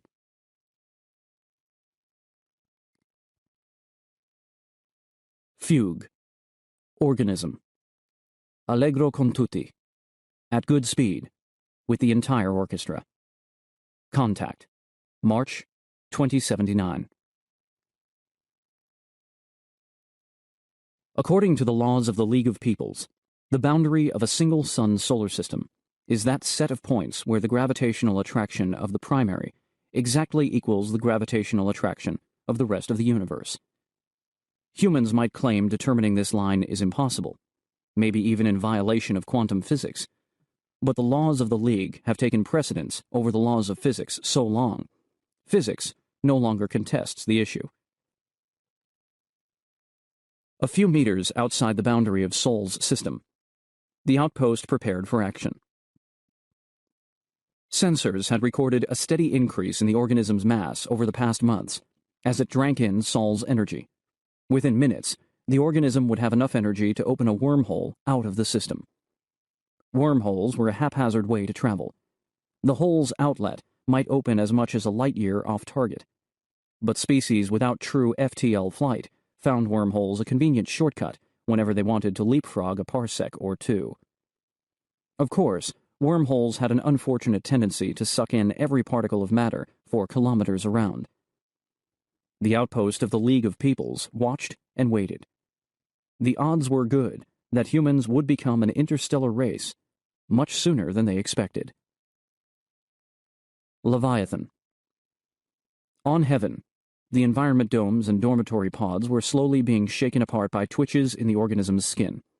But a new dormitory had been built in space, floating some 5 kilometers above the surface. In this dormitory's cafeteria, Colleen O'Neill stood before a giant view screen, watching a crack grow across the surface of one of Heaven's domes as the creature shrugged. Colleen had no idea which heavenly environment was dying. Valhalla, perhaps, crumbling into Götterdämmerung. Good riddance.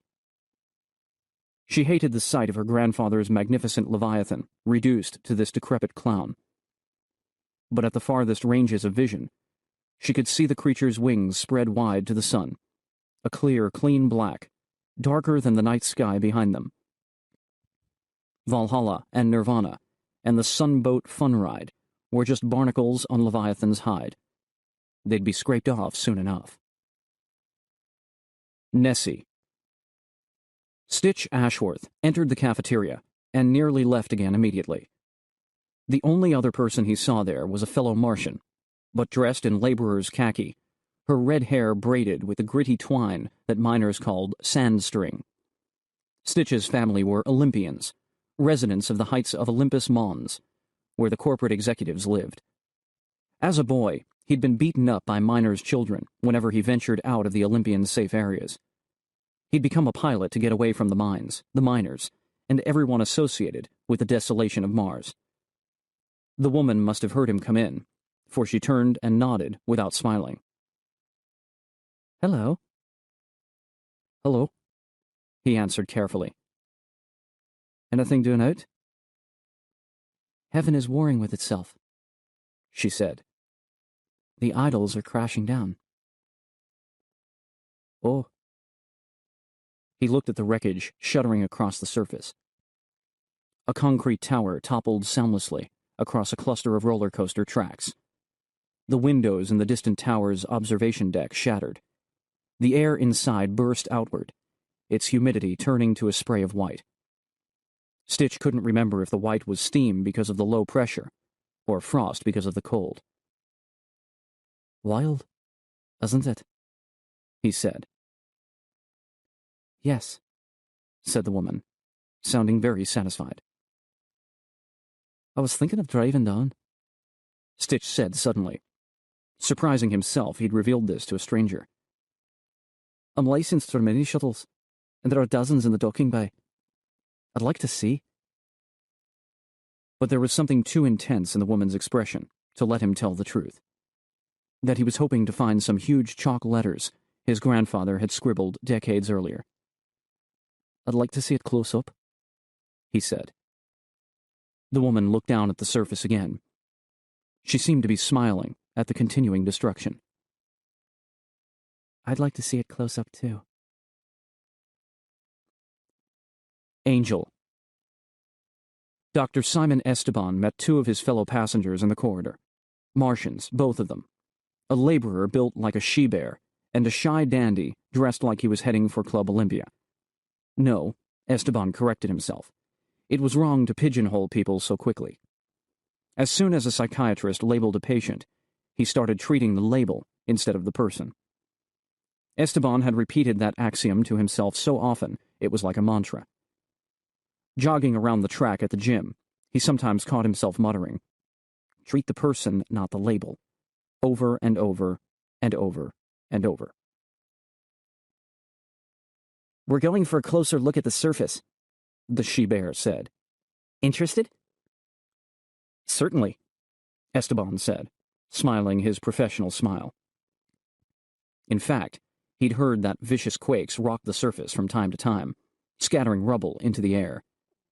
Getting too close was dangerous, but his first patient, Rachel, had hesitated to approach her angel, and for that cowardice, she'd gone mad. No, he corrected himself.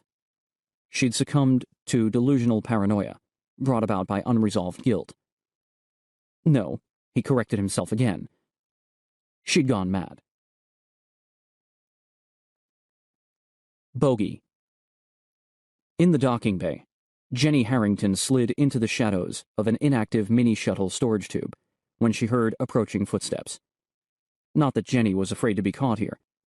Ms. Verhoeven said guests could go where they liked. But Jenny didn't want to talk to anyone now. Didn't want the pointless rituals of making conversation with strangers. In her hand was a bouquet of daisies, hard-grown in Mars's sterile soil. Well, to be honest, grown in spite of Mars's soil, because it had been necessary to add so much: fertilizer, water, several strains of bacteria. Jenny didn't want any of Verhoeven's other guests to see the flowers in her hand. They'd all heard her story. They'd think she was going to drop the flowers on the spot where her father had died because she loved him. Nothing could be further from the truth. Her father had been a militaristic blockhead who died trying to kill some harmless hulk. And it was all pointless, wasn't it? because the Hulk was still here, and all that was left of her father was a dent in the Hulk's side. Love was for people who deserved it, and her father had never, ever deserved it. The flowers were an exorcism, nothing more. A way to close off the past, once and for all. 3 people passed her hiding place and entered another mini-shuttle tube. Soon the blast door shut, and the mini blasted off. Jenny clutched her flowers fiercely and headed for the next active shuttle. Demon. Gregor Petrozowski did nothing as the first shuttle emerged from the dormitory. His yacht hovered above the dormitory, several kilometers sunward. He could see everything, with little chance of being detected himself. Just a fleck in the fireball's face. When the second shuttle took off, the old man gave his computer a single soft command. Down. The sound of the sun was loud static over his radio speakers. In his years of isolation, he'd developed a distaste for both music and the human voice. Staying in contact with humanity had been impure, in a way he couldn't explain. If he was to become worthy to rediscover his demon, he had to cut himself off from the mundane world. Now the only voice he could stand was the sun's. Obviously, other people had discovered the demon while he was searching alone in space. They'd tried to build something on it. Temples, maybe. He couldn't tell now that everything was in ruins.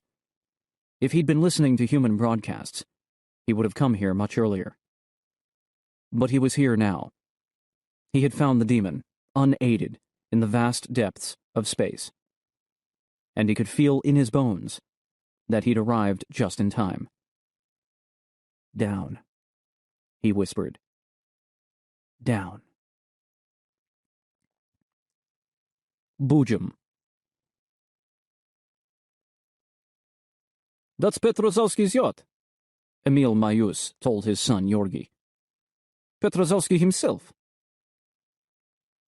The boy hauled himself off his acceleration couch with a great ripping of Velcro and floated over to the view screen.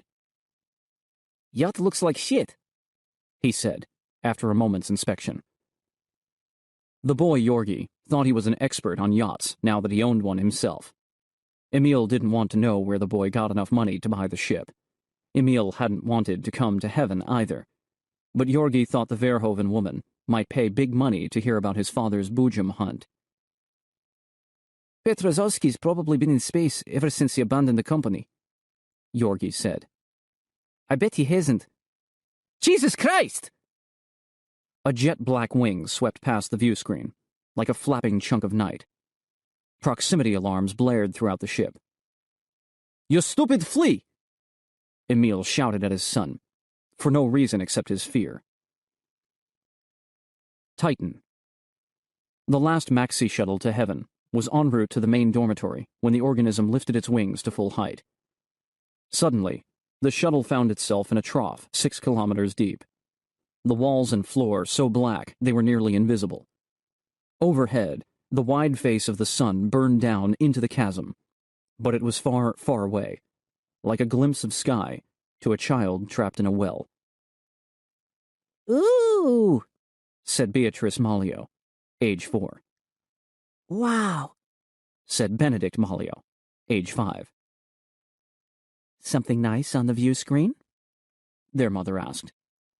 Like the other adults on board, Juliet Malio was tired of looking outside after days of travel. But she dutifully prepared herself to admire whatever piece of space debris her children were watching now.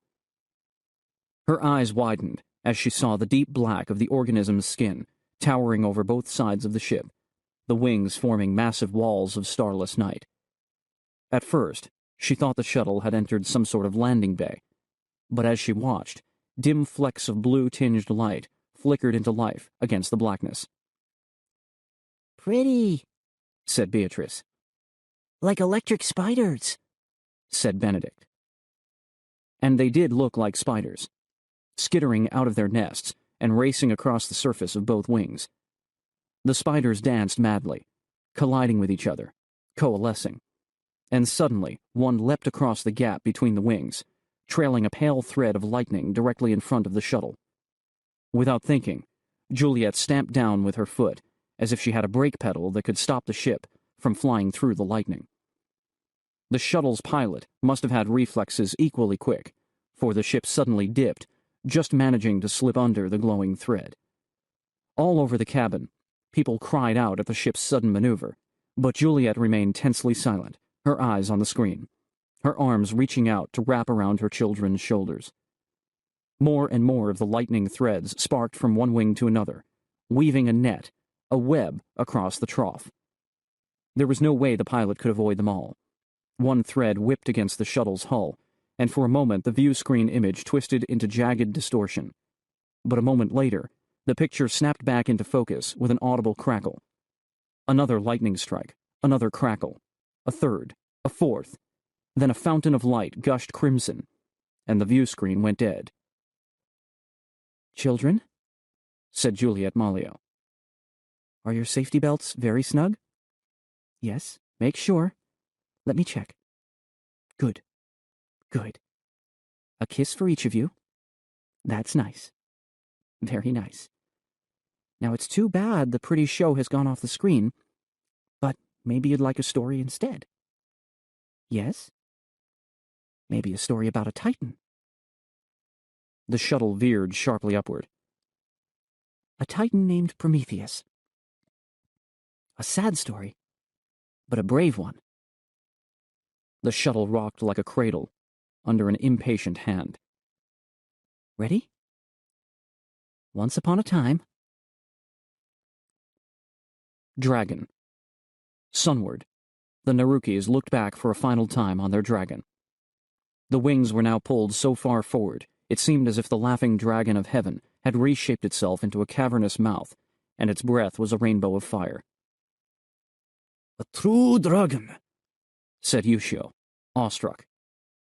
"It always has been," his wife answered. "Change course! Change course!" Yushio shouted to their yacht's navigation computer. "Into the dragon's mouth!" For a moment, Mrs. Naruki considered countermanding the order. But when she saw the exhilaration on her husband's face, the joy of jumping into something new and exciting, she held her silence. The sun, the dragon, never mind.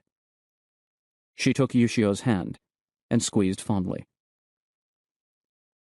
Rock. 2 seats behind the Malio family inside the maxi shuttle. The prince unbuckled his safety belt, then staggered up the aisle and dragged open the hatch separating the cockpit from the passenger cabin. The female pilot shouted at him to get back and sit down, but the prince ignored the woman. He refused to die meekly, blind to what was happening, and strapped into a comfortable chair. Through the tinted cockpit port, the prince saw the pilot had angled the shuttle upward, trying to climb out of the trough made by the organism's wings. But the web of energy woven across the chasm was acting like a physical obstruction, tangling around the ship's nose, dragging it down. Red lights flashed on the control panel, new ones lit every second. There were no sounds but the cursing of the pilot and a frightened babbling back in the cabin. But beneath his feet, the prince could feel the floor beginning to vibrate. Trying to balance against the rocking of the ship, he knelt beside the pilot and said in a low voice, "I'm a trained engineer. Tell me what I can do to help." "Can you cross your fingers and pray?" she asked. "The first thing an engineer learns," he told her. Lion. In the passenger cabin of the shuttle, Elizabeth Obasa hugged her children and whispered to them not to cry. "Listen," she said. "I had a dream. When I was sleeping a little while ago, about your father. He was walking across a dark grassland at night, and wherever I looked, there was an animal there, watching him. A bull, a bear, a swan, all kinds of animals. As I watched, he walked up to a goat and said, 'I'm looking for a lion.' The goat said, 'I'm a lion.' So they walked a little distance and they talked about how beautiful their children looked when they were asleep. Then he walked up to a fine winged horse and said, 'I'm looking for a lion.' The horse said, 'I'm a lion.' So they walked a little distance and they talked about how beautiful their children sounded when they laughed. Then he walked up to me and said, I'm looking for a lion. I said, I'm a lion. So we walked a short distance to a little grove where you children were climbing trees. And your father said, so many lions. A burst of blinding blue roared out from the door to the cockpit, and the cabin lights blinked out. Juggernaut. The cabin lay silent and dark, lit only by a faint glow coming from the cockpit. Slowly, Shanta Mukherjee eased her grip on the arms of her seat. She'd been clinging so tightly her knuckles cracked softly as they relaxed. She desperately wanted all the trouble to go away, for this to be yet another dream sent by the Juggernaut. But she knew this was real, and the blast of light from the cockpit suggested a fire, an explosion, something like that. Her son John would never forgive her for cowering in her seat when the pilot might be endangered. Hesitantly, she lifted open the release on her safety belt. Her first motion sent her drifting toward the cabin roof, bumping off and heading floorward again. It was almost funny. At one time, she would have been completely disoriented by being weightless, but thanks to some soybeans, she was quite accustomed to it by now. She could easily pull herself forward by grabbing at the edge of the overhead luggage compartments. A few of her fellow travelers were beginning to make panicked noises in the darkness. It's all right, she said loudly. It's just that the engines have shut off. So we're all weightless. Stay where you are, and I'll check with the pilot. She hoped she sounded cool and confident. John would despise her forever if she couldn't keep people calm in a crisis. The light in the cockpit area was starshine coming through the front port, the hard, sharp starshine of vacuum. The sun was not in sight, and overhead, the body of the Juggernaut was a vast blackness against the Milky Way. Its wings had once again tucked back against its body. Its fireworks were over. By the starlight, Shanta could see the pilot still belted into her chair, her face and hands black with burns. Shanta put her hand to the pilot's neck. No pulse. Electrocution from the control panel? Shanta couldn't imagine the size of a power surge that would kill a human being faster than fuses could blow.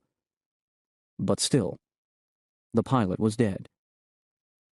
On the opposite side of the cockpit, the prince's body was drifting, nudging against the side viewing port. He too had been caught in the power surge, but his burns were less severe. Shanta could feel no pulse in his throat either. But she couldn't just hover there staring at two dead bodies without doing something. Shanta pushed the prince's body down to the floor and tried to give CPR.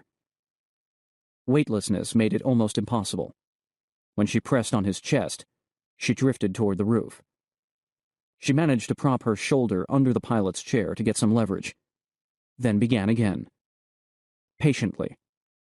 Unstoppably. White Elephant. Margaret Verhoeven floated to the door of the maxi shuttle cockpit.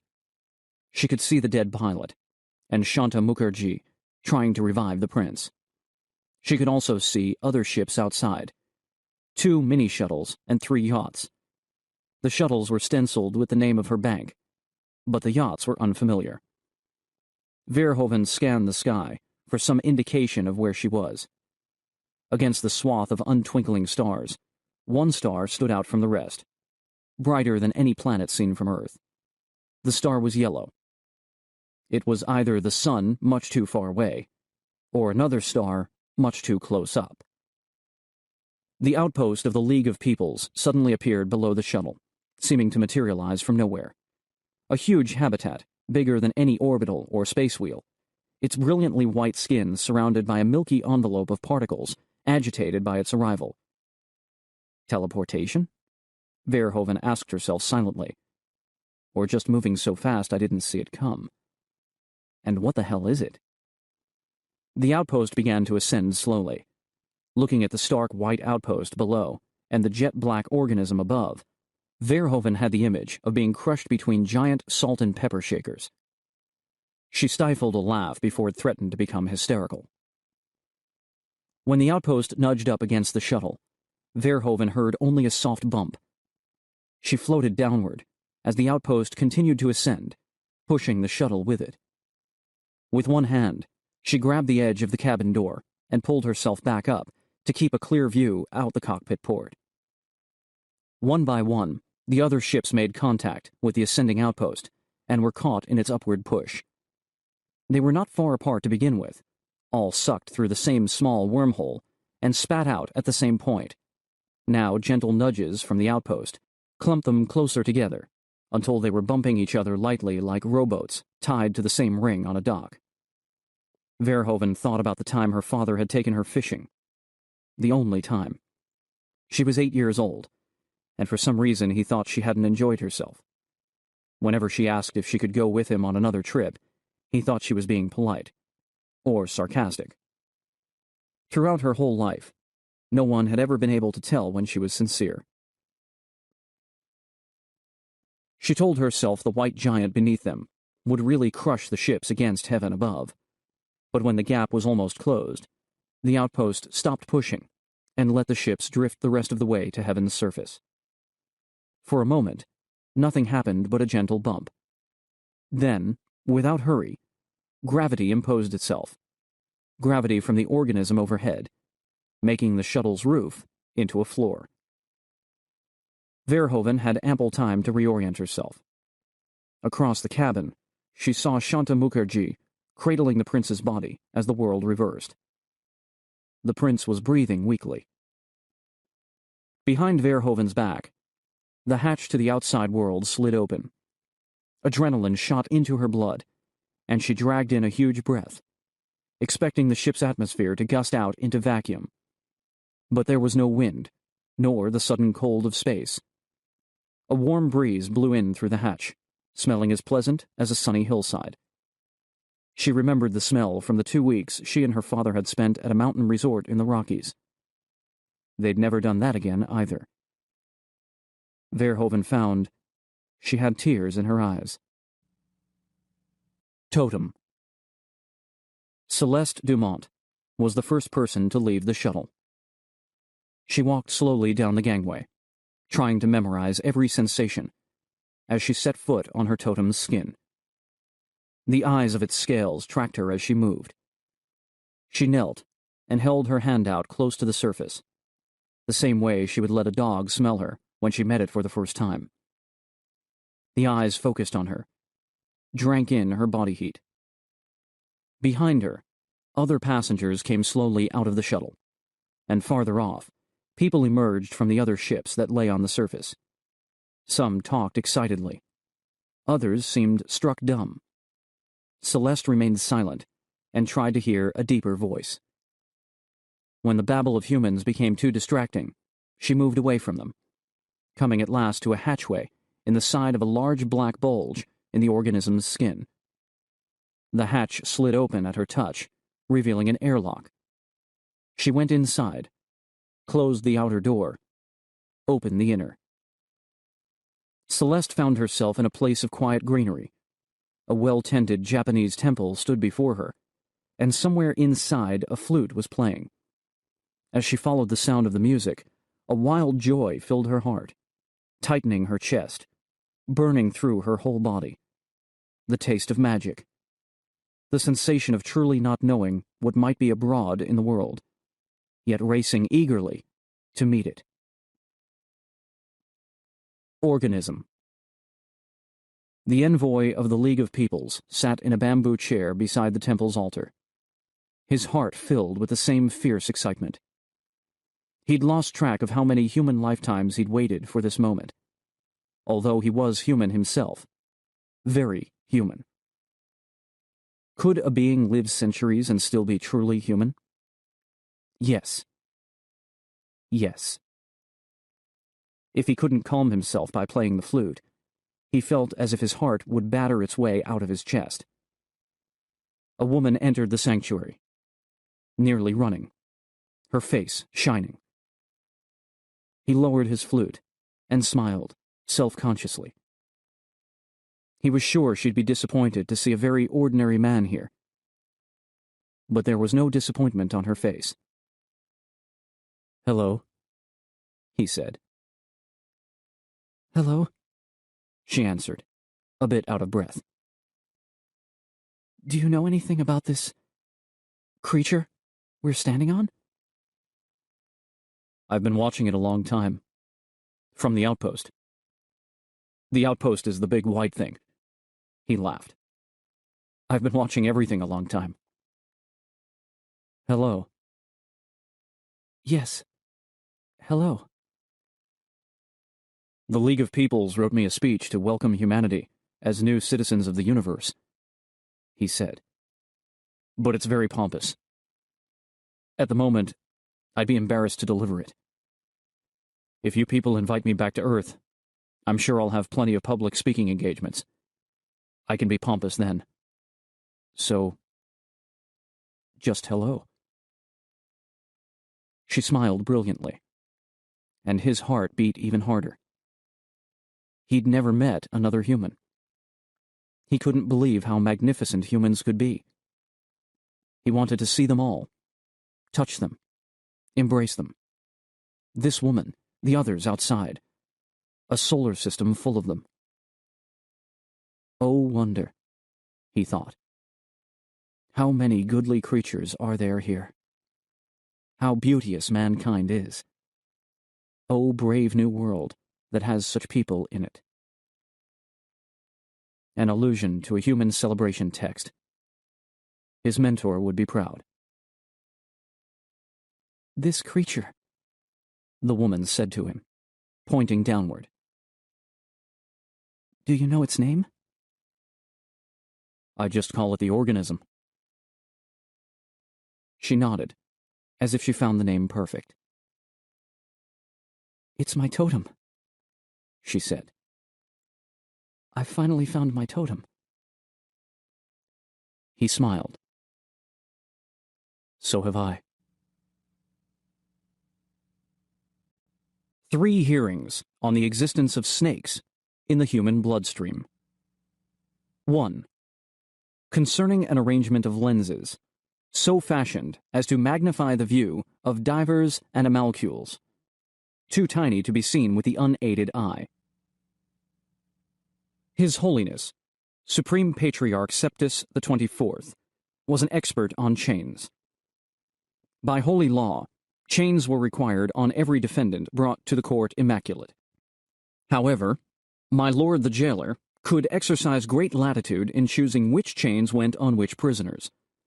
A man possessed of a healthy fortune might buy his way into nothing more than a gold link necklace looped loosely around his throat. A beautiful woman might visit the jailer privately in his chambers and emerge with thin and glittering silver bracelets.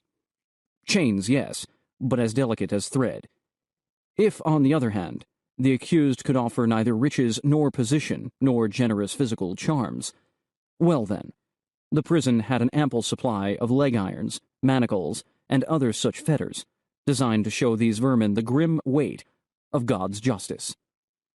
The man currently standing before Patriarch Septus occupied a seldom-seen middle ground in the quantity of restraints.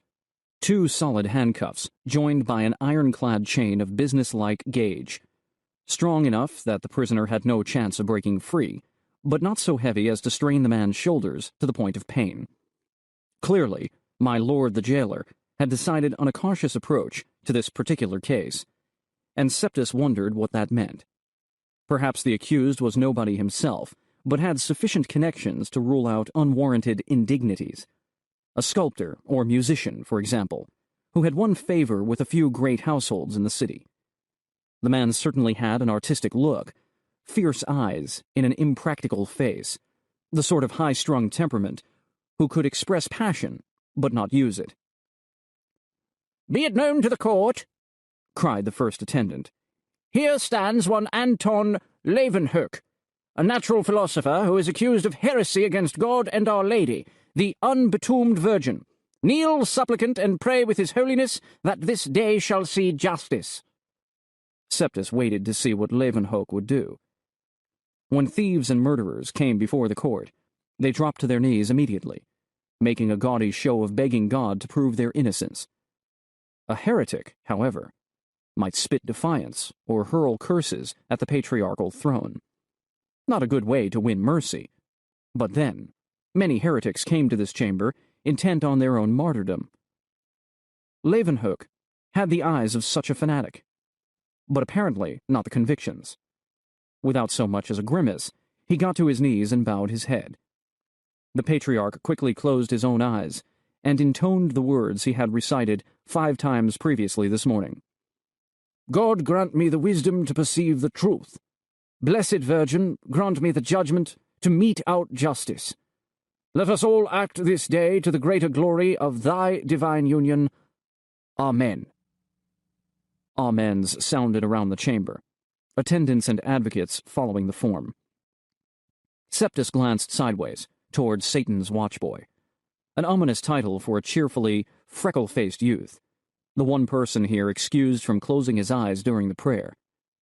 The watchboy nodded twice, indicating that Leeuwenhoek had maintained a proper attitude of prayer and said Amen with everyone else.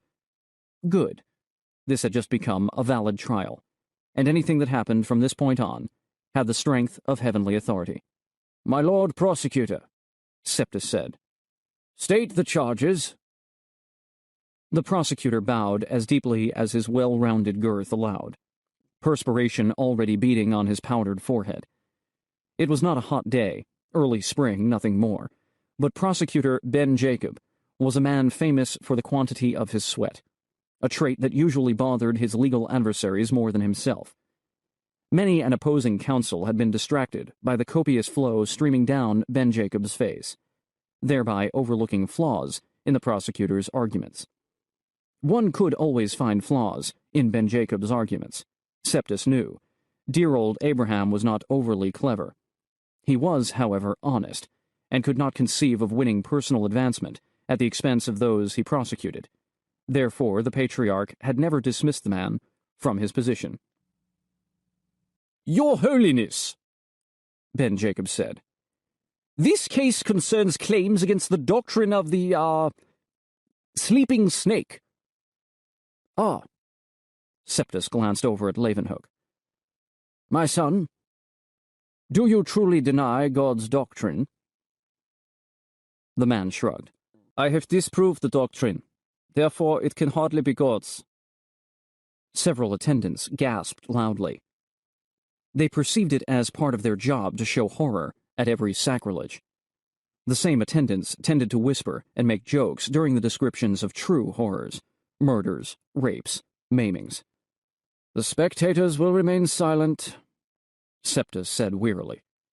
He had recited those words 5 times this morning, too. My Lord Prosecutor, will you please read the text? The text. Yes, the text. Septus maintained his composure, while Ben Jacob shuffled through papers and parchments, looking for what he needed.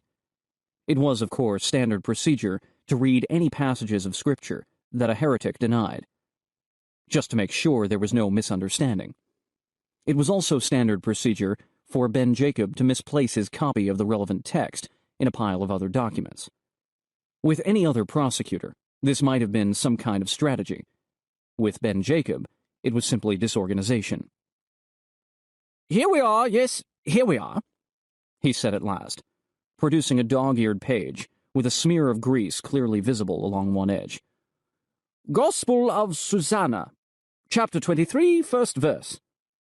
Ben Jacob paused, while the 2 verification attendants found the passage in their own scripture books. They would follow silently as he read the text aloud, ready to catch any slips of the tongue that deviated from the holy word.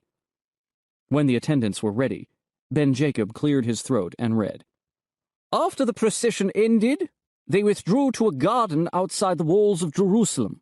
And in the evening, it happened that Matthias beheld a serpent there, hidden by weeds. He therefore took up a stone that he might crush the beast, but Mary stayed his hand, saying, There is no danger, for look, the beast sleeps. Teacher, Matthias answered, It will not sleep forever. Verily, said Mary, I promise it will sleep till dawn, and when the dawn comes, we will leave this place and all the serpents that it holds. Yet still, Matthias kept hold of the stone and gazed upon the serpent with fear. O ye of little faith, said Mary to Matthias, why do you concern yourself with the sleeping creature before you, when you are blind to the serpents in your own heart? For I tell you, each drop of your blood courses with a legion of serpents, and so it is for every child of dust.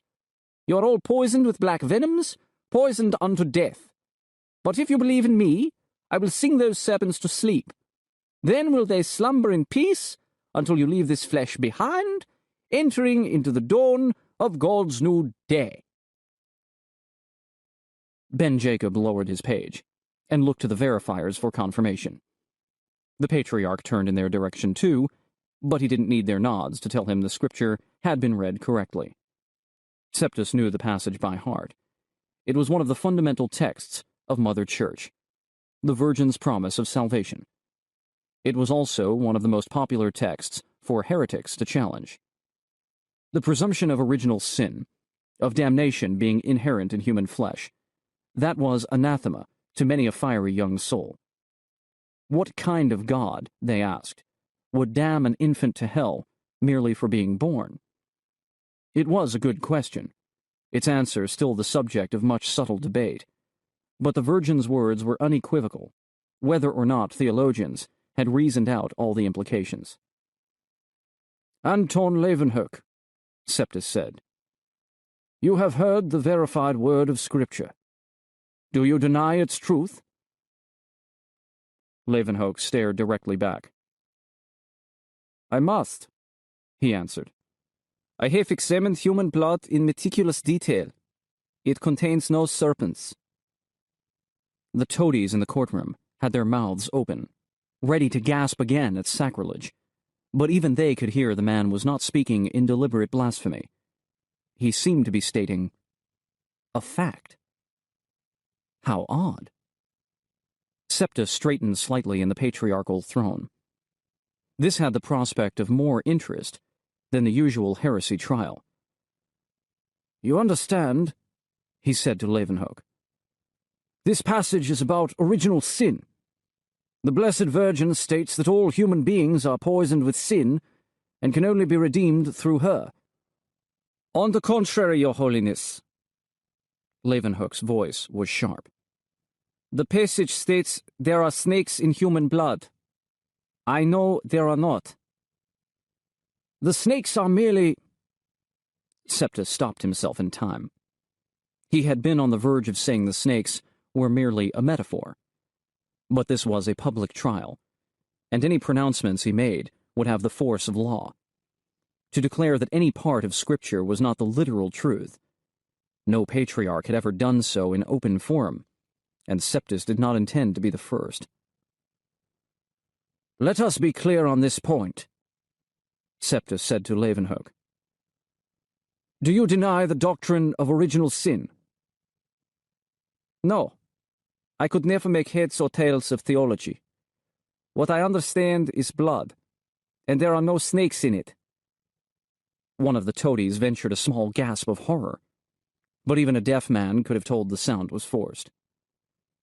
Prosecutor Ben Jacob, trying to be helpful, said, You must appreciate the snakes would be very, very small.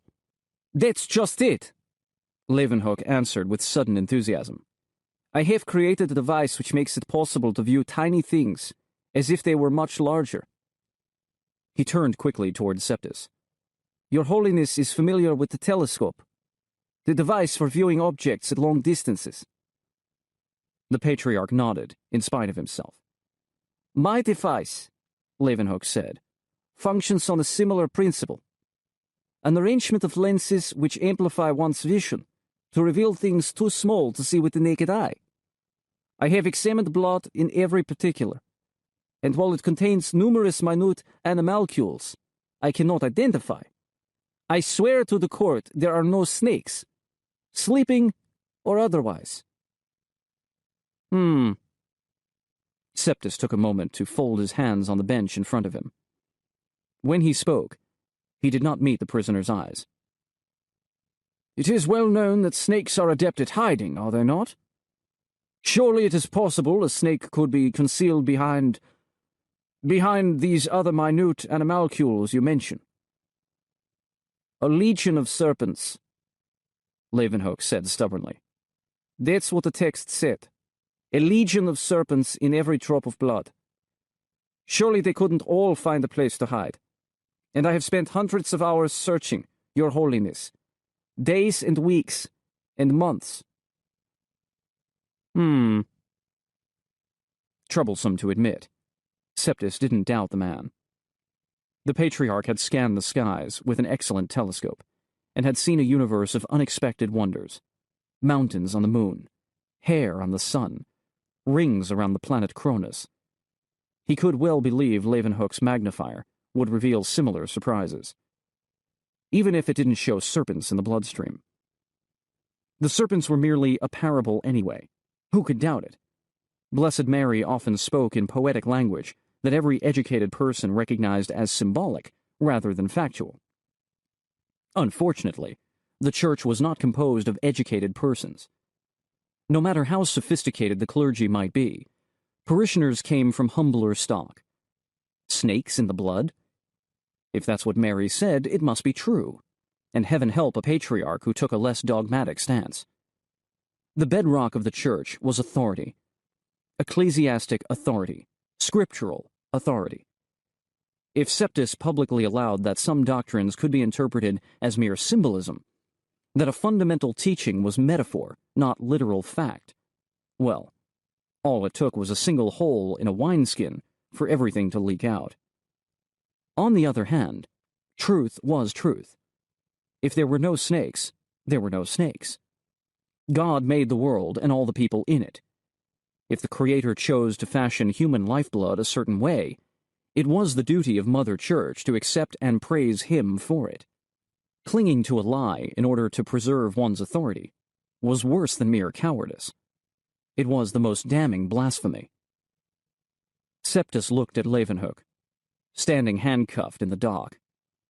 A living man with a living soul, and with one word, Septis could have him executed as a purveyor of falsehood. But where did the falsehood truly lie?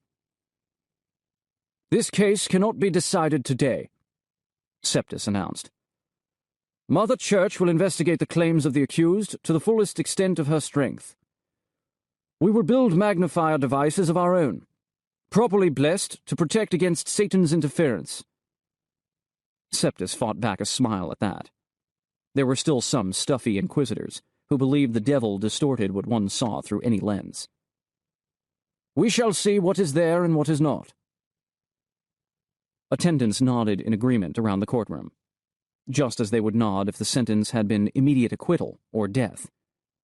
But Ben Jacob said, Your Holiness, perhaps it would be best if the court were to issue instructions that no other person build a magnification device until the Church has ruled in this matter. On the contrary, Septis replied, I think the Church should make magnifiers available to all persons who ask. Let them see for themselves. The Patriarch smiled, wondering if Ben Jacob understood. A decree suppressing magnifiers would simply encourage dissidents to build them in secret. On the other hand, providing free access to such devices would bring the curious into the Church, not drive them away. Anyway, the question would only interest the leisured class, those with time and energy to wonder about esoteric issues. The great bulk of the laity, farmers and miners and ostlers, would never hear of the offer. Even if they did, they would hardly care. Minute animalcules might be amusing curiosities, but they had nothing to do with a peasant's life. Another pause for prayer, and then Leeuwenhoek was escorted away to instruct church scholars in how to build his magnification device. The man seemed happy with the outcome. More than escaping a death sentence, he would now have the chance to show others what he'd seen. Septis had met many men like that. Grown-up children, looking for colorful shells on the beach, and touchingly grateful when someone else took an interest in their sandy little collections. As for Leeuwenhoek's original magnifier, Septis had the device brought to his chambers when the court recessed at noon. Blood was easy to come by. One sharp jab from a pin, and the patriarch had his sample to examine. Eagerly, he peered through the viewing lens, adjusting the focus in the same way as a telescope. Animalcules. How remarkable. Tiny animalcules. Countless schools of them, swimming in his own blood. What wonders God had made. Creatures of different shapes and sizes, perhaps predators and prey, like the fishes that swam in the ocean. And were there snakes? The question was almost irrelevant. And yet, very faintly, so close to invisible that it might be a trick of the eye, something as thin as a hair seemed to flit momentarily across the view. Then it was gone. 2. The origin of serpentine analogues in the blood of papist peoples. Her Britannic Majesty Anne VI rather liked the Star Chamber. True, its power had been monstrously abused at times in the past 5 centuries. Secret trials leading to secret executions of people who were probably more innocent than the monarchs sitting on the judgment seat. But even in the glorious empire, there was a place for confidential hearings. The Queen on this side of the table, one of her subjects on the other. It had the air of a private chat between friends, a time when difficulties could get sorted out, one way or another. "Well, Mr. Darwin," she said after the tea had been poured, "it seems you've stirred up quite a hornet's nest, have you not?" The fiercely bearded man across the table did not answer immediately. He laid a finger on the handle of his cup, as if to drink or not to drink was some momentous decision. Then he said, "I have simply spoken the truth, ma'am, as I see it." "Yes, but different people see different truths, don't they? And the things you say are true have upset a great many of my loyal subjects. You are aware there has been unpleasantness?" "I know about the riots, ma'am. Several times they have come uncomfortably close to me. And of course there have been threats on my life." "Indeed?" Anne lifted a tiny slice of buttered bread and took what she hoped would seem a thoughtful nibble. For some reason, she always enjoyed eating in front of the accused here in the Star Chamber. They themselves never had any appetite at all. "The threats are one reason we invited you here today. Scotland Yard is growing rather weary of protecting you, and Sir Oswald has long pondered whether your life is worth it." That got the expected reaction. Darwin's finger froze on the cup handle, the color draining away from his face. "I had not realized." His eyes narrowed. "I perceive, mum, that someone will soon make a decision on this issue." "Exactly," the Queen said. "Sir Oswald has turned to the Crown for guidance, and now we turn to you." She took another tiny bite of the bread. "It would be good of you to explain your theories, to lay out the train of reasoning that led to your unsettling public statements." "It's all laid out in my book, mum." "But your book is for scientists, not queens." Anne set down the bread and allowed herself a small sip of tea. She took her time doing so, but Darwin remained silent. "Please," she said at last. "we wish to make an informed decision." Darwin grunted, or perhaps it was a hollow chuckle of cynicism. An ill-bred sound in either case. "Very well, Your Majesty." He nodded. "It is simply a matter of history." "History is seldom simple, Mr. Darwin. But proceed." "In 1430-something, I forget the exact year, Anton Leeuwenhoek appeared before Supreme Patriarch Septis to discuss the absence of snakes in the bloodstream. You are familiar with that, mum?" "Certainly. It was the pivotal event in the schism between our church and the papists." "Just so." Anne could see Darwin itching to leap off his chair and begin prowling about the room. like a professor lecturing to a class of dull-lidded schoolboys. His strained impetuosity amused her, but she hoped he would keep his impulses in check. Pray continue, Mr. Darwin. It is common knowledge that the Patriarch's decision led to a deluge, shall we say, of people peering at their own blood through a microscope. Only the upper classes at first, but soon enough it spread to the lower levels of society too. Since the Church allowed anyone to look into a microscope without cost, I suppose it was a free source of amusement for the peasantry. An opiate for the masses, Anne offered. She rather liked the phrase. Mr. Marks had used it when he had his little visit to the Star Chamber. I suppose that must be it, Darwin agreed. At any rate, the phenomenon far outstripped anything Septis could have foreseen, and even worse for the Patriarchy, it soon divided the Church into two camps, those who claimed to see snakes in their blood, and those who did not. Mr. Darwin, we are well aware of the fundamental difference between Papists and the redeemed. Begging your pardon, Mum, but I believe the usual historical interpretation is flawed. It confuses cause and effect. How can there be confusion? Anne asked. Papists have serpents in their blood. That is apparent to any child looking into a microscope. We redeemed have no such contaminants. Again, that is simple observational fact. The obvious conclusion, Mr. Darwin, is that Christ herself marked the Papists with her curse, to show one and all the error of their ways.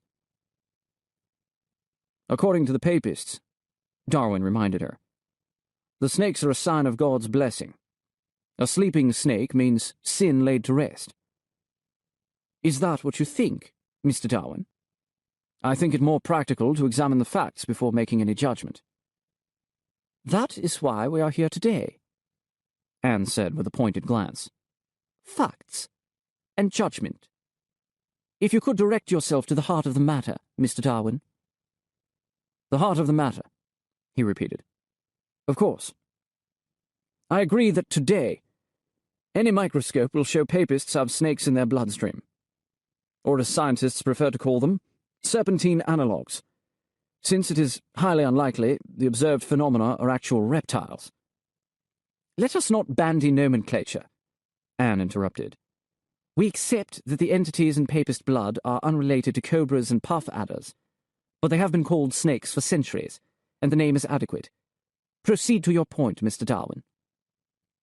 You've just made my point for me, Mum.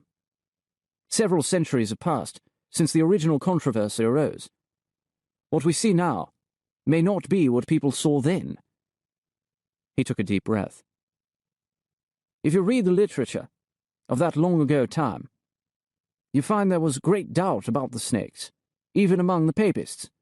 Serpentine analogues were extremely rare and difficult to discern, unlike the very obvious entities seen today. Surely that can be blamed on the equipment, Anne said. Microscopes of that day were crude contrivances compared to our fine modern instruments. That is the usual argument, Darwin nodded. But I believe there is a different explanation. Yes? My argument, Mum, is based on my observations of pigeons. Anne blinked. Pigeons, Mr. Darwin. She blinked again. The birds? She bit her lip. The filthy things that perch on statues? Not wild pigeons, Your Majesty. Domestic ones. Bred for show. For example, some centuries ago, a squire in Sussex took it into his head to breed a black pigeon from his stock of grey ones. Why ever would he want a black pigeon? That remains a mystery to me too, Mum. But the historical records are clear. He set about the task by selecting pigeons of the darkest grey he could find, and breeding them together. Over many generations their colour grew darker and darker, until today the squire's descendants boast of pigeons as black as coal. They boast of that? Incessantly. Darwin seized up a piece of bread and virtually stuffed it into his mouth. The man had apparently become so engrossed in talking, he had forgotten who sat across the table. Good, Anne thought. He would be less guarded. We understand the principles of animal husbandry, Anne said. We do not, however, see how this pertains to the Papists. For the past 5 centuries, Your Majesty, the Papists have been going through exactly the same process, as have the redeemed, for that matter. Think, Mum. In any population, there are numerous chance differences between individuals. The squire's pigeons, for example, have varying shades of grey. If some process of selection chooses to emphasize a particular trait as desirable, excluding other traits as undesirable, if you restrict darker birds to breeding with one another and prevent lighter ones from contributing to the bloodline, the selected characteristic will tend to become more pronounced with each generation. You are still talking about pigeons, Mr. Darwin. No, Mum, he said triumphantly. I'm talking about Papists and the redeemed. Let us suppose that in the times of Patriarch Septus, some people had almost imperceptible serpentine analogues in their bloodstream. A chance occurrence, just as some people may have curls in their hair, while others do not. Anne opened her mouth to say that curls were frequently not a chance occurrence at all, but she decided to remain silent. Now, Darwin continued, what happened among the people of that day? Some saw those tiny, almost invisible snakes. Others did not. Those who saw them proclaimed, "This proves the unshakable word of Mother Church." Those who saw nothing said, "The Scriptures cannot be taken literally. Believers must find the truth in their own hearts." And so the schism split the world, pitting one camp against another. Yes, Mr. Darwin, we know all that. So, Mum, you must also know what happened in the subsequent generations. The rift in belief created a similar rift in the population. Papists only married Papists. The redeemed only married the redeemed. Of course. Consequently, Darwin stressed the word, those who could see so-called snakes in their blood only married those of similar condition. Those who saw nothing married others who saw nothing. Is it any wonder that generation by generation, snakes became more and more visible in Papist blood, and less likely to be seen in the redeemed? It is simply a matter of selective breeding, Mum. The Papists are not different from us because the Virgin put her mark on them. They are different because they selected to make themselves different, to emphasize the difference. And the redeemed have no snakes in their blood for the same reason, simply a side effect of our ancestors' marital prejudice. Mr. Darwin, Anne said, aghast. Such claims! No wonder you have angered the Papists as much as your own countrymen. To suggest God's sacred sign is a mere barnyard accident. The Queen caught her breath. Sir, where is your decency? I have something better than decency, he answered in a calm voice. I have proof. Proof? How could you prove such a thing?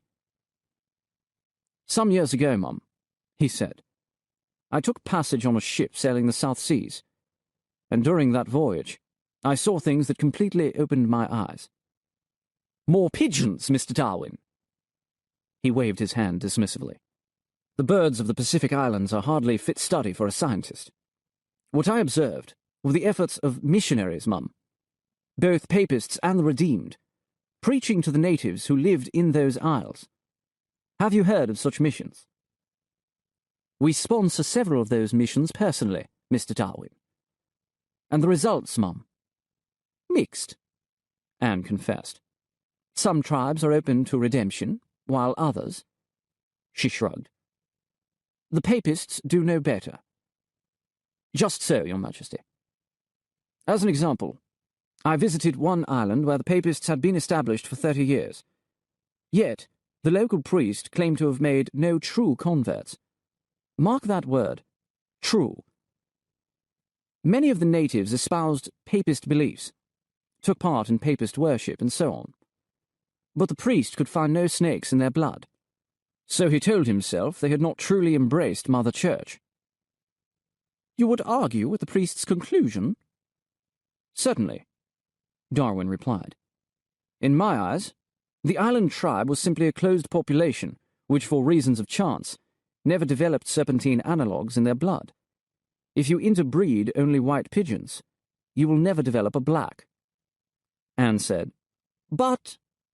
Then stopped, stone still, as the words of a recent mission report rose in her mind. We are continually frustrated in our work on this island. Although the people bow before God's altar, their blood continues to show the serpent stain of the unclean. Mr. Darwin, Anne murmured. could there possibly be islands where all the people had snakes in their blood, regardless of their beliefs? There are indeed, Mum. Darwin nodded. Almost all the island populations are isolated and homogeneous. I found some tribes with snakes, some without, no matter which missionaries ministered there. When the papists land among a people who already have analogues in their bloodstream, they soon declare they have converted the tribe and hold great celebrations. However, when they land among a people whose blood is clear, well, they can preach all they want, but they won't change the effects of generations of breeding. Usually, they just give up and move on to another island, where the people are more receptive, which is to say, where they have the right blood to begin with. Oh. Anne lowered her eyes. Darwin had been speaking about the papists, but she knew the same was true of redeemed missionaries. They tended to stay a year in one place, do a few blood tests, then move on if they could not show results, because results were exclusively measured in blood, rather than in what the people professed. If missionaries, her own missionaries, had been abandoning sincere believers because they didn't believe the conversions were true, what would God think of that? But Darwin hadn't stopped talking. Our voyage visited many islands, Your Majesty, a few of which had never received missionaries of any kind. Some of those tribes had serpentine analogues in their blood, while some did not. And each island was homogeneous. I hypothesized the potential for analogues might have been distributed evenly through humankind millennia ago, but as populations grew isolated, geographically or socially. Yes, Mr. Darwin. We see your point. Anne found she was tapping her finger on the edge of the table. She stopped herself and stood up. This matter deserves further study. We shall instruct the police to find a place where you can continue your work without disturbance from outside sources. Darwin's face fell. Would that be a jail, Mum? A comfortable place of sanctuary, she replied. You will be supplied with anything you need. Books, paper, all of that. Will I be able to publish? He asked. You will have at least one avid reader, for whatever you write. She favored him with the slightest bow of her head. You have given us much to think about. Then let me give you one more thought, Your Majesty. He took a deep breath, as if he was trying to decide if his next words would be offensive beyond the pale. Then, Anne supposed, he decided he had nothing to lose. Papists and the redeemed have been selectively breeding within their own populations for hundreds of years. There may come a time when they are too far removed from each other to be cross-fertile. Already there are rumors of an unusually high mortality rate for children with one papist parent and one redeemed. In time, millennia perhaps, but in time, if we continue with segregated breeding, I believe the two populations may split into separate species. Separate species? Of humans? It may happen, Your Majesty. At this very moment, we may be witnessing the origin of two new species. Queen Anne pursed her lips in distaste. The origin of species, Mr. Darwin? If that is a joke, we are not amused. 3. The efficacy of trisulfosamase for preventing SA incompatibility reactions in births of mixed blood parentage. The hearing was held behind closed doors. A bad sign. Julia Grant had asked some of her colleagues what to expect, and they all said, "Show trial, show trial." Senator McCarthy loved to get his name in the papers, and yet the reporters were locked out today. Just Julia and the committee. A very bad sign. Good afternoon, Dr. Grant. McCarthy said, after she had sworn to tell the truth, the whole truth, and nothing but the truth. His voice had a smarmy quality to it, an unpleasant man's attempt at charm. I suppose you know why you're here? No, Senator. Come now, Doctor, he chided, as if speaking to a 5-year-old. Surely you must know the purpose of this committee, and it therefore follows that we'd take great interest in your work. My work is medical research, she replied tightly. I have no political interests at all. She forced herself to stare McCarthy in the eye. I heal the sick. There's sickness and there's sickness, the senator shrugged. We can all understand doctors who deal with sniffles and sneezes and heart attacks. But that's not your field, is it? No, she answered. I'm a hematologist, specializing in SA compatibility problems. Could you explain that for the committee? The doctor suspected that every man on the committee, and they were all men, had already been briefed on her research. If nothing else, they read the newspapers. Still, why not humor them? All human blood, she began, is either SA positive or SA negative. SA stands for serpentine analog, McCarthy interrupted. Yes. The name comes from the outdated belief that some people have snakes in their bloodstream. McCarthy interrupted again. That's correct. Do some people have snakes in their bloodstream? McCarthy asked. Snake-like entities, another senator corrected. Probably a Democrat. Serpentine analogs are not present in anyone's bloodstream, Julia said. They don't appear until blood is exposed to air. It's a specialized clotting mechanism, triggered by an enzyme that encourages microscopic threads to form at the site of an injury. In other words, McCarthy said, SA-positive blood works differently from SA-negative, correct? In this one regard, yes. Julia nodded. Do you think SA-positive blood is better than SA-negative? It provides slightly more effective clotting at wounds. Do you admire SA-positive blood, Doctor? Julia stared at him. Mentally, she counted to 10. I am fascinated by all types of blood, she answered at last. SA-positive clots faster, which is useful to stop bleeding, but gives a slightly greater risk of stroke. Overall, I'd say the good points and the bad even out. If they didn't, evolution would soon skew the population strongly one way or the other. McCarthy folded his hands on the table in front of him. So you believe in evolution, Dr. Grant? I'm a scientist. I also believe in gravity, thermodynamics, and the universal gas equation. Not a man on the committee so much as smiled. Doctor, McCarthy said quietly. What blood type are you? She gritted her teeth. The Supreme Court ruled that no one has to answer that question. In sudden fury, McCarthy slammed his fist onto the table. Do you see the Supreme Court in here with us? Do you? Because if you do, show me those black-robed faggots and I'll boot their pope-loving asses straight out the window. He settled back in his chair. I don't think you appreciate the seriousness of your situation, Dr. Grant. What situation? She demanded. I'm a medical researcher. And you've developed a new drug, haven't you? McCarthy snapped. A new drug that you want to set loose on the public. I wonder if the person who invented heroin called herself a medical researcher, too. Mr. McCarthy, trisulfosamase is not a narcotic.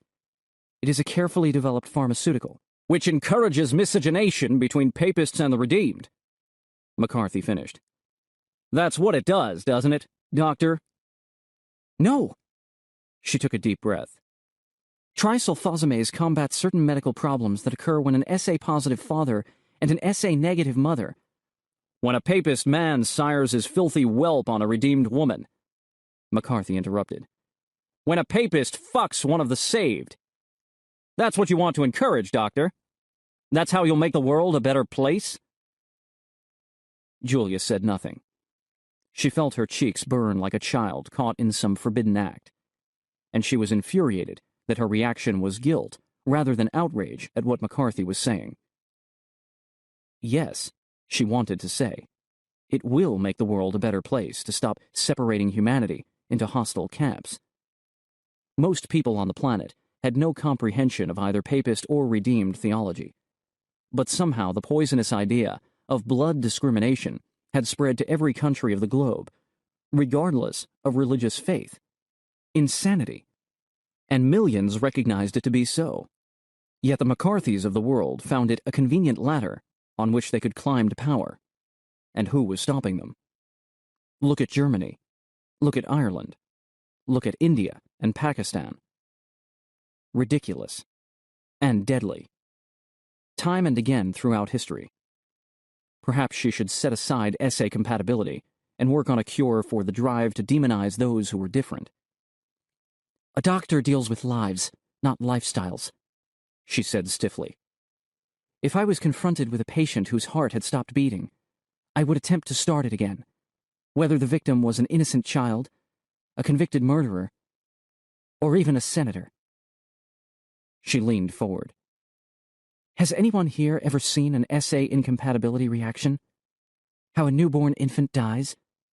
How the mother goes into spasm and usually dies too? Real people, gentlemen. Real screams of pain. Only a monster could witness such things and still rant about ideology. A few committee members had the grace to look uncomfortable, turning away from her gaze. But McCarthy was not one of them. You think this is all just ideology, Doctor?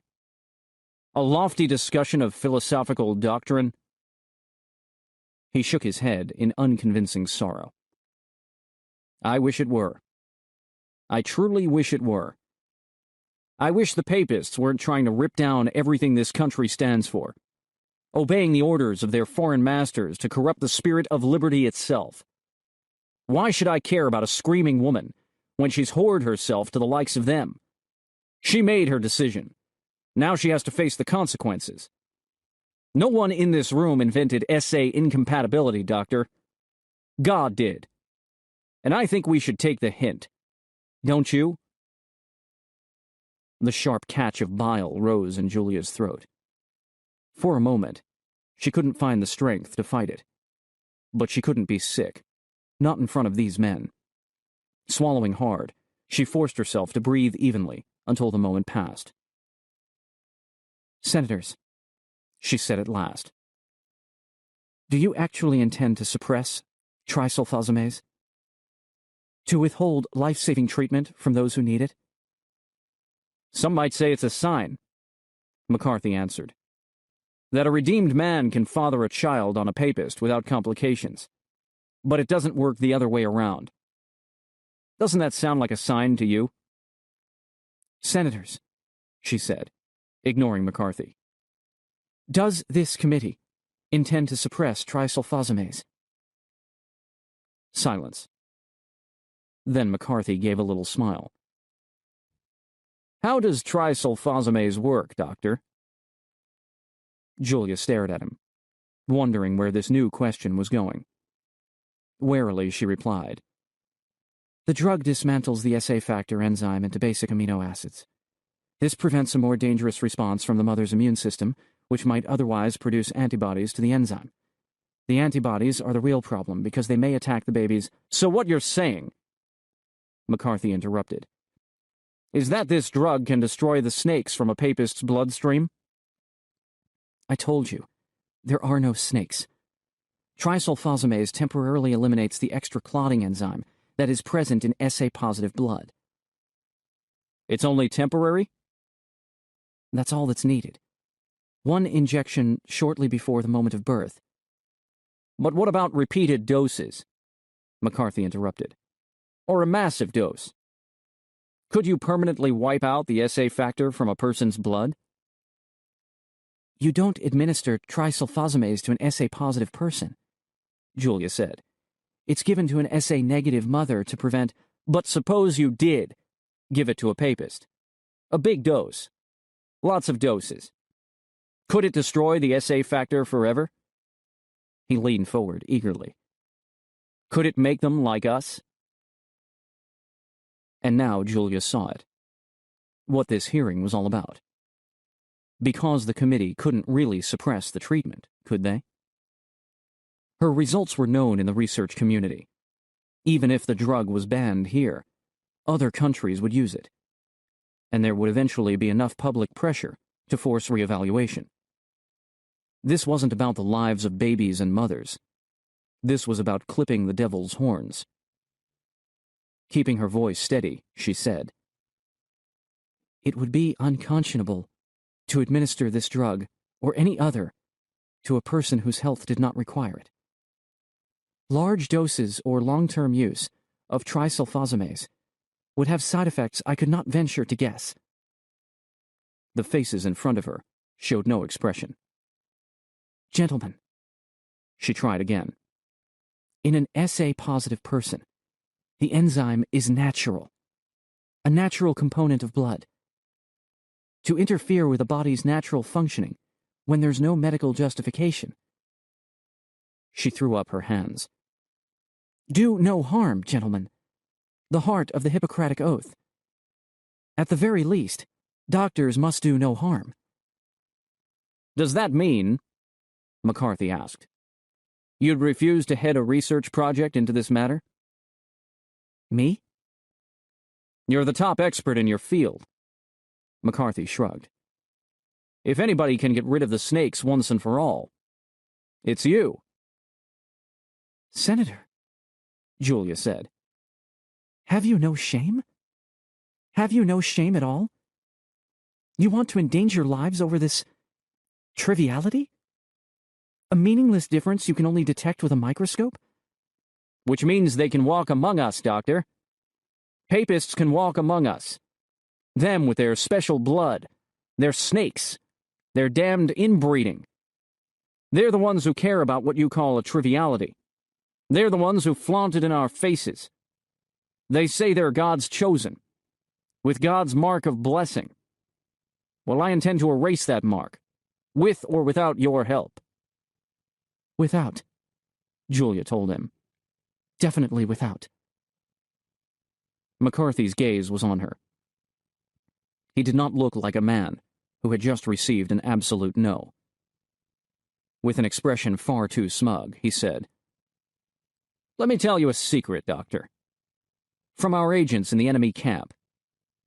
Even as we speak, the Papists are planning to contaminate our water supply with their damned SA enzyme.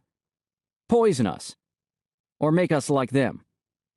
One way or the other. We need your drug to fight that pollution. To remove the enzyme from our blood before it can destroy us. What about that, Dr. Grant? Will your precious medical ethics let you work on a treatment to keep us safe from their damned papist toxins?" Julia grimaced. "You know nothing about the human metabolism. People couldn't catch the SA factor from drinking water. The enzyme would just break down in your stomach acid. I suppose it might be possible to produce a methylated version that would eventually work its way into the bloodstream." She stopped herself. "Anyway, I can't believe the Papists would be so insane as to—" "Right now," McCarthy interrupted. "Sitting in a committee room of some Papist hideaway, there are a group of men who are just as crazy as we are. Believe that, Doctor. Whatever we are willing to do to them, they are willing to do to us. The only question is who'll do it first." McCarthy settled back and cradled his hands on his stomach.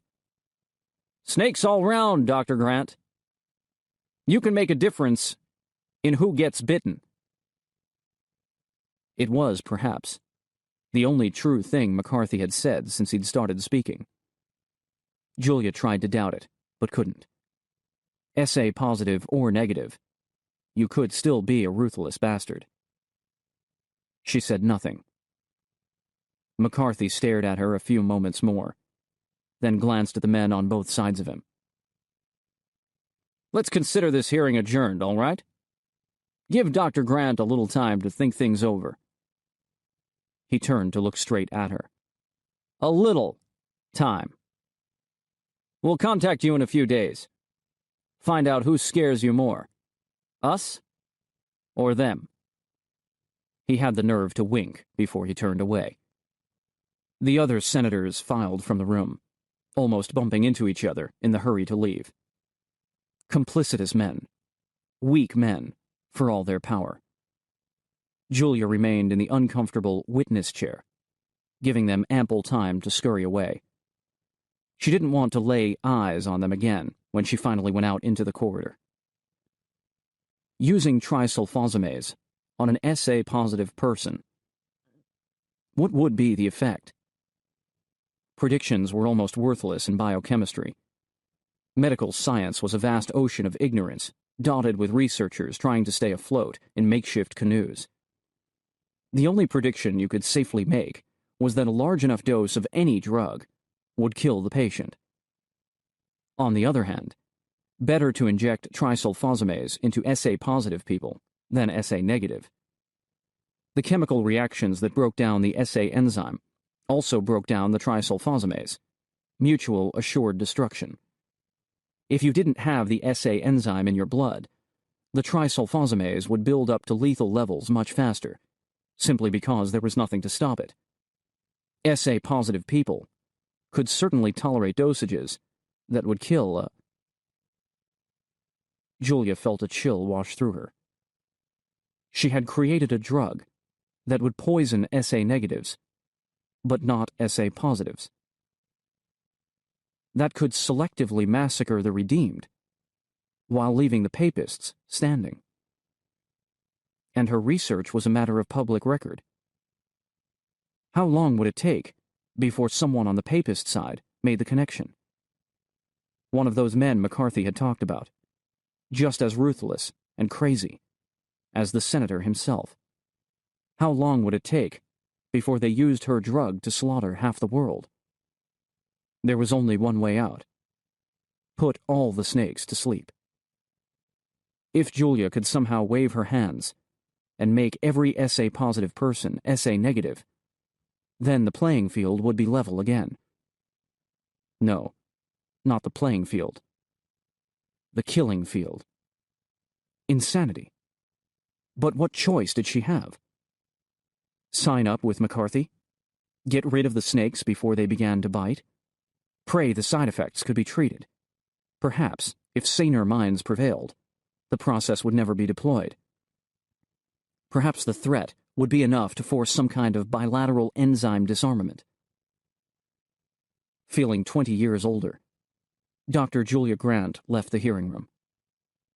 The corridor was empty.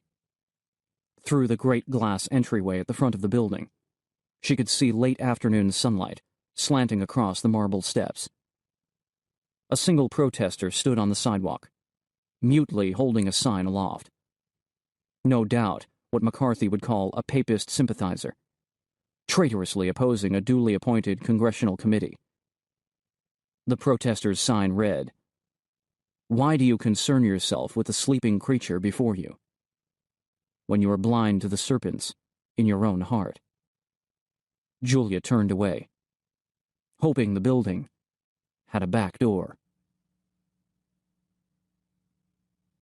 Sense of wonder. After school, 4:30 p.m. Nicholas, how about the collision of two Dyson spheres? Brendan, boring. Two sentient Dyson spheres. How can a Dyson sphere be sentient? It's just like a shell with a sun inside. Both spheres are made of nanotech, you know? Little microscopic robots, and they're all linked into big hive minds. So the spheres are big computers? Hive minds, because each nanite is sentient on its own. Each one is way smarter than humans to begin with. If they're so smart, why are the spheres colliding? They should just change course. Because one sphere is made of matter, and the other's antimatter. A big antimatter Dyson sphere, the size of a whole solar system, right? And it's getting pulled toward the normal matter one because opposites attract. You mean like you and Ashley McGregor? I am not attracted to... The only reason I even talk to her is just she lives 2 houses down from me. Suppose the Dyson spheres are getting together to make out. What? You're the one who said they're sentient, and they're like, billion-year-old virgins. Yeah, right. Virgins. Stupid old virgins. Wait a second. If they're both spheres, and they want to get it on, doesn't that make them gay? One is matter and the other is antimatter. Doesn't make a difference. They're both spheres. Oh. Yeah. I see your point. Now, if one was a ring world... Right. Then, the sphere could go right through the ring world. Kind of back and forth. In and out? Yeah. Except, doesn't a ring world have a sun? Oh, right. Ring worlds have a sun in the middle. So when the Dyson sphere tries to, slide through the ring, it gets kind of scorched. What can I say? Love hurts. Is that what Ashley tells you? Look, I just walk home with her sometimes, okay? We live so close together.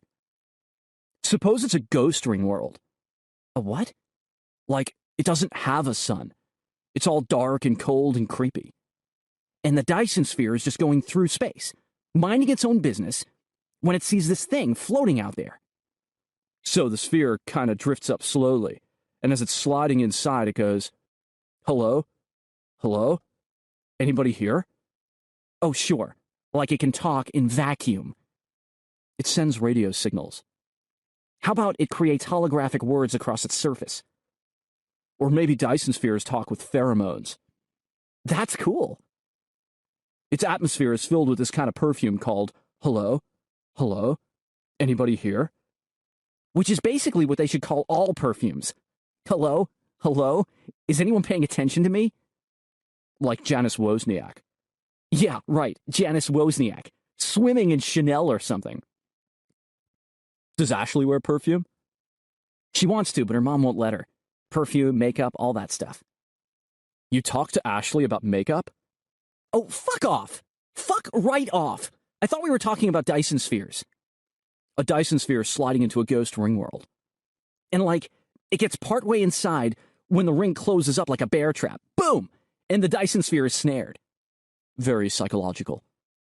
It's not psychological, it's... Okay, the ring doesn't close like a bear trap.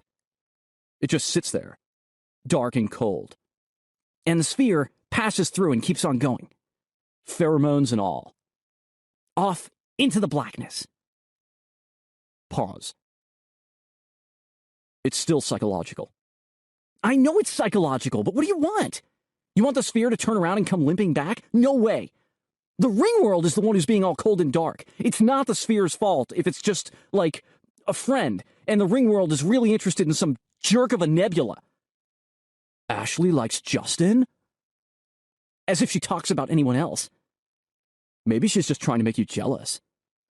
She could wish. Just wait till you and I are rich, famous writers. We'll be making millions on the bestseller list. And she'll be with Justin. Kind of its own punishment. So the Dyson sphere couldn't care less about the ring world. It doesn't want to get anywhere near the ring world. The sphere just sits back and laughs, while the ring world gets sucked into a huge black hole. Nah. Black holes are way too psychological. You're right. How about the sphere goes in and out through the ring world, but it doesn't mean anything? Oh, sure. That isn't creepy. The ring world isn't seriously bad. It's just looking for sun in all the wrong places. So it might smarten up someday? How should I know? I can't even tell what would be a happy ending, okay? Because on the one hand, it's so stupid to care, when it means getting all involved in ring world stuff. Who wants that? But on the other hand, ring worlds are really, really pretty. Yeah. How about this? What's really going on is there are these two gods, right? And all this stuff with the ring world and the Dyson sphere, it turns out what's really happening is the gods are just playing basketball. Ooh, nice twist. Cosmic hoops. Perfect solution. My driveway or yours? Mine. Ashley might walk by. This has been an Audible Inc. production of Gravity Wells, Speculative Fiction Stories, written by James Allen Gardner, narrated by P.J. Oakland and Marisol Ramirez. Producer, Mike Charzik. Copyright 2005 by James Allen Gardner. Production copyright 2012 by Audible Inc.